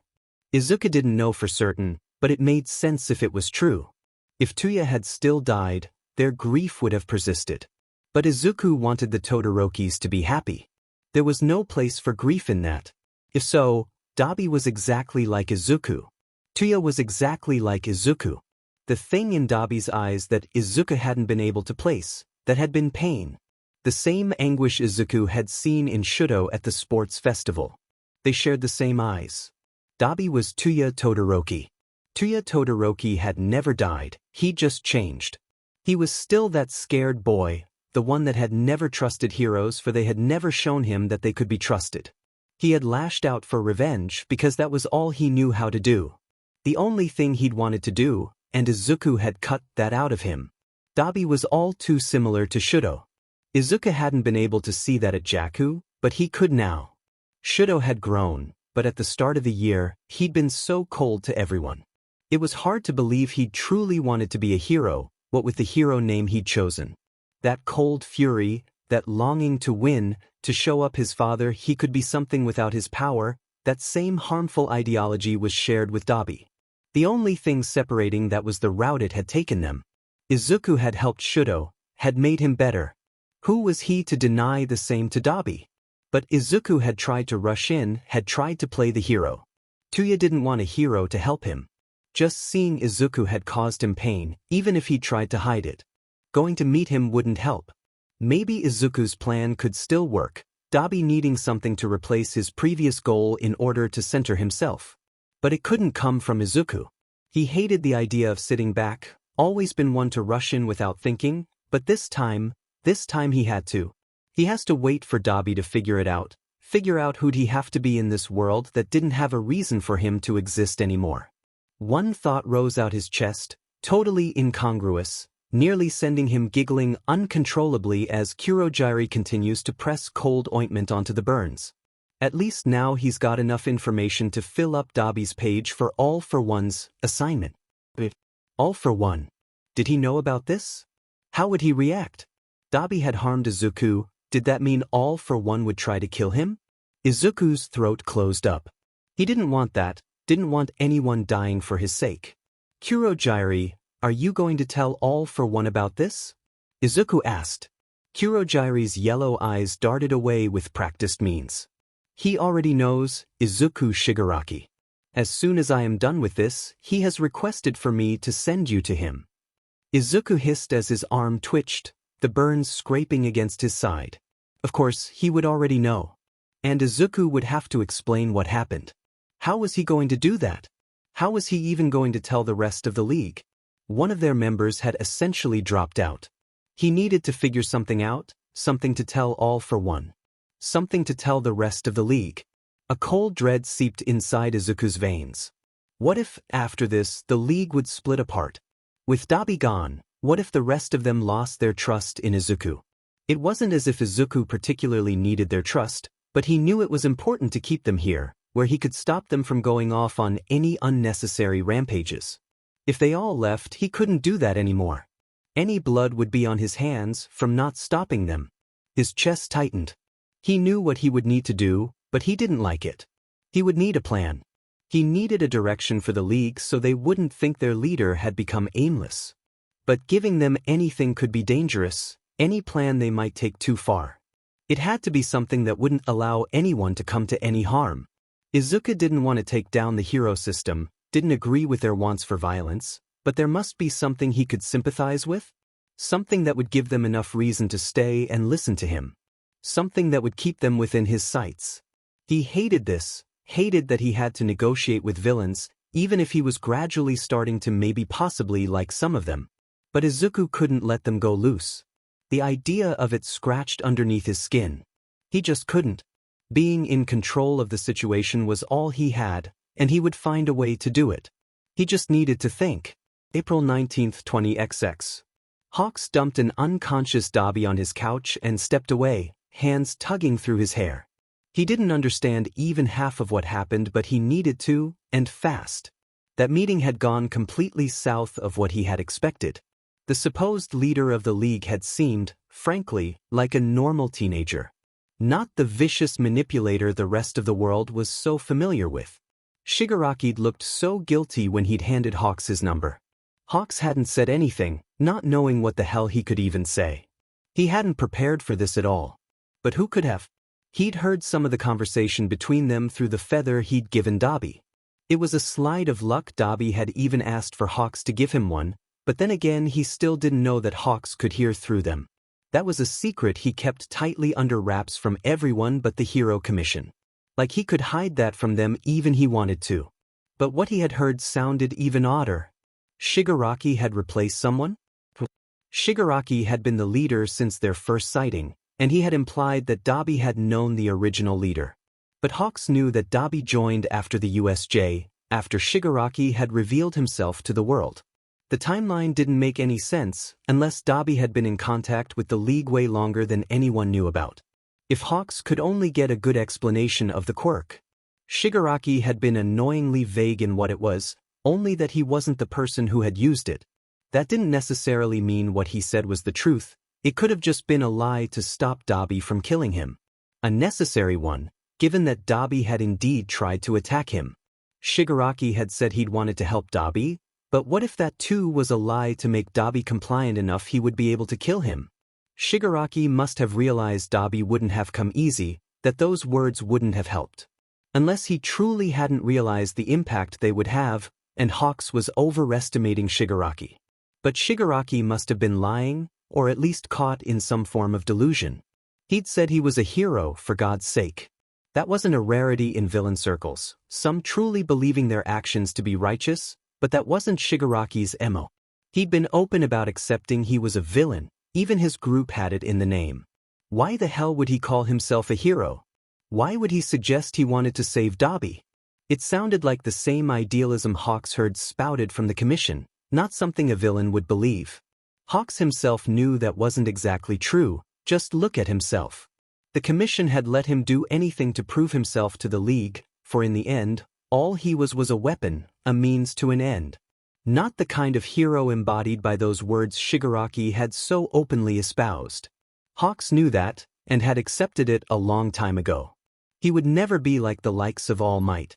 He would do the dirty work so they never had to. It was downright strange to hear that same sanitized message from goddamn Shigaraki, of all people. Even ignoring that, Dabi's part of the conversation had made no sense either. Dabi'd implied Endeavor was his father. His father? Hawks had nearly fallen from his perch on top of the building at hearing that. But that must have been another lie. Hawks had worked with Endeavor for a while now, had met his family. He knew all his children, knew there were no others hidden away. Endeavor didn't seem like the type to go for an affair. Endeavor'd loved Rei since the moment he'd met her. And that was before when Dabi could even have been born. So what? Dabi had just mistaken who his father was? That sounded so stupid, but the other option was questioning Endeavor's marital integrity, and Hawks wasn't going to take Dabi's word over Endeavor. But why would Dabi lie to Shigaraki, of all people? He hadn't known Hawks was listening in, so why bother trying to complicate things that way? Jesus, what the hell was he going to tell the commission? They hated vague or non-answers. And this whole thing was plain weird. Hawks would have suspected he'd been hit by some hallucination quirk if he hadn't been thoroughly trained to recognize the signs of one. No, this was reality. Hawks had to make sense of this reality, and soon, or else the commission would be said. The only things they liked from Hawks were clean, overt reports that could be edited down into 1-minute digests for the commission boss. Not vague situations with non-answers. Making sure the status quo of heroics continued to exist was their only goal, not figuring out the strange motivations of the villains. As far as they were concerned, it didn't matter, as long as Shigaraki's heart was still beating. Hawks dragged a hand through his hair and sighed, watching the prone form of Dabi on the sofa. Why had he brought him here? Dabi's ties to the League were now tenuous at best, if he was fighting with Shigaraki. Technically, he wouldn't be any use to Hawks anymore. The commission's advice would be to drop him, take him to get him arrested and fast. However, Shigaraki knew Hawks had taken Dabi. If Dabi was given to police custody, he would know he couldn't trust Hawks and all that work would be lost. The minute Hawks had touched down in his apartment, he'd thought the mission irrevocable, the League's trust gone completely. He should have sided with Shigaraki the instant Dabi keeled over. But for some reason he hadn't. For some reason he'd taken Dabi and done what the villain asked him to. He'd taken him to his apartment, out of nothing but instinct. And for the life of him Hawks still couldn't figure out why. And then Shigaraki had given Hawks his phone number, because things couldn't get any weirder. For all his ravings, Dabi was right. Something was off with Shigaraki. Hawks had studied and studied the few meager footage available of the man, hoping to see anything that might help him create the most acceptable persona for him. He knew what Shigaraki was like. The Shigaraki he'd seen in that warehouse was not the same one in that footage. There were slight details that matched up, mannerisms that carried over, but the baseline? Completely different. That raw anger, the cold look in his eye, they were no more. There was a possibility it was Toga, but that seemed unlikely. No, whatever Dabi had said before, no matter how crazy, that was the truth. Shigaraki had changed. Hawks froze. The other leader of the League? Could that have been referring to himself? A different version of himself? The one before and the one sent today? Hawks dug his gloved talons into his leg, mind whirring. Was there a quirk that could do that? Change someone so drastically they themselves viewed them as different people? Bring in another version of themselves as a replacement from Shigaraki's words? He clearly hadn't wanted it. Well, what would be the point of that? Hawks could understand a grasp for power, but he'd said he hadn't wanted the position at all. He hadn't sounded like he was lying. So, someone else had forcefully pushed him into the role for a reason. Someone else, presumably close enough to the League to be able to do this, and someone with unthinkable power. They could have been the same person who made the Numu, the exact same person that had made the Commission think an undercover mission was necessary in the first place. There were way too many questions here. Hawks needed to talk to Shigaraki. Or rather, other Shigaraki. He tried to talk with Dabi straight off. No time for Dabi's plan of subtleties. Maybe he'd talk to Hawks too. He'd certainly seem to be up for it by giving him that number at all. That he'd been so open was another sign they were different people. From what Dabi had said, Shigaraki was a known manipulator to anyone he didn't trust, not the kind to actually ask whatever question he had in mind. But Shigaraki had asked, as soon as he possibly could have done. But Hawks would have to be careful. Shigaraki could be working with the person who had used the quirk. His placement in the League may not have been wanted, but for all Hawks knew it could have been an unintentional side effect of whatever the quirk was really supposed to do. There were too many unknowns, far too many for Hawks to even count them. He couldn't go to the Commission, not yet, not until he had all the details, ready to be noted down and filed away. If he came too early, too unsure, he knew what they would do. His feathers ached with the promise of phantom pain. No, he wouldn't tell them. Not yet. Dabi groaned from the sofa, twisting around to lock eyes with Hawks. A moment later, he and the sofa exploded into flames. April 19, 20XX. Shota left the faculty meeting with more questions than answers. As soon as Nedzu had heard the name All for One, something had shifted. Shota knew Nedzu well enough to recognize that by now, even if he couldn't tell exactly what. Nedzu had recognized that name. Somehow, he'd heard it before. Shota knew Nedzu had access to information way beyond his means, knew that if he chose not to mention something there was a good reason for it, but still, Shota couldn't help but feel annoyed at being left out of the loop. If this was something that was going to come back and harm his students, he needed to know. Especially with Bakugo behaving even more oddly than usual. Hey Shota. Wait up. Hizashi called from behind him, just a tad too loud. Shota didn't stop, only slowed down. He needed coffee and soon. Hizashi soon caught up with him anyway, running around in front of him, forcing Shota to stop. What's wrong? Hizashi asked, earnest eyes wide open. Hizashi could always recognize when something was bugging Shota. Every goddamn time. Nedzu knows something, Shota said. He knows something and he's not telling us. And I don't like it, Shota didn't say, knowing how childish it sounded. To his credit, Hizashi didn't question how Shota knew that. He nodded, accepted it, and moved on. This was why Shota tolerated Hizashi.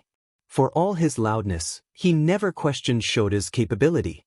He must have a reason for doing so, right? He'll tell us eventually. Hizashi said. Shota just grumbled his displeasure under his breath.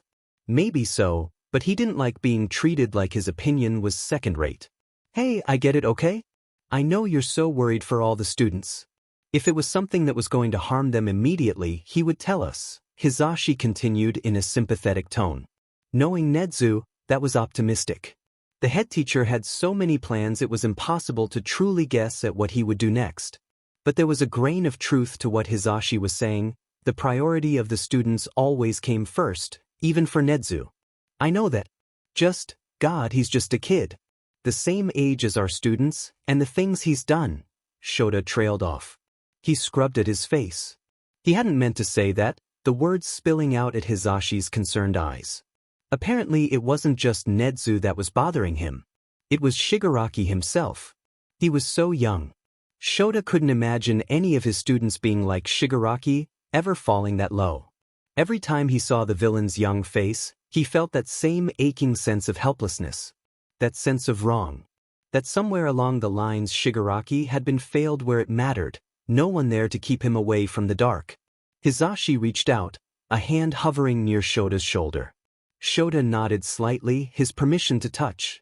Hizashi reached out the rest of the way, his broad hand an anchor pressure on Shota's skin. We might not be able to help him, but we can help our students. It's not your fault Shigaraki is who he is. Got that, Shota? Yeah, Shota said gruffly. I know. Hizashi just looked at him. He'd known him too long to believe Shota at face value anymore. But Shota couldn't help it. Seeing Shigaraki yesterday, he'd looked so earnest. So interested. Even if it was in Shota's leg. Shota still didn't understand what was so important about his leg. But for a moment, Shota hadn't seen a villain, he'd just seen a lost student. Him in his aching heart. Hisashi, I know. But someone should have been there to stop him. Now it's too late. Hisashi's soft smile twisted. They both knew how harsh villains were treated. Rehabilitation wasn't an option available, nor one ever even considered. Shigaraki would be sent straight to Tartarus, and once there, would never come out. Shota knew how bad the conditions were there, every hero did, but nothing ever changed. Even with Shigaraki being a minor, his position would not change. Not with him as high profile as he was. The commission would want to make an example out of him, show the rest of the world just how strong the dividing line between heroes and villains was. Shota imagined that earnest face, held in a plain white cell, never getting to see the sun for the rest of his life. Shota wouldn't let that stop him for doing what he had to, would never let that blindside him. But he couldn't help but wish someone had stopped Shigaraki before all this.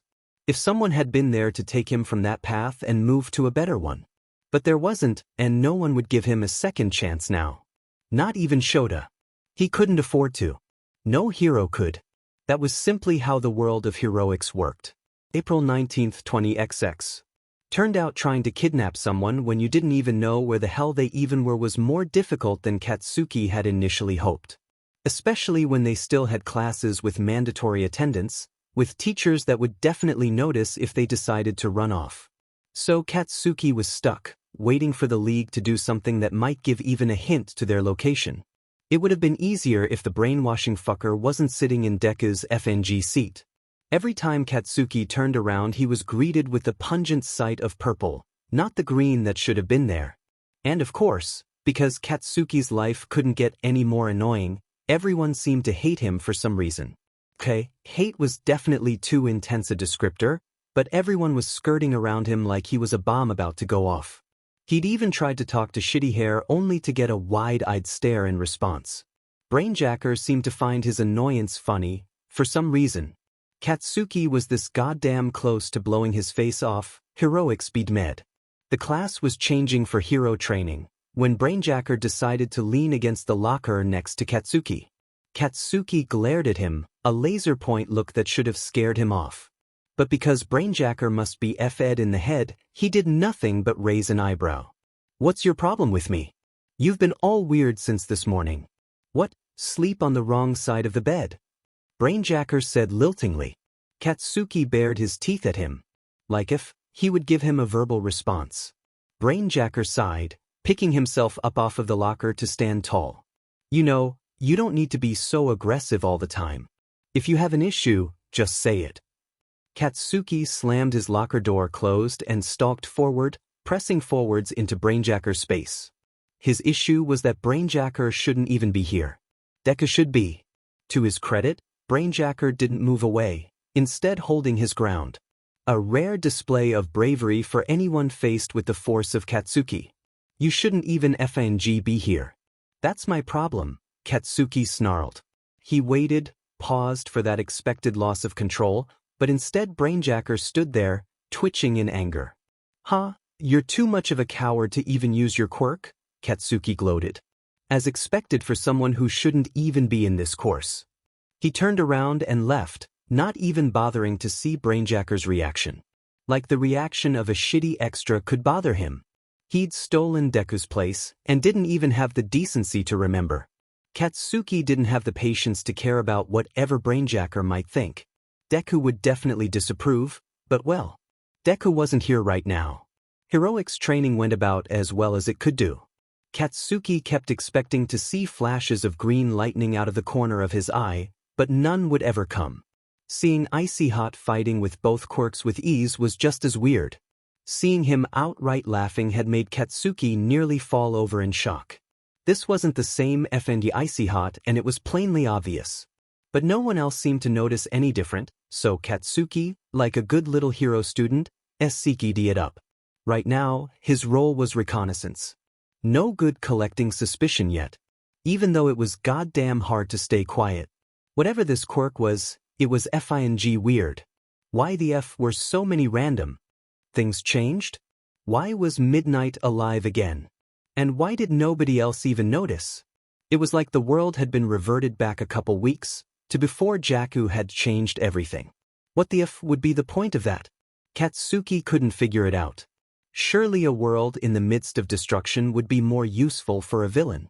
Clearly whoever had done this was an idiot. Not to mention the fact that his head pounded like Cementos was bashing in his skull. It was easier to ignore one set of memories, despite the benefits of the information it could give him. Sometimes he found himself flickering, wondering why exactly Shitty Hair not talking to him was so weird, why Icy Hot's smile made him want to explode something. He would have to drag himself back to his reality, ground himself in the knowledge of who he was. It was difficult, but Katsuki had never backed down from a challenge. That wasn't the only thing on his mind. He could hear a faint buzzing, an ethereal other that Katsuki knew had nothing to do with his other memories. One for all. Deku had mentioned the vestiges, but hadn't mentioned how annoying they could be.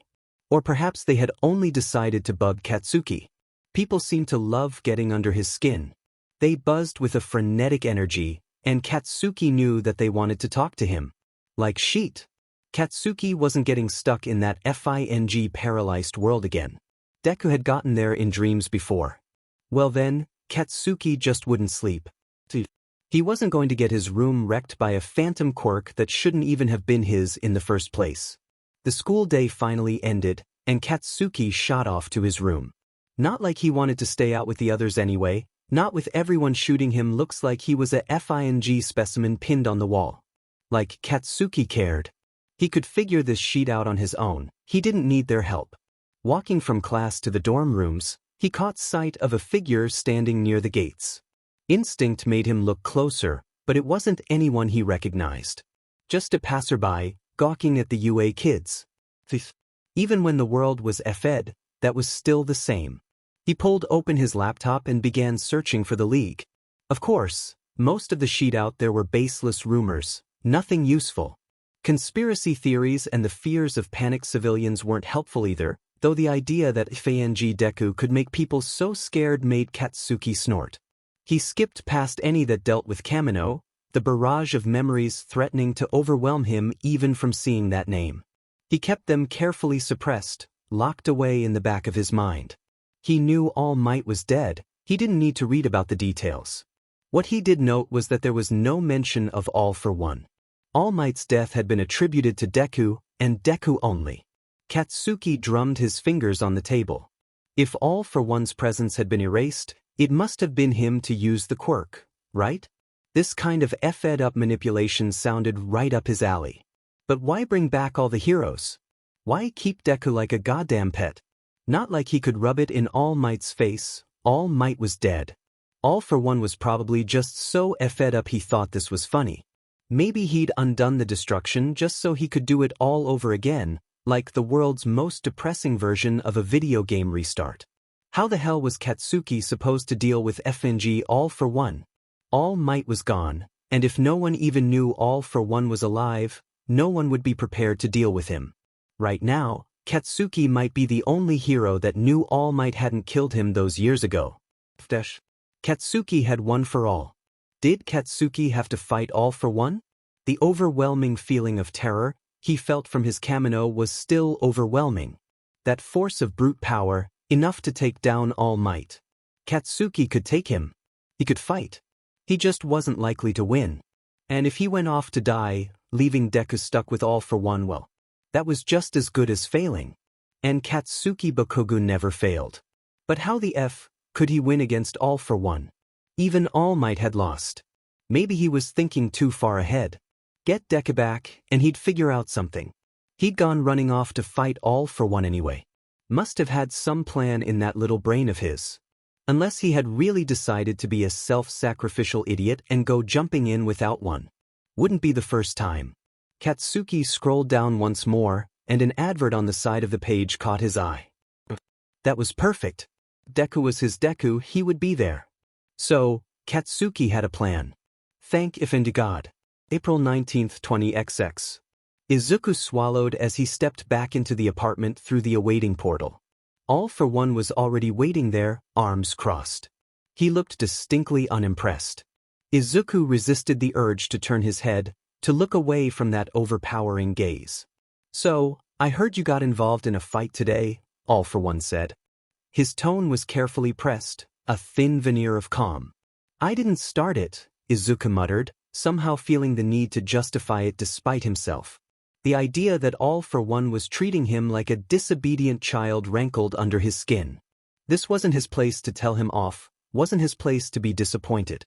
He wasn't Izuku's actual father, no matter what he said. Does that matter? I thought you were clever enough not to get into fights with your own allies. It wasn't supposed to go that way. Oh, you didn't take into account that Dabi could potentially react negatively to you talking openly about his past. All for One asked, eyebrow curving up, positively doubtful. Okay, maybe Izuku had considered that possibility, he just had thought he'd be able to avoid it. Maybe he should have expected to fail, but he hadn't. And that was his fault, yes, but All for One shouldn't be complaining about it. He didn't have that right. Did you even consider the possible harm you could have found yourself in?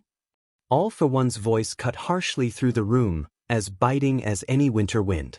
You said I had to find a way to fix Dabi, that was my way. I thought you wanted me to make my own decisions? Izuku shot back. I had thought you would have had an ounce more preservation instinct than you otherwise had, All for One seethed. Clearly I was wrong. The insult burned like wildfire under Izuku's skin. Why did it matter if Izuku got hurt? That was what heroes did. That was what made a hero, jumping into a fight regardless of their own well-being. All for One couldn't possibly understand that. Regardless if now that the adrenaline was wearing off, his burns began to ache in a way that was positively uncomfortable, Izuku would still have done the same thing. Even if him jumping in had pushed Dabi away even further. Izuku couldn't have stepped back and done nothing. Why was All for One even mad at him anyway? Why do you care? Izuku yelled. It's just burns, I've had way worse. It's nothing compared to my bones being broken over and over, nothing compared to anything you've done. I have never directly harmed you when it wasn't necessary, All for One said. Despite what you may think, I do not want harm to come to you. Why do you think I needed to get rid of that accursed quirk? Any quirk which destroys your body over and over is not worth the power. So that's how you're trying to justify taking one for all away? Because it hurts me? Come on, you can't be serious. That reasoning was stupid. As if Izuku had never gotten hurt from simply not having a quirk at all. At least one for all had given him the power to do something, to be a hero. Pain would be there in every stage of Izuku's life, but at least the pain one for all had brought had been a pain born out of saving others. All for One's expression grew pinched. Is that not a legitimate reason? Am I not allowed to be concerned for my own son's well-being? God, how could All for One honestly be that delusional? Unless he wasn't and he was lying. And that was the thing. Izuku didn't know. Had no way of telling. And this was what he was stuck with now, with this constant doubt. Because All for One had made him make that choice. Made him choose this life, this pain. Izuku laughed, harsh and shrill. You've taken away my friends, my family, all might. How does that help me? All of that was necessary. They were corrupting you, filling your head with lies. You're better off with me, All for One countered. I am your father. This is where you were always supposed to be. Supposed to be. Izuku wasn't supposed to be here. He was supposed to be in UA, with his friends. But then society had collapsed, and All for One had found him, and he could never go back. Not without losses more than Izuku could take. But All for One thought this world was the right one.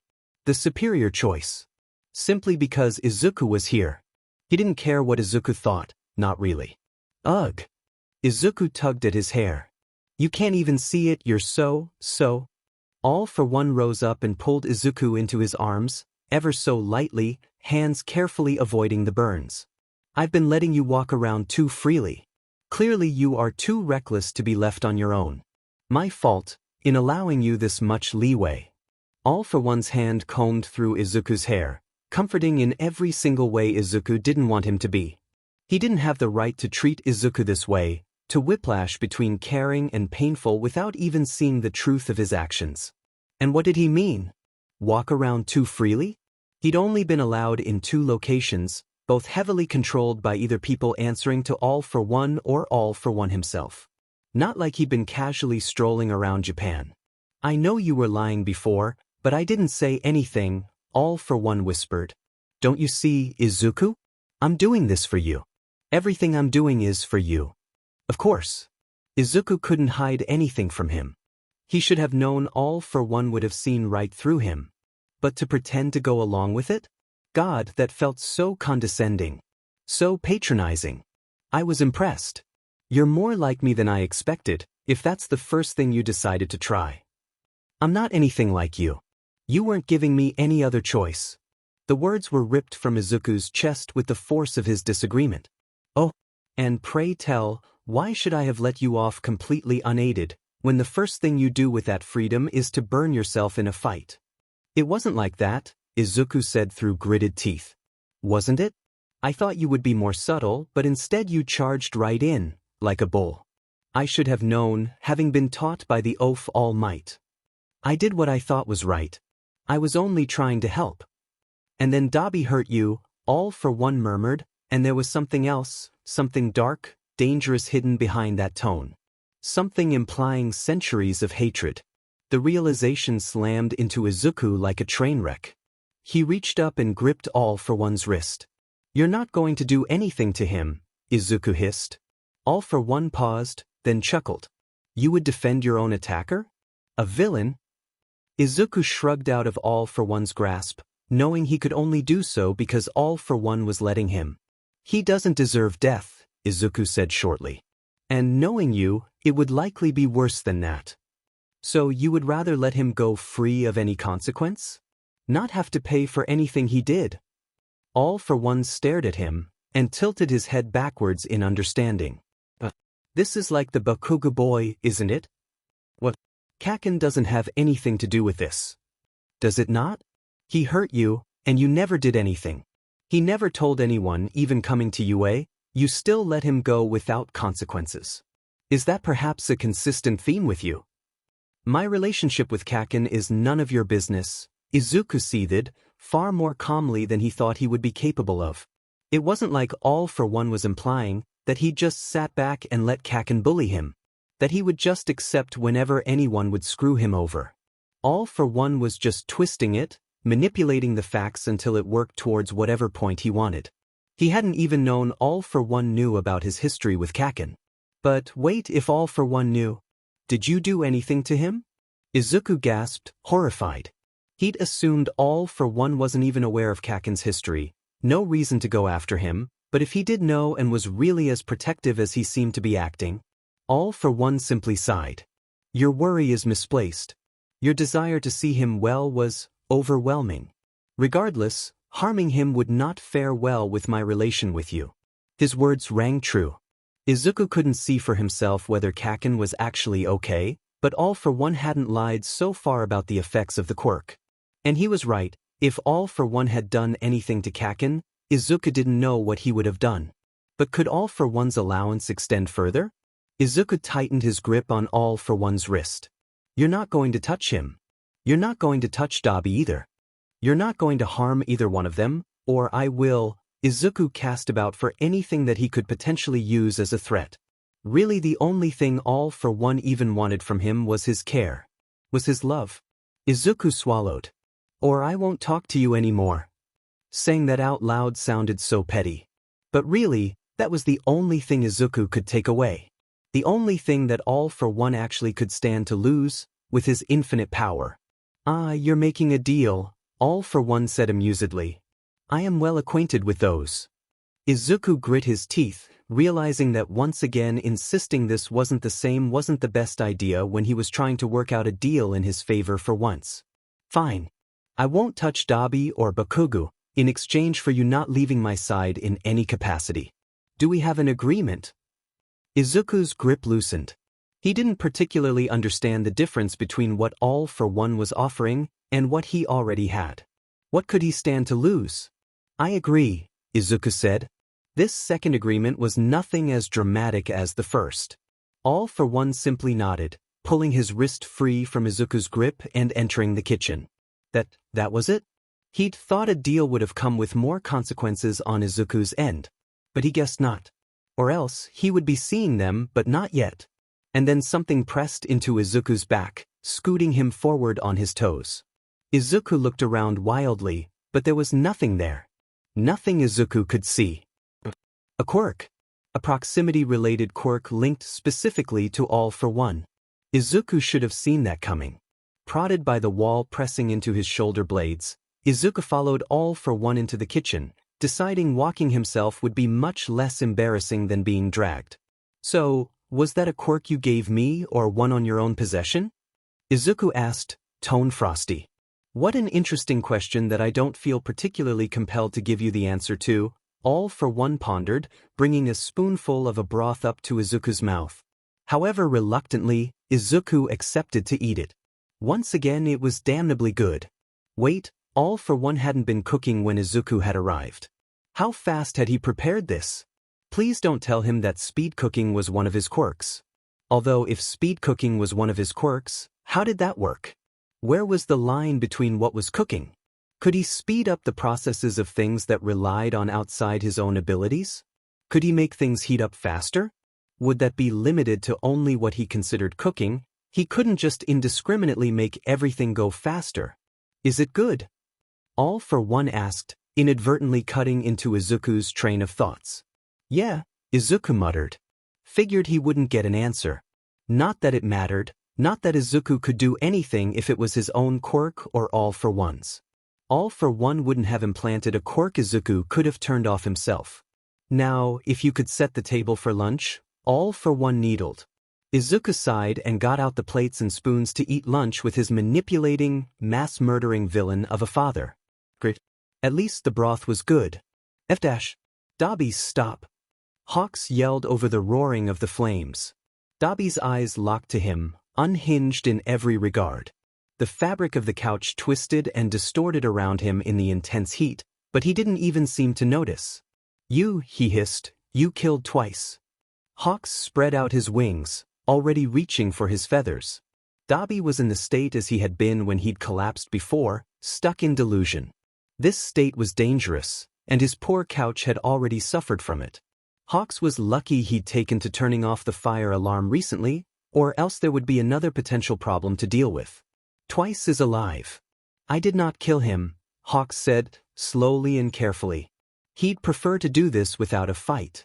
He knew how he matched up against Dabi, knew he couldn't take him with his all-too-flammable feathers. He needed Dabi to snap out of it before they would really come to blows. Hopefully reaffirming him of reality would do the job. You FING liar, Dabi growled. He pulled himself off of the couch, hands wreathed in flames. He stepped forward and froze, one foot paused in midair. Dabi's face spasmed, staples tugging insistently at his skin, and he collapsed, stumbling forward onto Hawks. Hawks caught him, if only out of instinct. Dabi's flames had gone out, but he still burnt to the touch. Let go, Dabi hissed, and Hawks dropped him. Dabi sprawled uncomfortably to the floor, legs sprayed out at odd angles. He made no attempt to adjust himself, staring up at the ceiling and began to laugh. His laughter was raucous and unhinged, and Hawks' feathers sharpened reflexively. Dabi, what the hell is going on? Hawks demanded.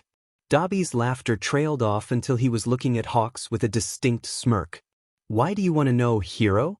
So you can go back and tell your commission buddies the league's all effed up?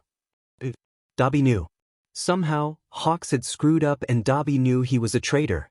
Just another thing to add to the list of failures of today.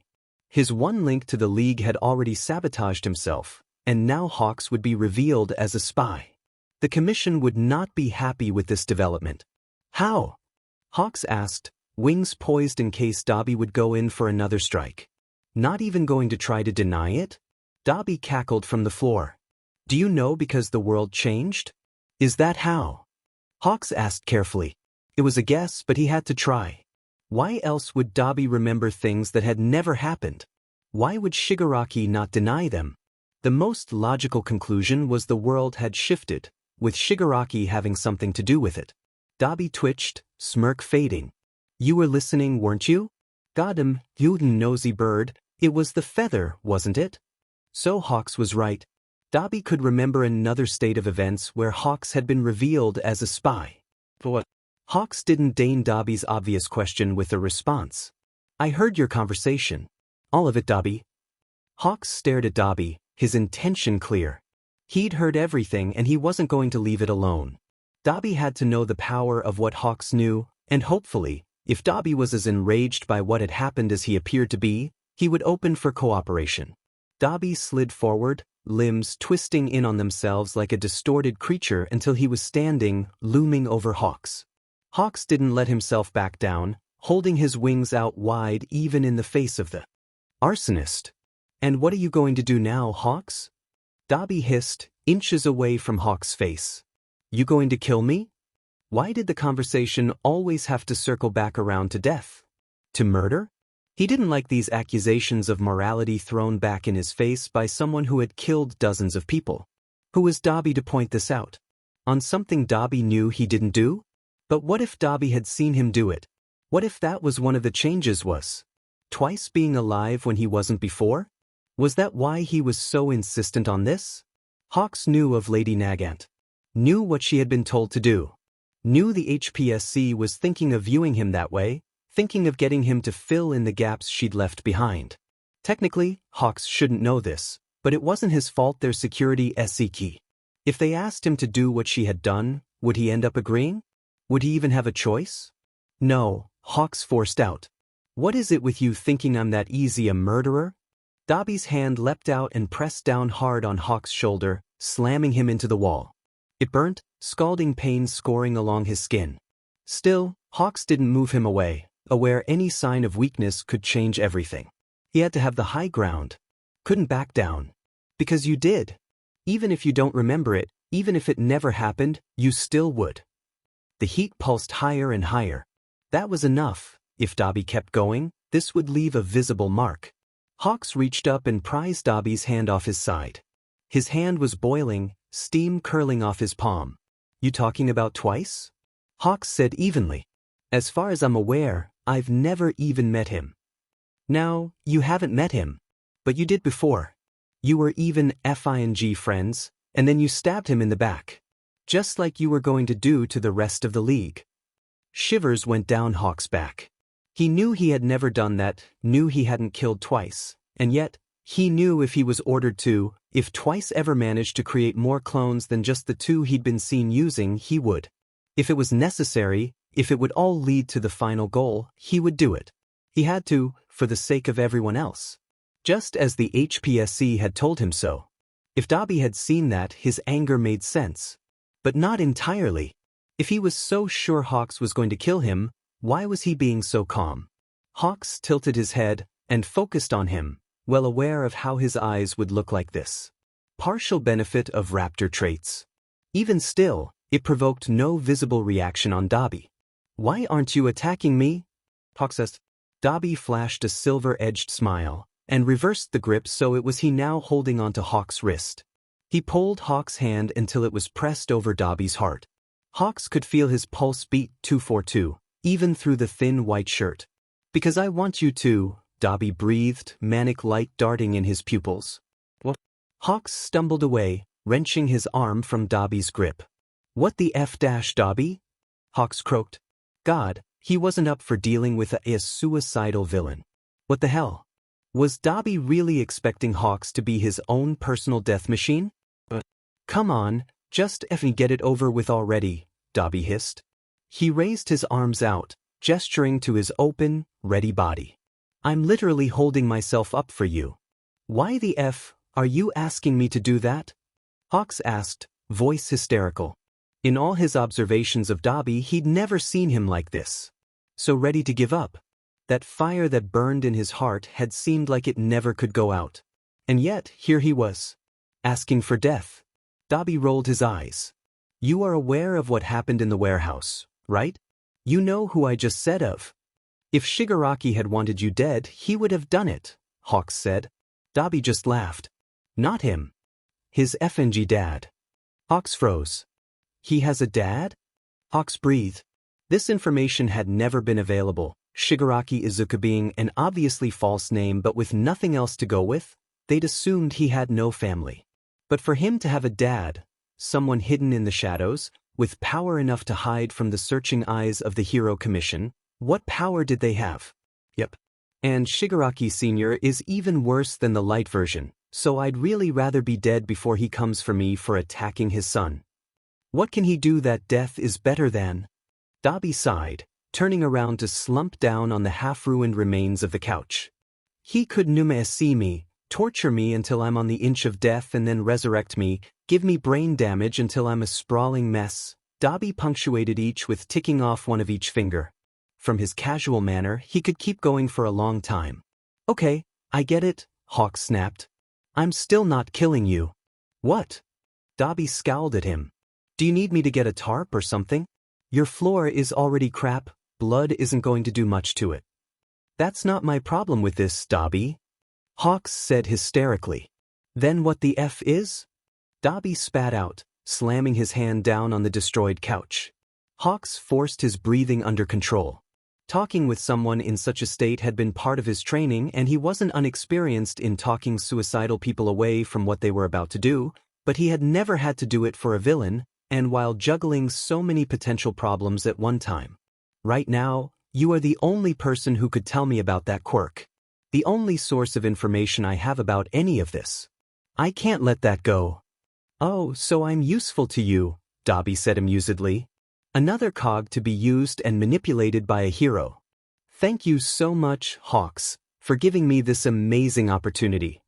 Hawks breathed out heavily through his nose, the only physical sign of his inner frustration. Dabi wasn't wrong, but this wasn't exactly new. Dabi is and has always been a means to an end. He should be used to it by now. You're the one who tried to use me against him.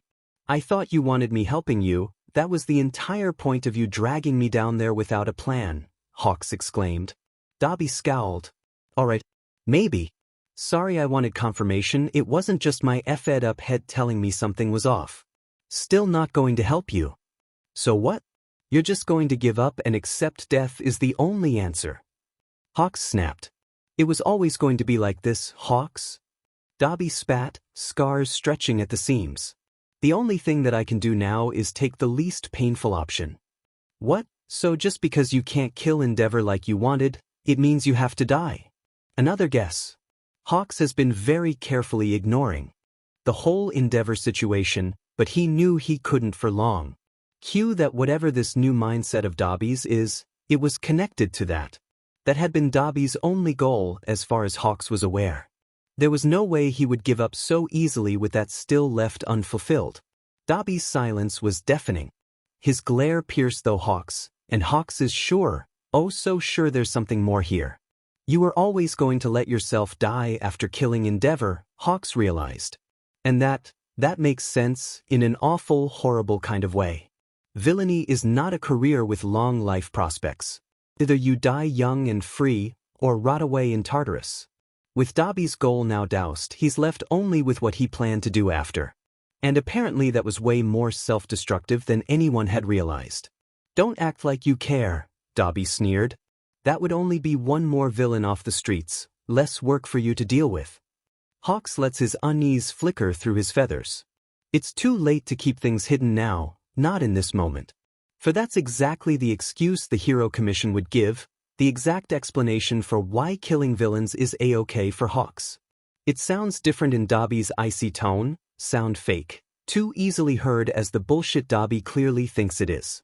The Hero Commission makes it sound almost honorable, as if death is the better option. But said here, all that honor is burnt away, leaving behind only the cold manipulative statement it really is. Why don't you want to kill him now? Hawks asked, because he can't deal with that statement head-on, needs to turn the conversation around somehow. You were listening in, can't you figure it out? You were both very vague, Hawks spit out. And Hawks would rather listen, hope to hear any sign of a lie. Endeavor has and always will be Hawks' own personal hero, he's not a child abuser. Dabi rolled his eyes, leaning back against the couch as if the very act of having to explain is tiring him out. Endeavor's my dad, who created us only to upstage all might. When I was a failure, he dropped me like a sack of dirt for my younger brother until I burnt myself to death trying to get the BS dirty to finally see me. Except now, none of that crap happened because of that FNG Quirk, and killing him would have no goddamn meaning because he wouldn't even know who the hell I was. Got it? Hawks blinked, processing the information. It was a lot. He didn't believe Endeavor would be so bad a father, but if the entire world had changed, the Endeavor he knew might not be the same guy. Even so, this was coming from a villain. Likely whatever had really happened was not so one-sided as Dobby said. But if this was from the world changing, Hawks couldn't exactly go run his own investigation. Dobby's word was the only thing he had. In a way, Shigaraki too had verified that.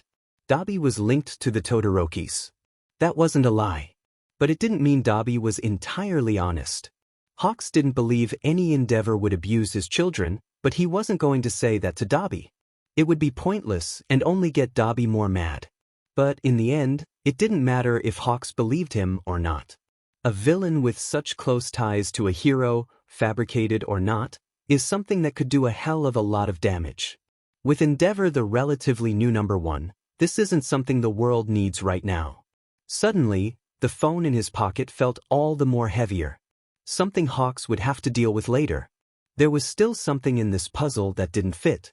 You were in that warehouse with Shigaraki, trying to kill him and you failed.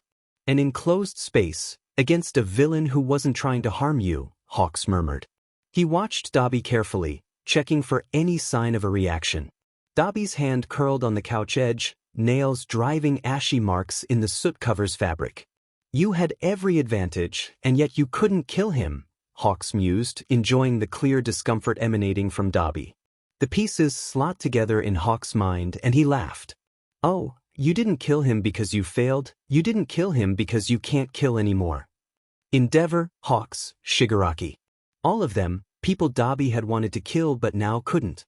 Somehow, Dobby had been neutered, whatever thoughts had allowed him to murder so easily cut off at the base. Dobby sprang up out his seat. Off, you don't know what the hell you're saying? So I'm not wrong? Hawks challenged. Dobby stood there, fists clenching and unclenching.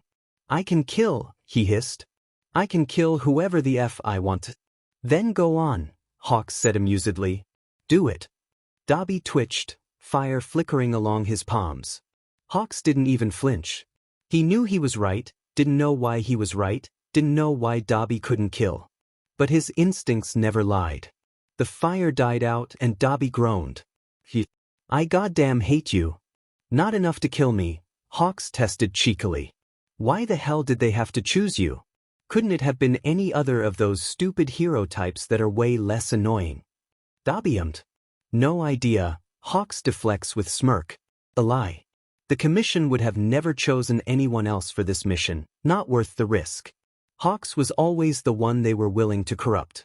At any rate, a Dobby that couldn't murder was one of the few positives of this whole situation. Hawks wondered why that had changed.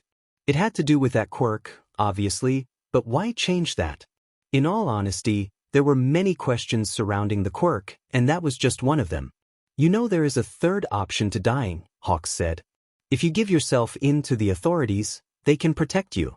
If you work with us, we can offer a guard deal. You don't know his power. He broke out of Tartarus. Nothing can keep him away, Dobby snorted. That was impressive, in the most morbid of terms. Tartarus was supposed to be unreachable, the iron hell that no one ever left. For him to have escaped Tartarus meant he had great power. Dobby was right to be terrified of someone like that. Still, Hawks was determined. He needed Dobby's information, desperately so. A close guard of the top hero teams are more than enough to keep him out. Even All Might couldn't stop him. I'm screwed, Hawks, so just let me take the least painful option. I am not letting you die, Hawks said through gritted teeth. Is my brain really that important to you? Dobby muttered, picking at his staples with vigor.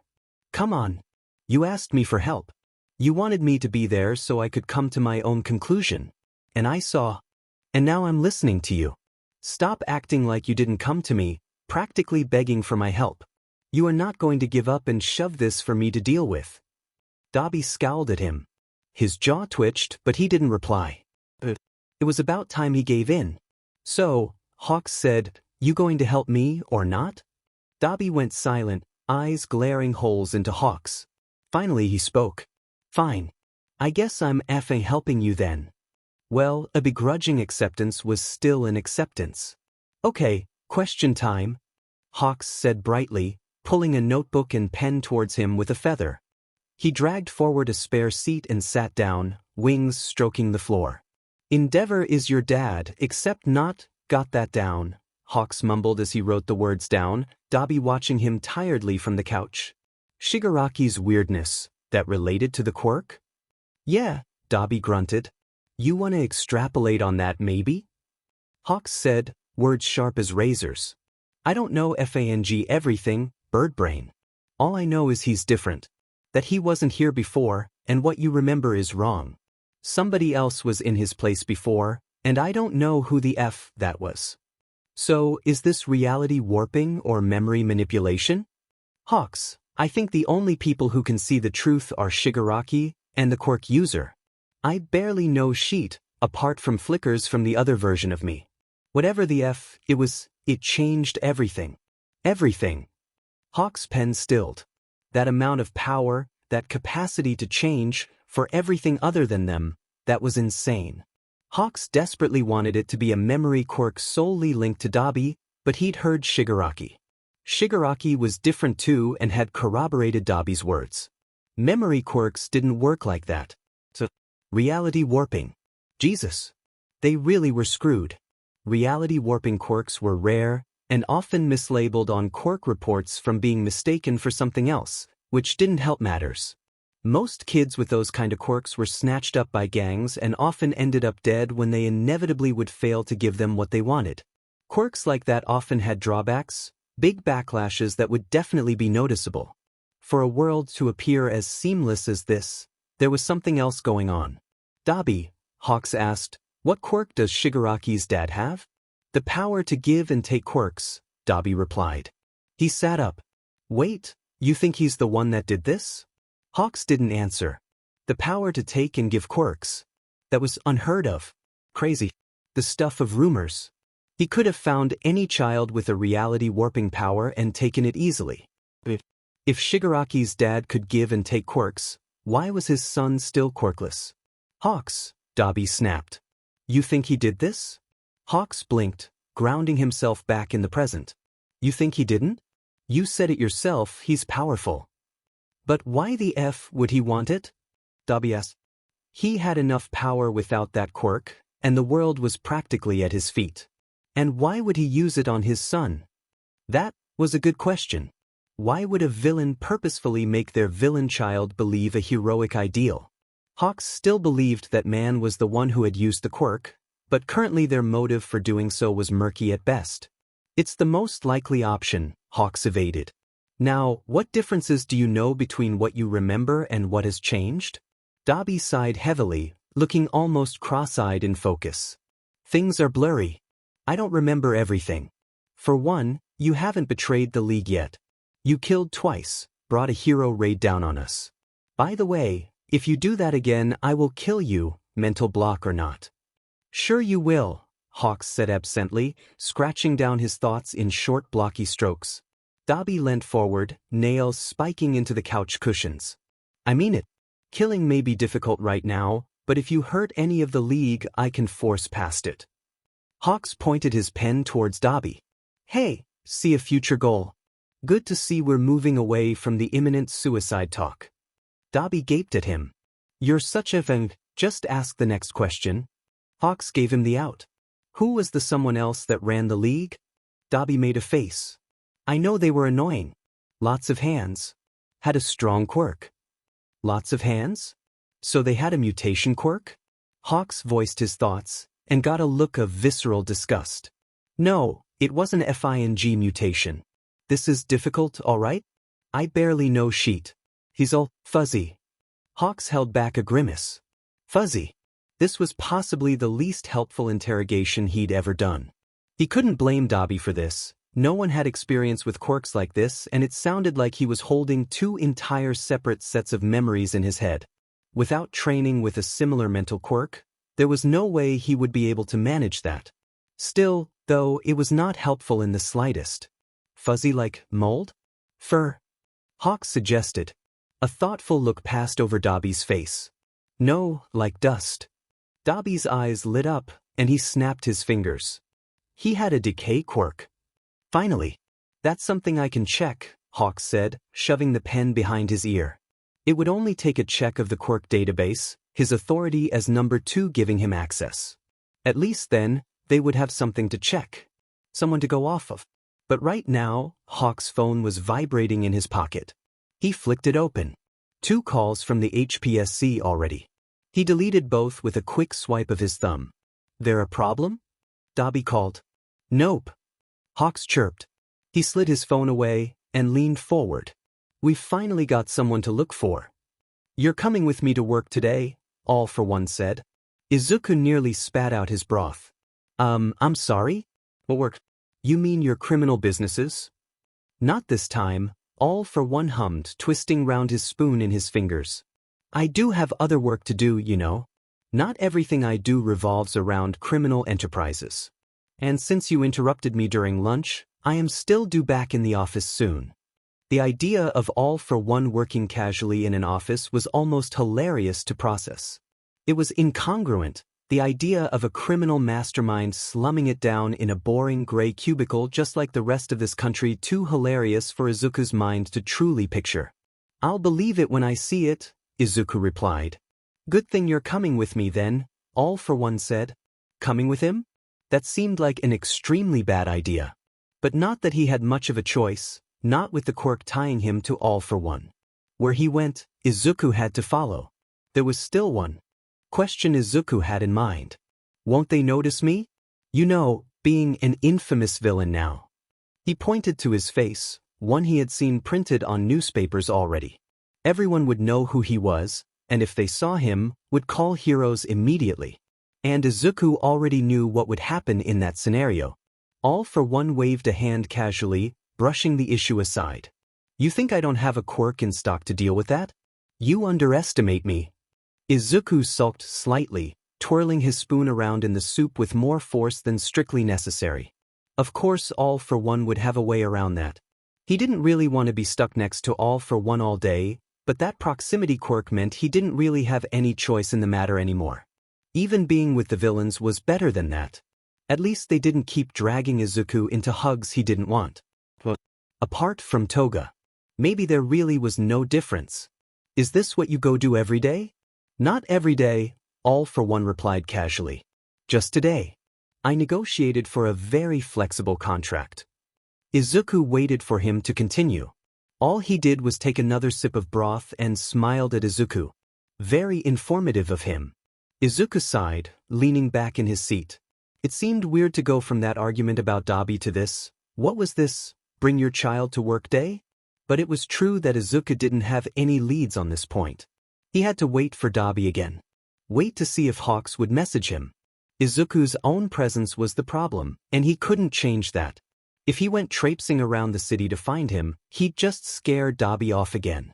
So he just had to wait and go to All for One's basic human office, apparently. Izuku privately doubted just how normal this office really was. All for One's office was just that. An office. The view from the window looked out on downtown Mizudafu, as boring as everything else about this place. In fact, Izuku must have passed by the building going to UA every day, before the dorm system was put in place and he no longer had to commute. The office itself was in a closed room, with a spacious desk outfitted with computer and file tray. It was plush, luxurious, and not at all criminal looking. Everything looked normal, except for the large blue beanbag shoved into the corner. So what is this place? A front for drag dealing or something? We design architecture, All for One explained patiently, reclining back in his huge leather desk chair. Izuku squinted at All for One. Architecture? Evil architecture? Just regular architecture, All for One replied with a hint of amusement. How do you think I met Inko? It wasn't through my criminal acts, in case you were worried. Izuku hadn't thought of that. All for One being his father was something he was desperately trying to ignore, so thinking of the exact specifics of how he was his dad was too much. He hadn't considered how Inko would have even met the worst villain in all of Japan, let alone somehow managed to have a child with him. Thinking of his mother with All for One was just wrong. It was better to know that she hadn't met and loved him through his villainy, which was a thought he hadn't even considered.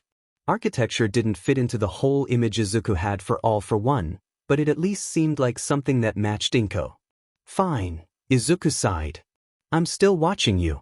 How do I know you won't do something sneaky like sneak in a design fault that would cause hundreds of casualties? And that would benefit me exactly how? They would tie it back to my civilian identity, and I would lose this job. Not to mention, I do enjoy this work. A relaxing break. I had to quit the first time around after that fight with All Might destroyed my face. It was nice to come back, using a disguise of course, and learn I was still employed here. You understand the need for a hobby, don't you? Izuku turned back to the window, grumbling under his breath. Yeah, a hobby didn't make All for One any nicer. A hobby, to relax from all the horrifying villain work he was doing. So nice of him. I do have a seat for you, you know, All for One said, pulling up his computer and starting to check what looked like his emails, from what Izuku could gather from peering over his shoulder. Boring, office-wide emails. He nodded his head over the corner, where the beanbag chair sat slumped over, somehow managing to look forlorn even though it didn't have a face. It's a beanbag. I'm not sitting in that. I thought kids liked beanbag chairs. I'm 16. And? Izuku sighed and made his way over to the beanbag chair. He fell into it, the sensation feel the beads squishing around beneath him satisfying despite his attempts to deny it. He leaned back watching All for One at work. He looked busy enough, his focus on the screens in front of him. Izuku looked around the office. There wasn't much here, shelves filled with vague, impersonal knickknacks and folders. All seemed congruent with the cover story of architecture. This probably was just an architecture firm, in all honesty. Are you really going to keep me around here all day? Izuku asked. There are things I could be doing. Like your little hero project to try and convince me out of villainy? Izuku froze. How did he know about that? All for One looked over at his startled expression and sighed. Did you really think you weren't obvious about it? It's what I would do in your situation, try and convince the other to your side. I'm just glad you have something to preoccupy your time. Izuku crossed his arms and frowned mulishly. He didn't like that All for One kept predicting what he would do, it made him feel smaller. Childish. If you want to continue it, I have a laptop in the top drawer, All for One said, pulling the drawer open with one hand as he continued to click through his emails. Izuku stared at the open drawer. He felt like he really shouldn't take the laptop, but he was already bored. And if All for One was going to get actual work done, he wouldn't be much fun to talk to. Izuku gave in and walked over, taking the laptop and lying back down in the beanbag. The beanbag was more comfortable than he would have first thought. Izuku pulled it open and entered the guest account, pulling up a blank text document. And sighed.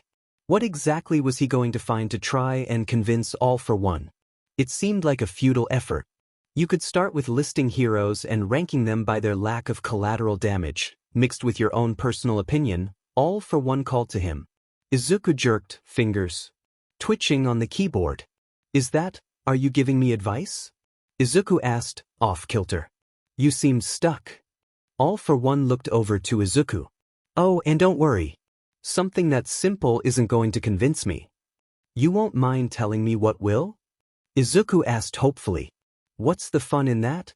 All for One chuckled, returning back to his work. Still, maybe he should start with that. A list of heroes and what benefits they had done. It was something to fill up the black pages of the document, to start. The question was who to fill it with. Most heroes had left after Deku, resigning in the face of the intensity of the public pressure. Most of the top heroes had something that All for One could likely pick apart as proof.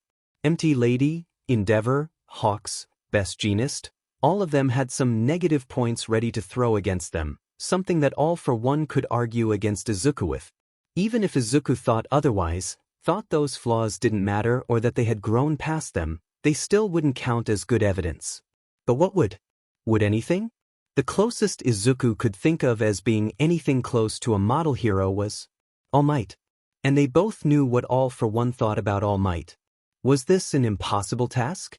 A desire Izuku had that could never be fulfilled? He didn't like that idea. The thought of giving up. All for One was his father, whether he liked it or not. He didn't like the idea of anyone related to him believing so thoroughly in villainous ideals. And this was his father. Someone supposed to care, supposed to be supportive of his child's needs, if the world worked out as it should. But everything was messy and wrong, and Izuku and All for One had landed on opposite sides of the table.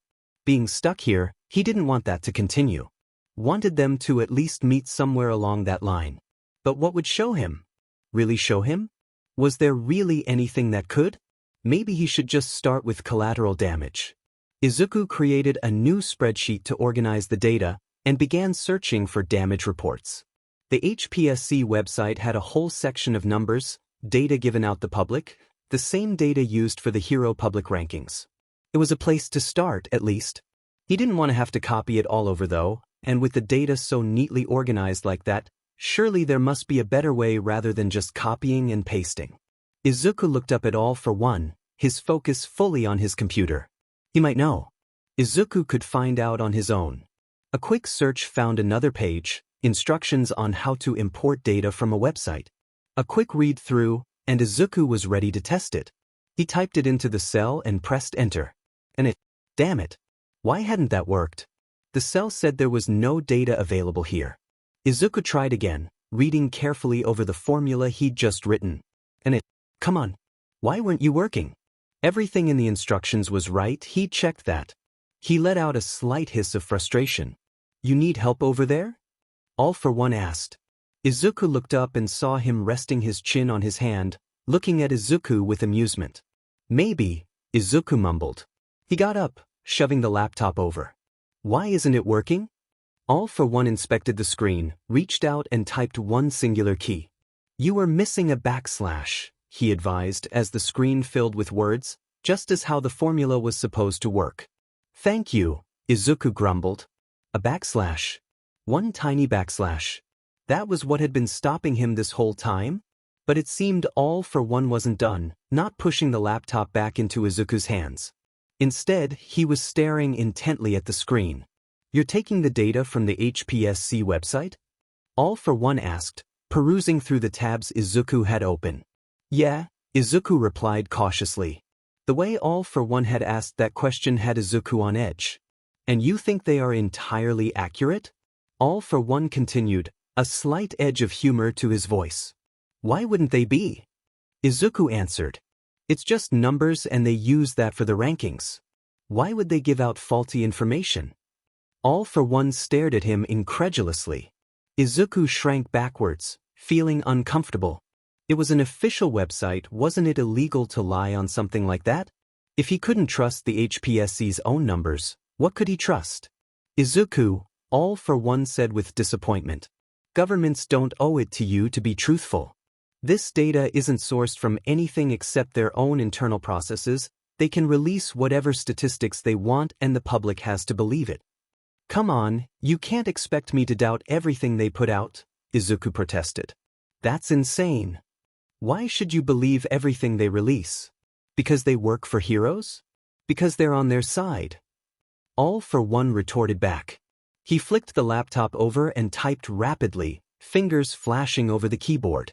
He spun it back round, open onto a screen with an incredibly simplistic background. It looked like a forum? A forum with a bunch of weird usernames and file types. Individual researchers, All for One said. In there should be enough to cross-check the data you've collected. I appreciate your efforts, but relying on only source is incredibly naive. Izuku scanned through the messages. They all seemed awfully anti-hero, discussing on how heroes couldn't possibly have saved as many people as they said they did, hating on any new ones that popped into the scenes and immediately going off on rants about them. Is this a villain forum? Izuku asked slowly. Should that make their statistics any less accurate than the hero websites? All for One said, raising an eyebrow. Everyone has biases. To get the full picture, you have to see what both sides believe. I don't. Just take a look and compare yourself. News articles are publicly available. Obviously not all villain fights are broadcast, but it should be enough to see which is more accurate. All for one persuaded. He pushed the laptop back into Izuku's hands. Or would you rather give up and accept I'm right? No, Izuku said, heat rising through his limbs. He huffed and sat back down in his chair. Fine, he would do the cross-referencing, even if he didn't believe any of these numbers would have basis in reality. He had to show to all for one that he wasn't taking this lightly, even if the data came from a villain forum. Well, there was one article already posted up, something on false villain capture numbers. The link had been posted with a caption consisting of only capital letters and exclamation marks, but the link itself appeared legit. It came from a website archiving tool, one that stored deleted articles for download to keep protected from auto mass deletions that supposedly occurred online. Izuku had used it before to download research on old heroes, stuff from way back when. It was a legit site, so Izuku decided to start with that one. The article itself had calculations Izuku agreed with, linking to actual, real reports from where they got their numbers. They estimated based upon common agreed facts of survival rates for different types of injuries, the population of certain areas and traffic flow, how many people could have potentially been involved in accidents, and the amount of people the heroes could have saved. And then, finally, they came to a set of numbers. Izuku frowned. The numbers didn't match. The reasoning, everything here made sense. The facts checked out. But the numbers didn't match. So how? Some were pretty similar, only bumped up by a few, but others were drastically different. Some were full factors of tens away from each other. But this one had actual information. Links to back up where this data was coming from. Izuku could see it, could follow the trail of logic, and yet, it didn't match the HSPC numbers. It wasn't a shining gun, wasn't the big overwhelming gotcha all for one might want it to be, but it was proof. There was a link further up ahead explaining some of the differences. It described that the official numbers weren't lies, exactly, but the way they got to those results relied on leaps in logic, pure statistics rather than the human error behind those cases. For example, any case where one villain was caught and recaptured, each counted as multiple villain cases which ended up artificially boosting numbers. It even described cases of false villain captures being racked up and added to their quote. Not to mention the insane degree of human harm to civilians that was brushed away by healers, only recorded in digital evidence taken by amateur reporters. None of that counted under collateral damage, even though the article argued it really should, considering the mental damage injuries could take. Trauma wasn't a statistic the HSPC would find reasonably damaging, the conclusion to the article stated. There was a nasty taste resting in Izuku's throat, while choking his airways. Wasn't it true, though, that mental health was something woefully mistreated? That physical damage was always the priority? Was that the hero's fault, though? Maybe not, but it was a blatant disregard of the facts for HSPC to use that faulty calculation. But then a further question lay in that the article had been deleted. This was an archival website after all, and a quick search revealed that the original had been expunged. Nothing, no trace to its origins. Deleted. Deleted by whom? The obvious answer would be that it was just deleted by the author himself, an extraneous error in one of the statistics meaning the whole article was false. That was what Izuku wanted to believe, but they could have just published a retraction, but they hadn't. No, the article's very existence had been removed completely. A very nasty thought began to twist inside Izuku's brain. The archive website removed metadata in the upload, also somehow managing to make any of the actual text inside the contents of its data inaccessible to be searched by. To find stuff, you had to refer to outside forums, like the one that had linked it originally. It was cumbersome, but there were good intentions behind it. It was meant to stop automated bots from finding these in their searches and deleting them too, meant to keep these articles up in the case every other source was deleted. For there to be no other result other than on this website meant that it wasn't just some mistake. This had been targeted, purposeful. The target being an article doing nothing else than criticizing how the HPSC got its numbers for the public charts. The picture being painted was bleak. Not one Izuku liked or had ever wanted to imagine. Izuku pushed the laptop away from him. He dug his nails into the sides of his thighs and breathed in. Don't think about it. But how could he not? What was he supposed to do but think about it? He couldn't do anything except sit here and be dragged around by the whims of a villain because that's what he had chosen to save the society he loved. And here were hints that where Izuku had chosen to place his faith wasn't as pure-hearted as he'd been led to believe. He'd always known there were things wrong, that hero society wasn't great for everybody. Other than himself, Shinso was a great example of that. But there was a difference in seeing one person's struggles to believing that their struggle was orchestrated from on high. How it was supposed to be. But for the results to be deleted like that, it meant they knew. It meant the HPSC knew something was off and wanted to ignore it. Izuku's eyes flicked over to the man sitting in the chair a few meters away. He couldn't know. If All for One knew, it would be one more bullet in an already overstocked armory. This wouldn't help Izuku's point. In the end, the HPSC were a governing body. Statistics, numbers, it didn't have anything to do with the actual heroics. So Izuku just wouldn't tell him. It wasn't necessary. Izuku closed the tabs. Shut down the thought bubbles in his mind.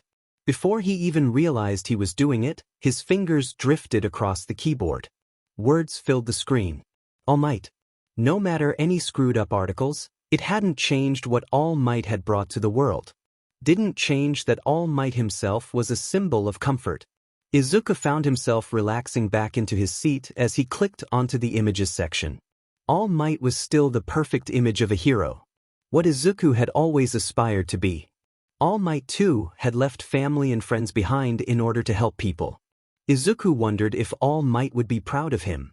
Would be proud of the decisions Izuku had made. Izuku's heart screamed in his desire to just talk to All Might for one last time. Izuku's eyes drifted downwards, through the results. Something else caught his eye. An advert with a date and time. Maybe Izuku couldn't talk to the real All Might, but maybe this would work. If only he could convince All for One.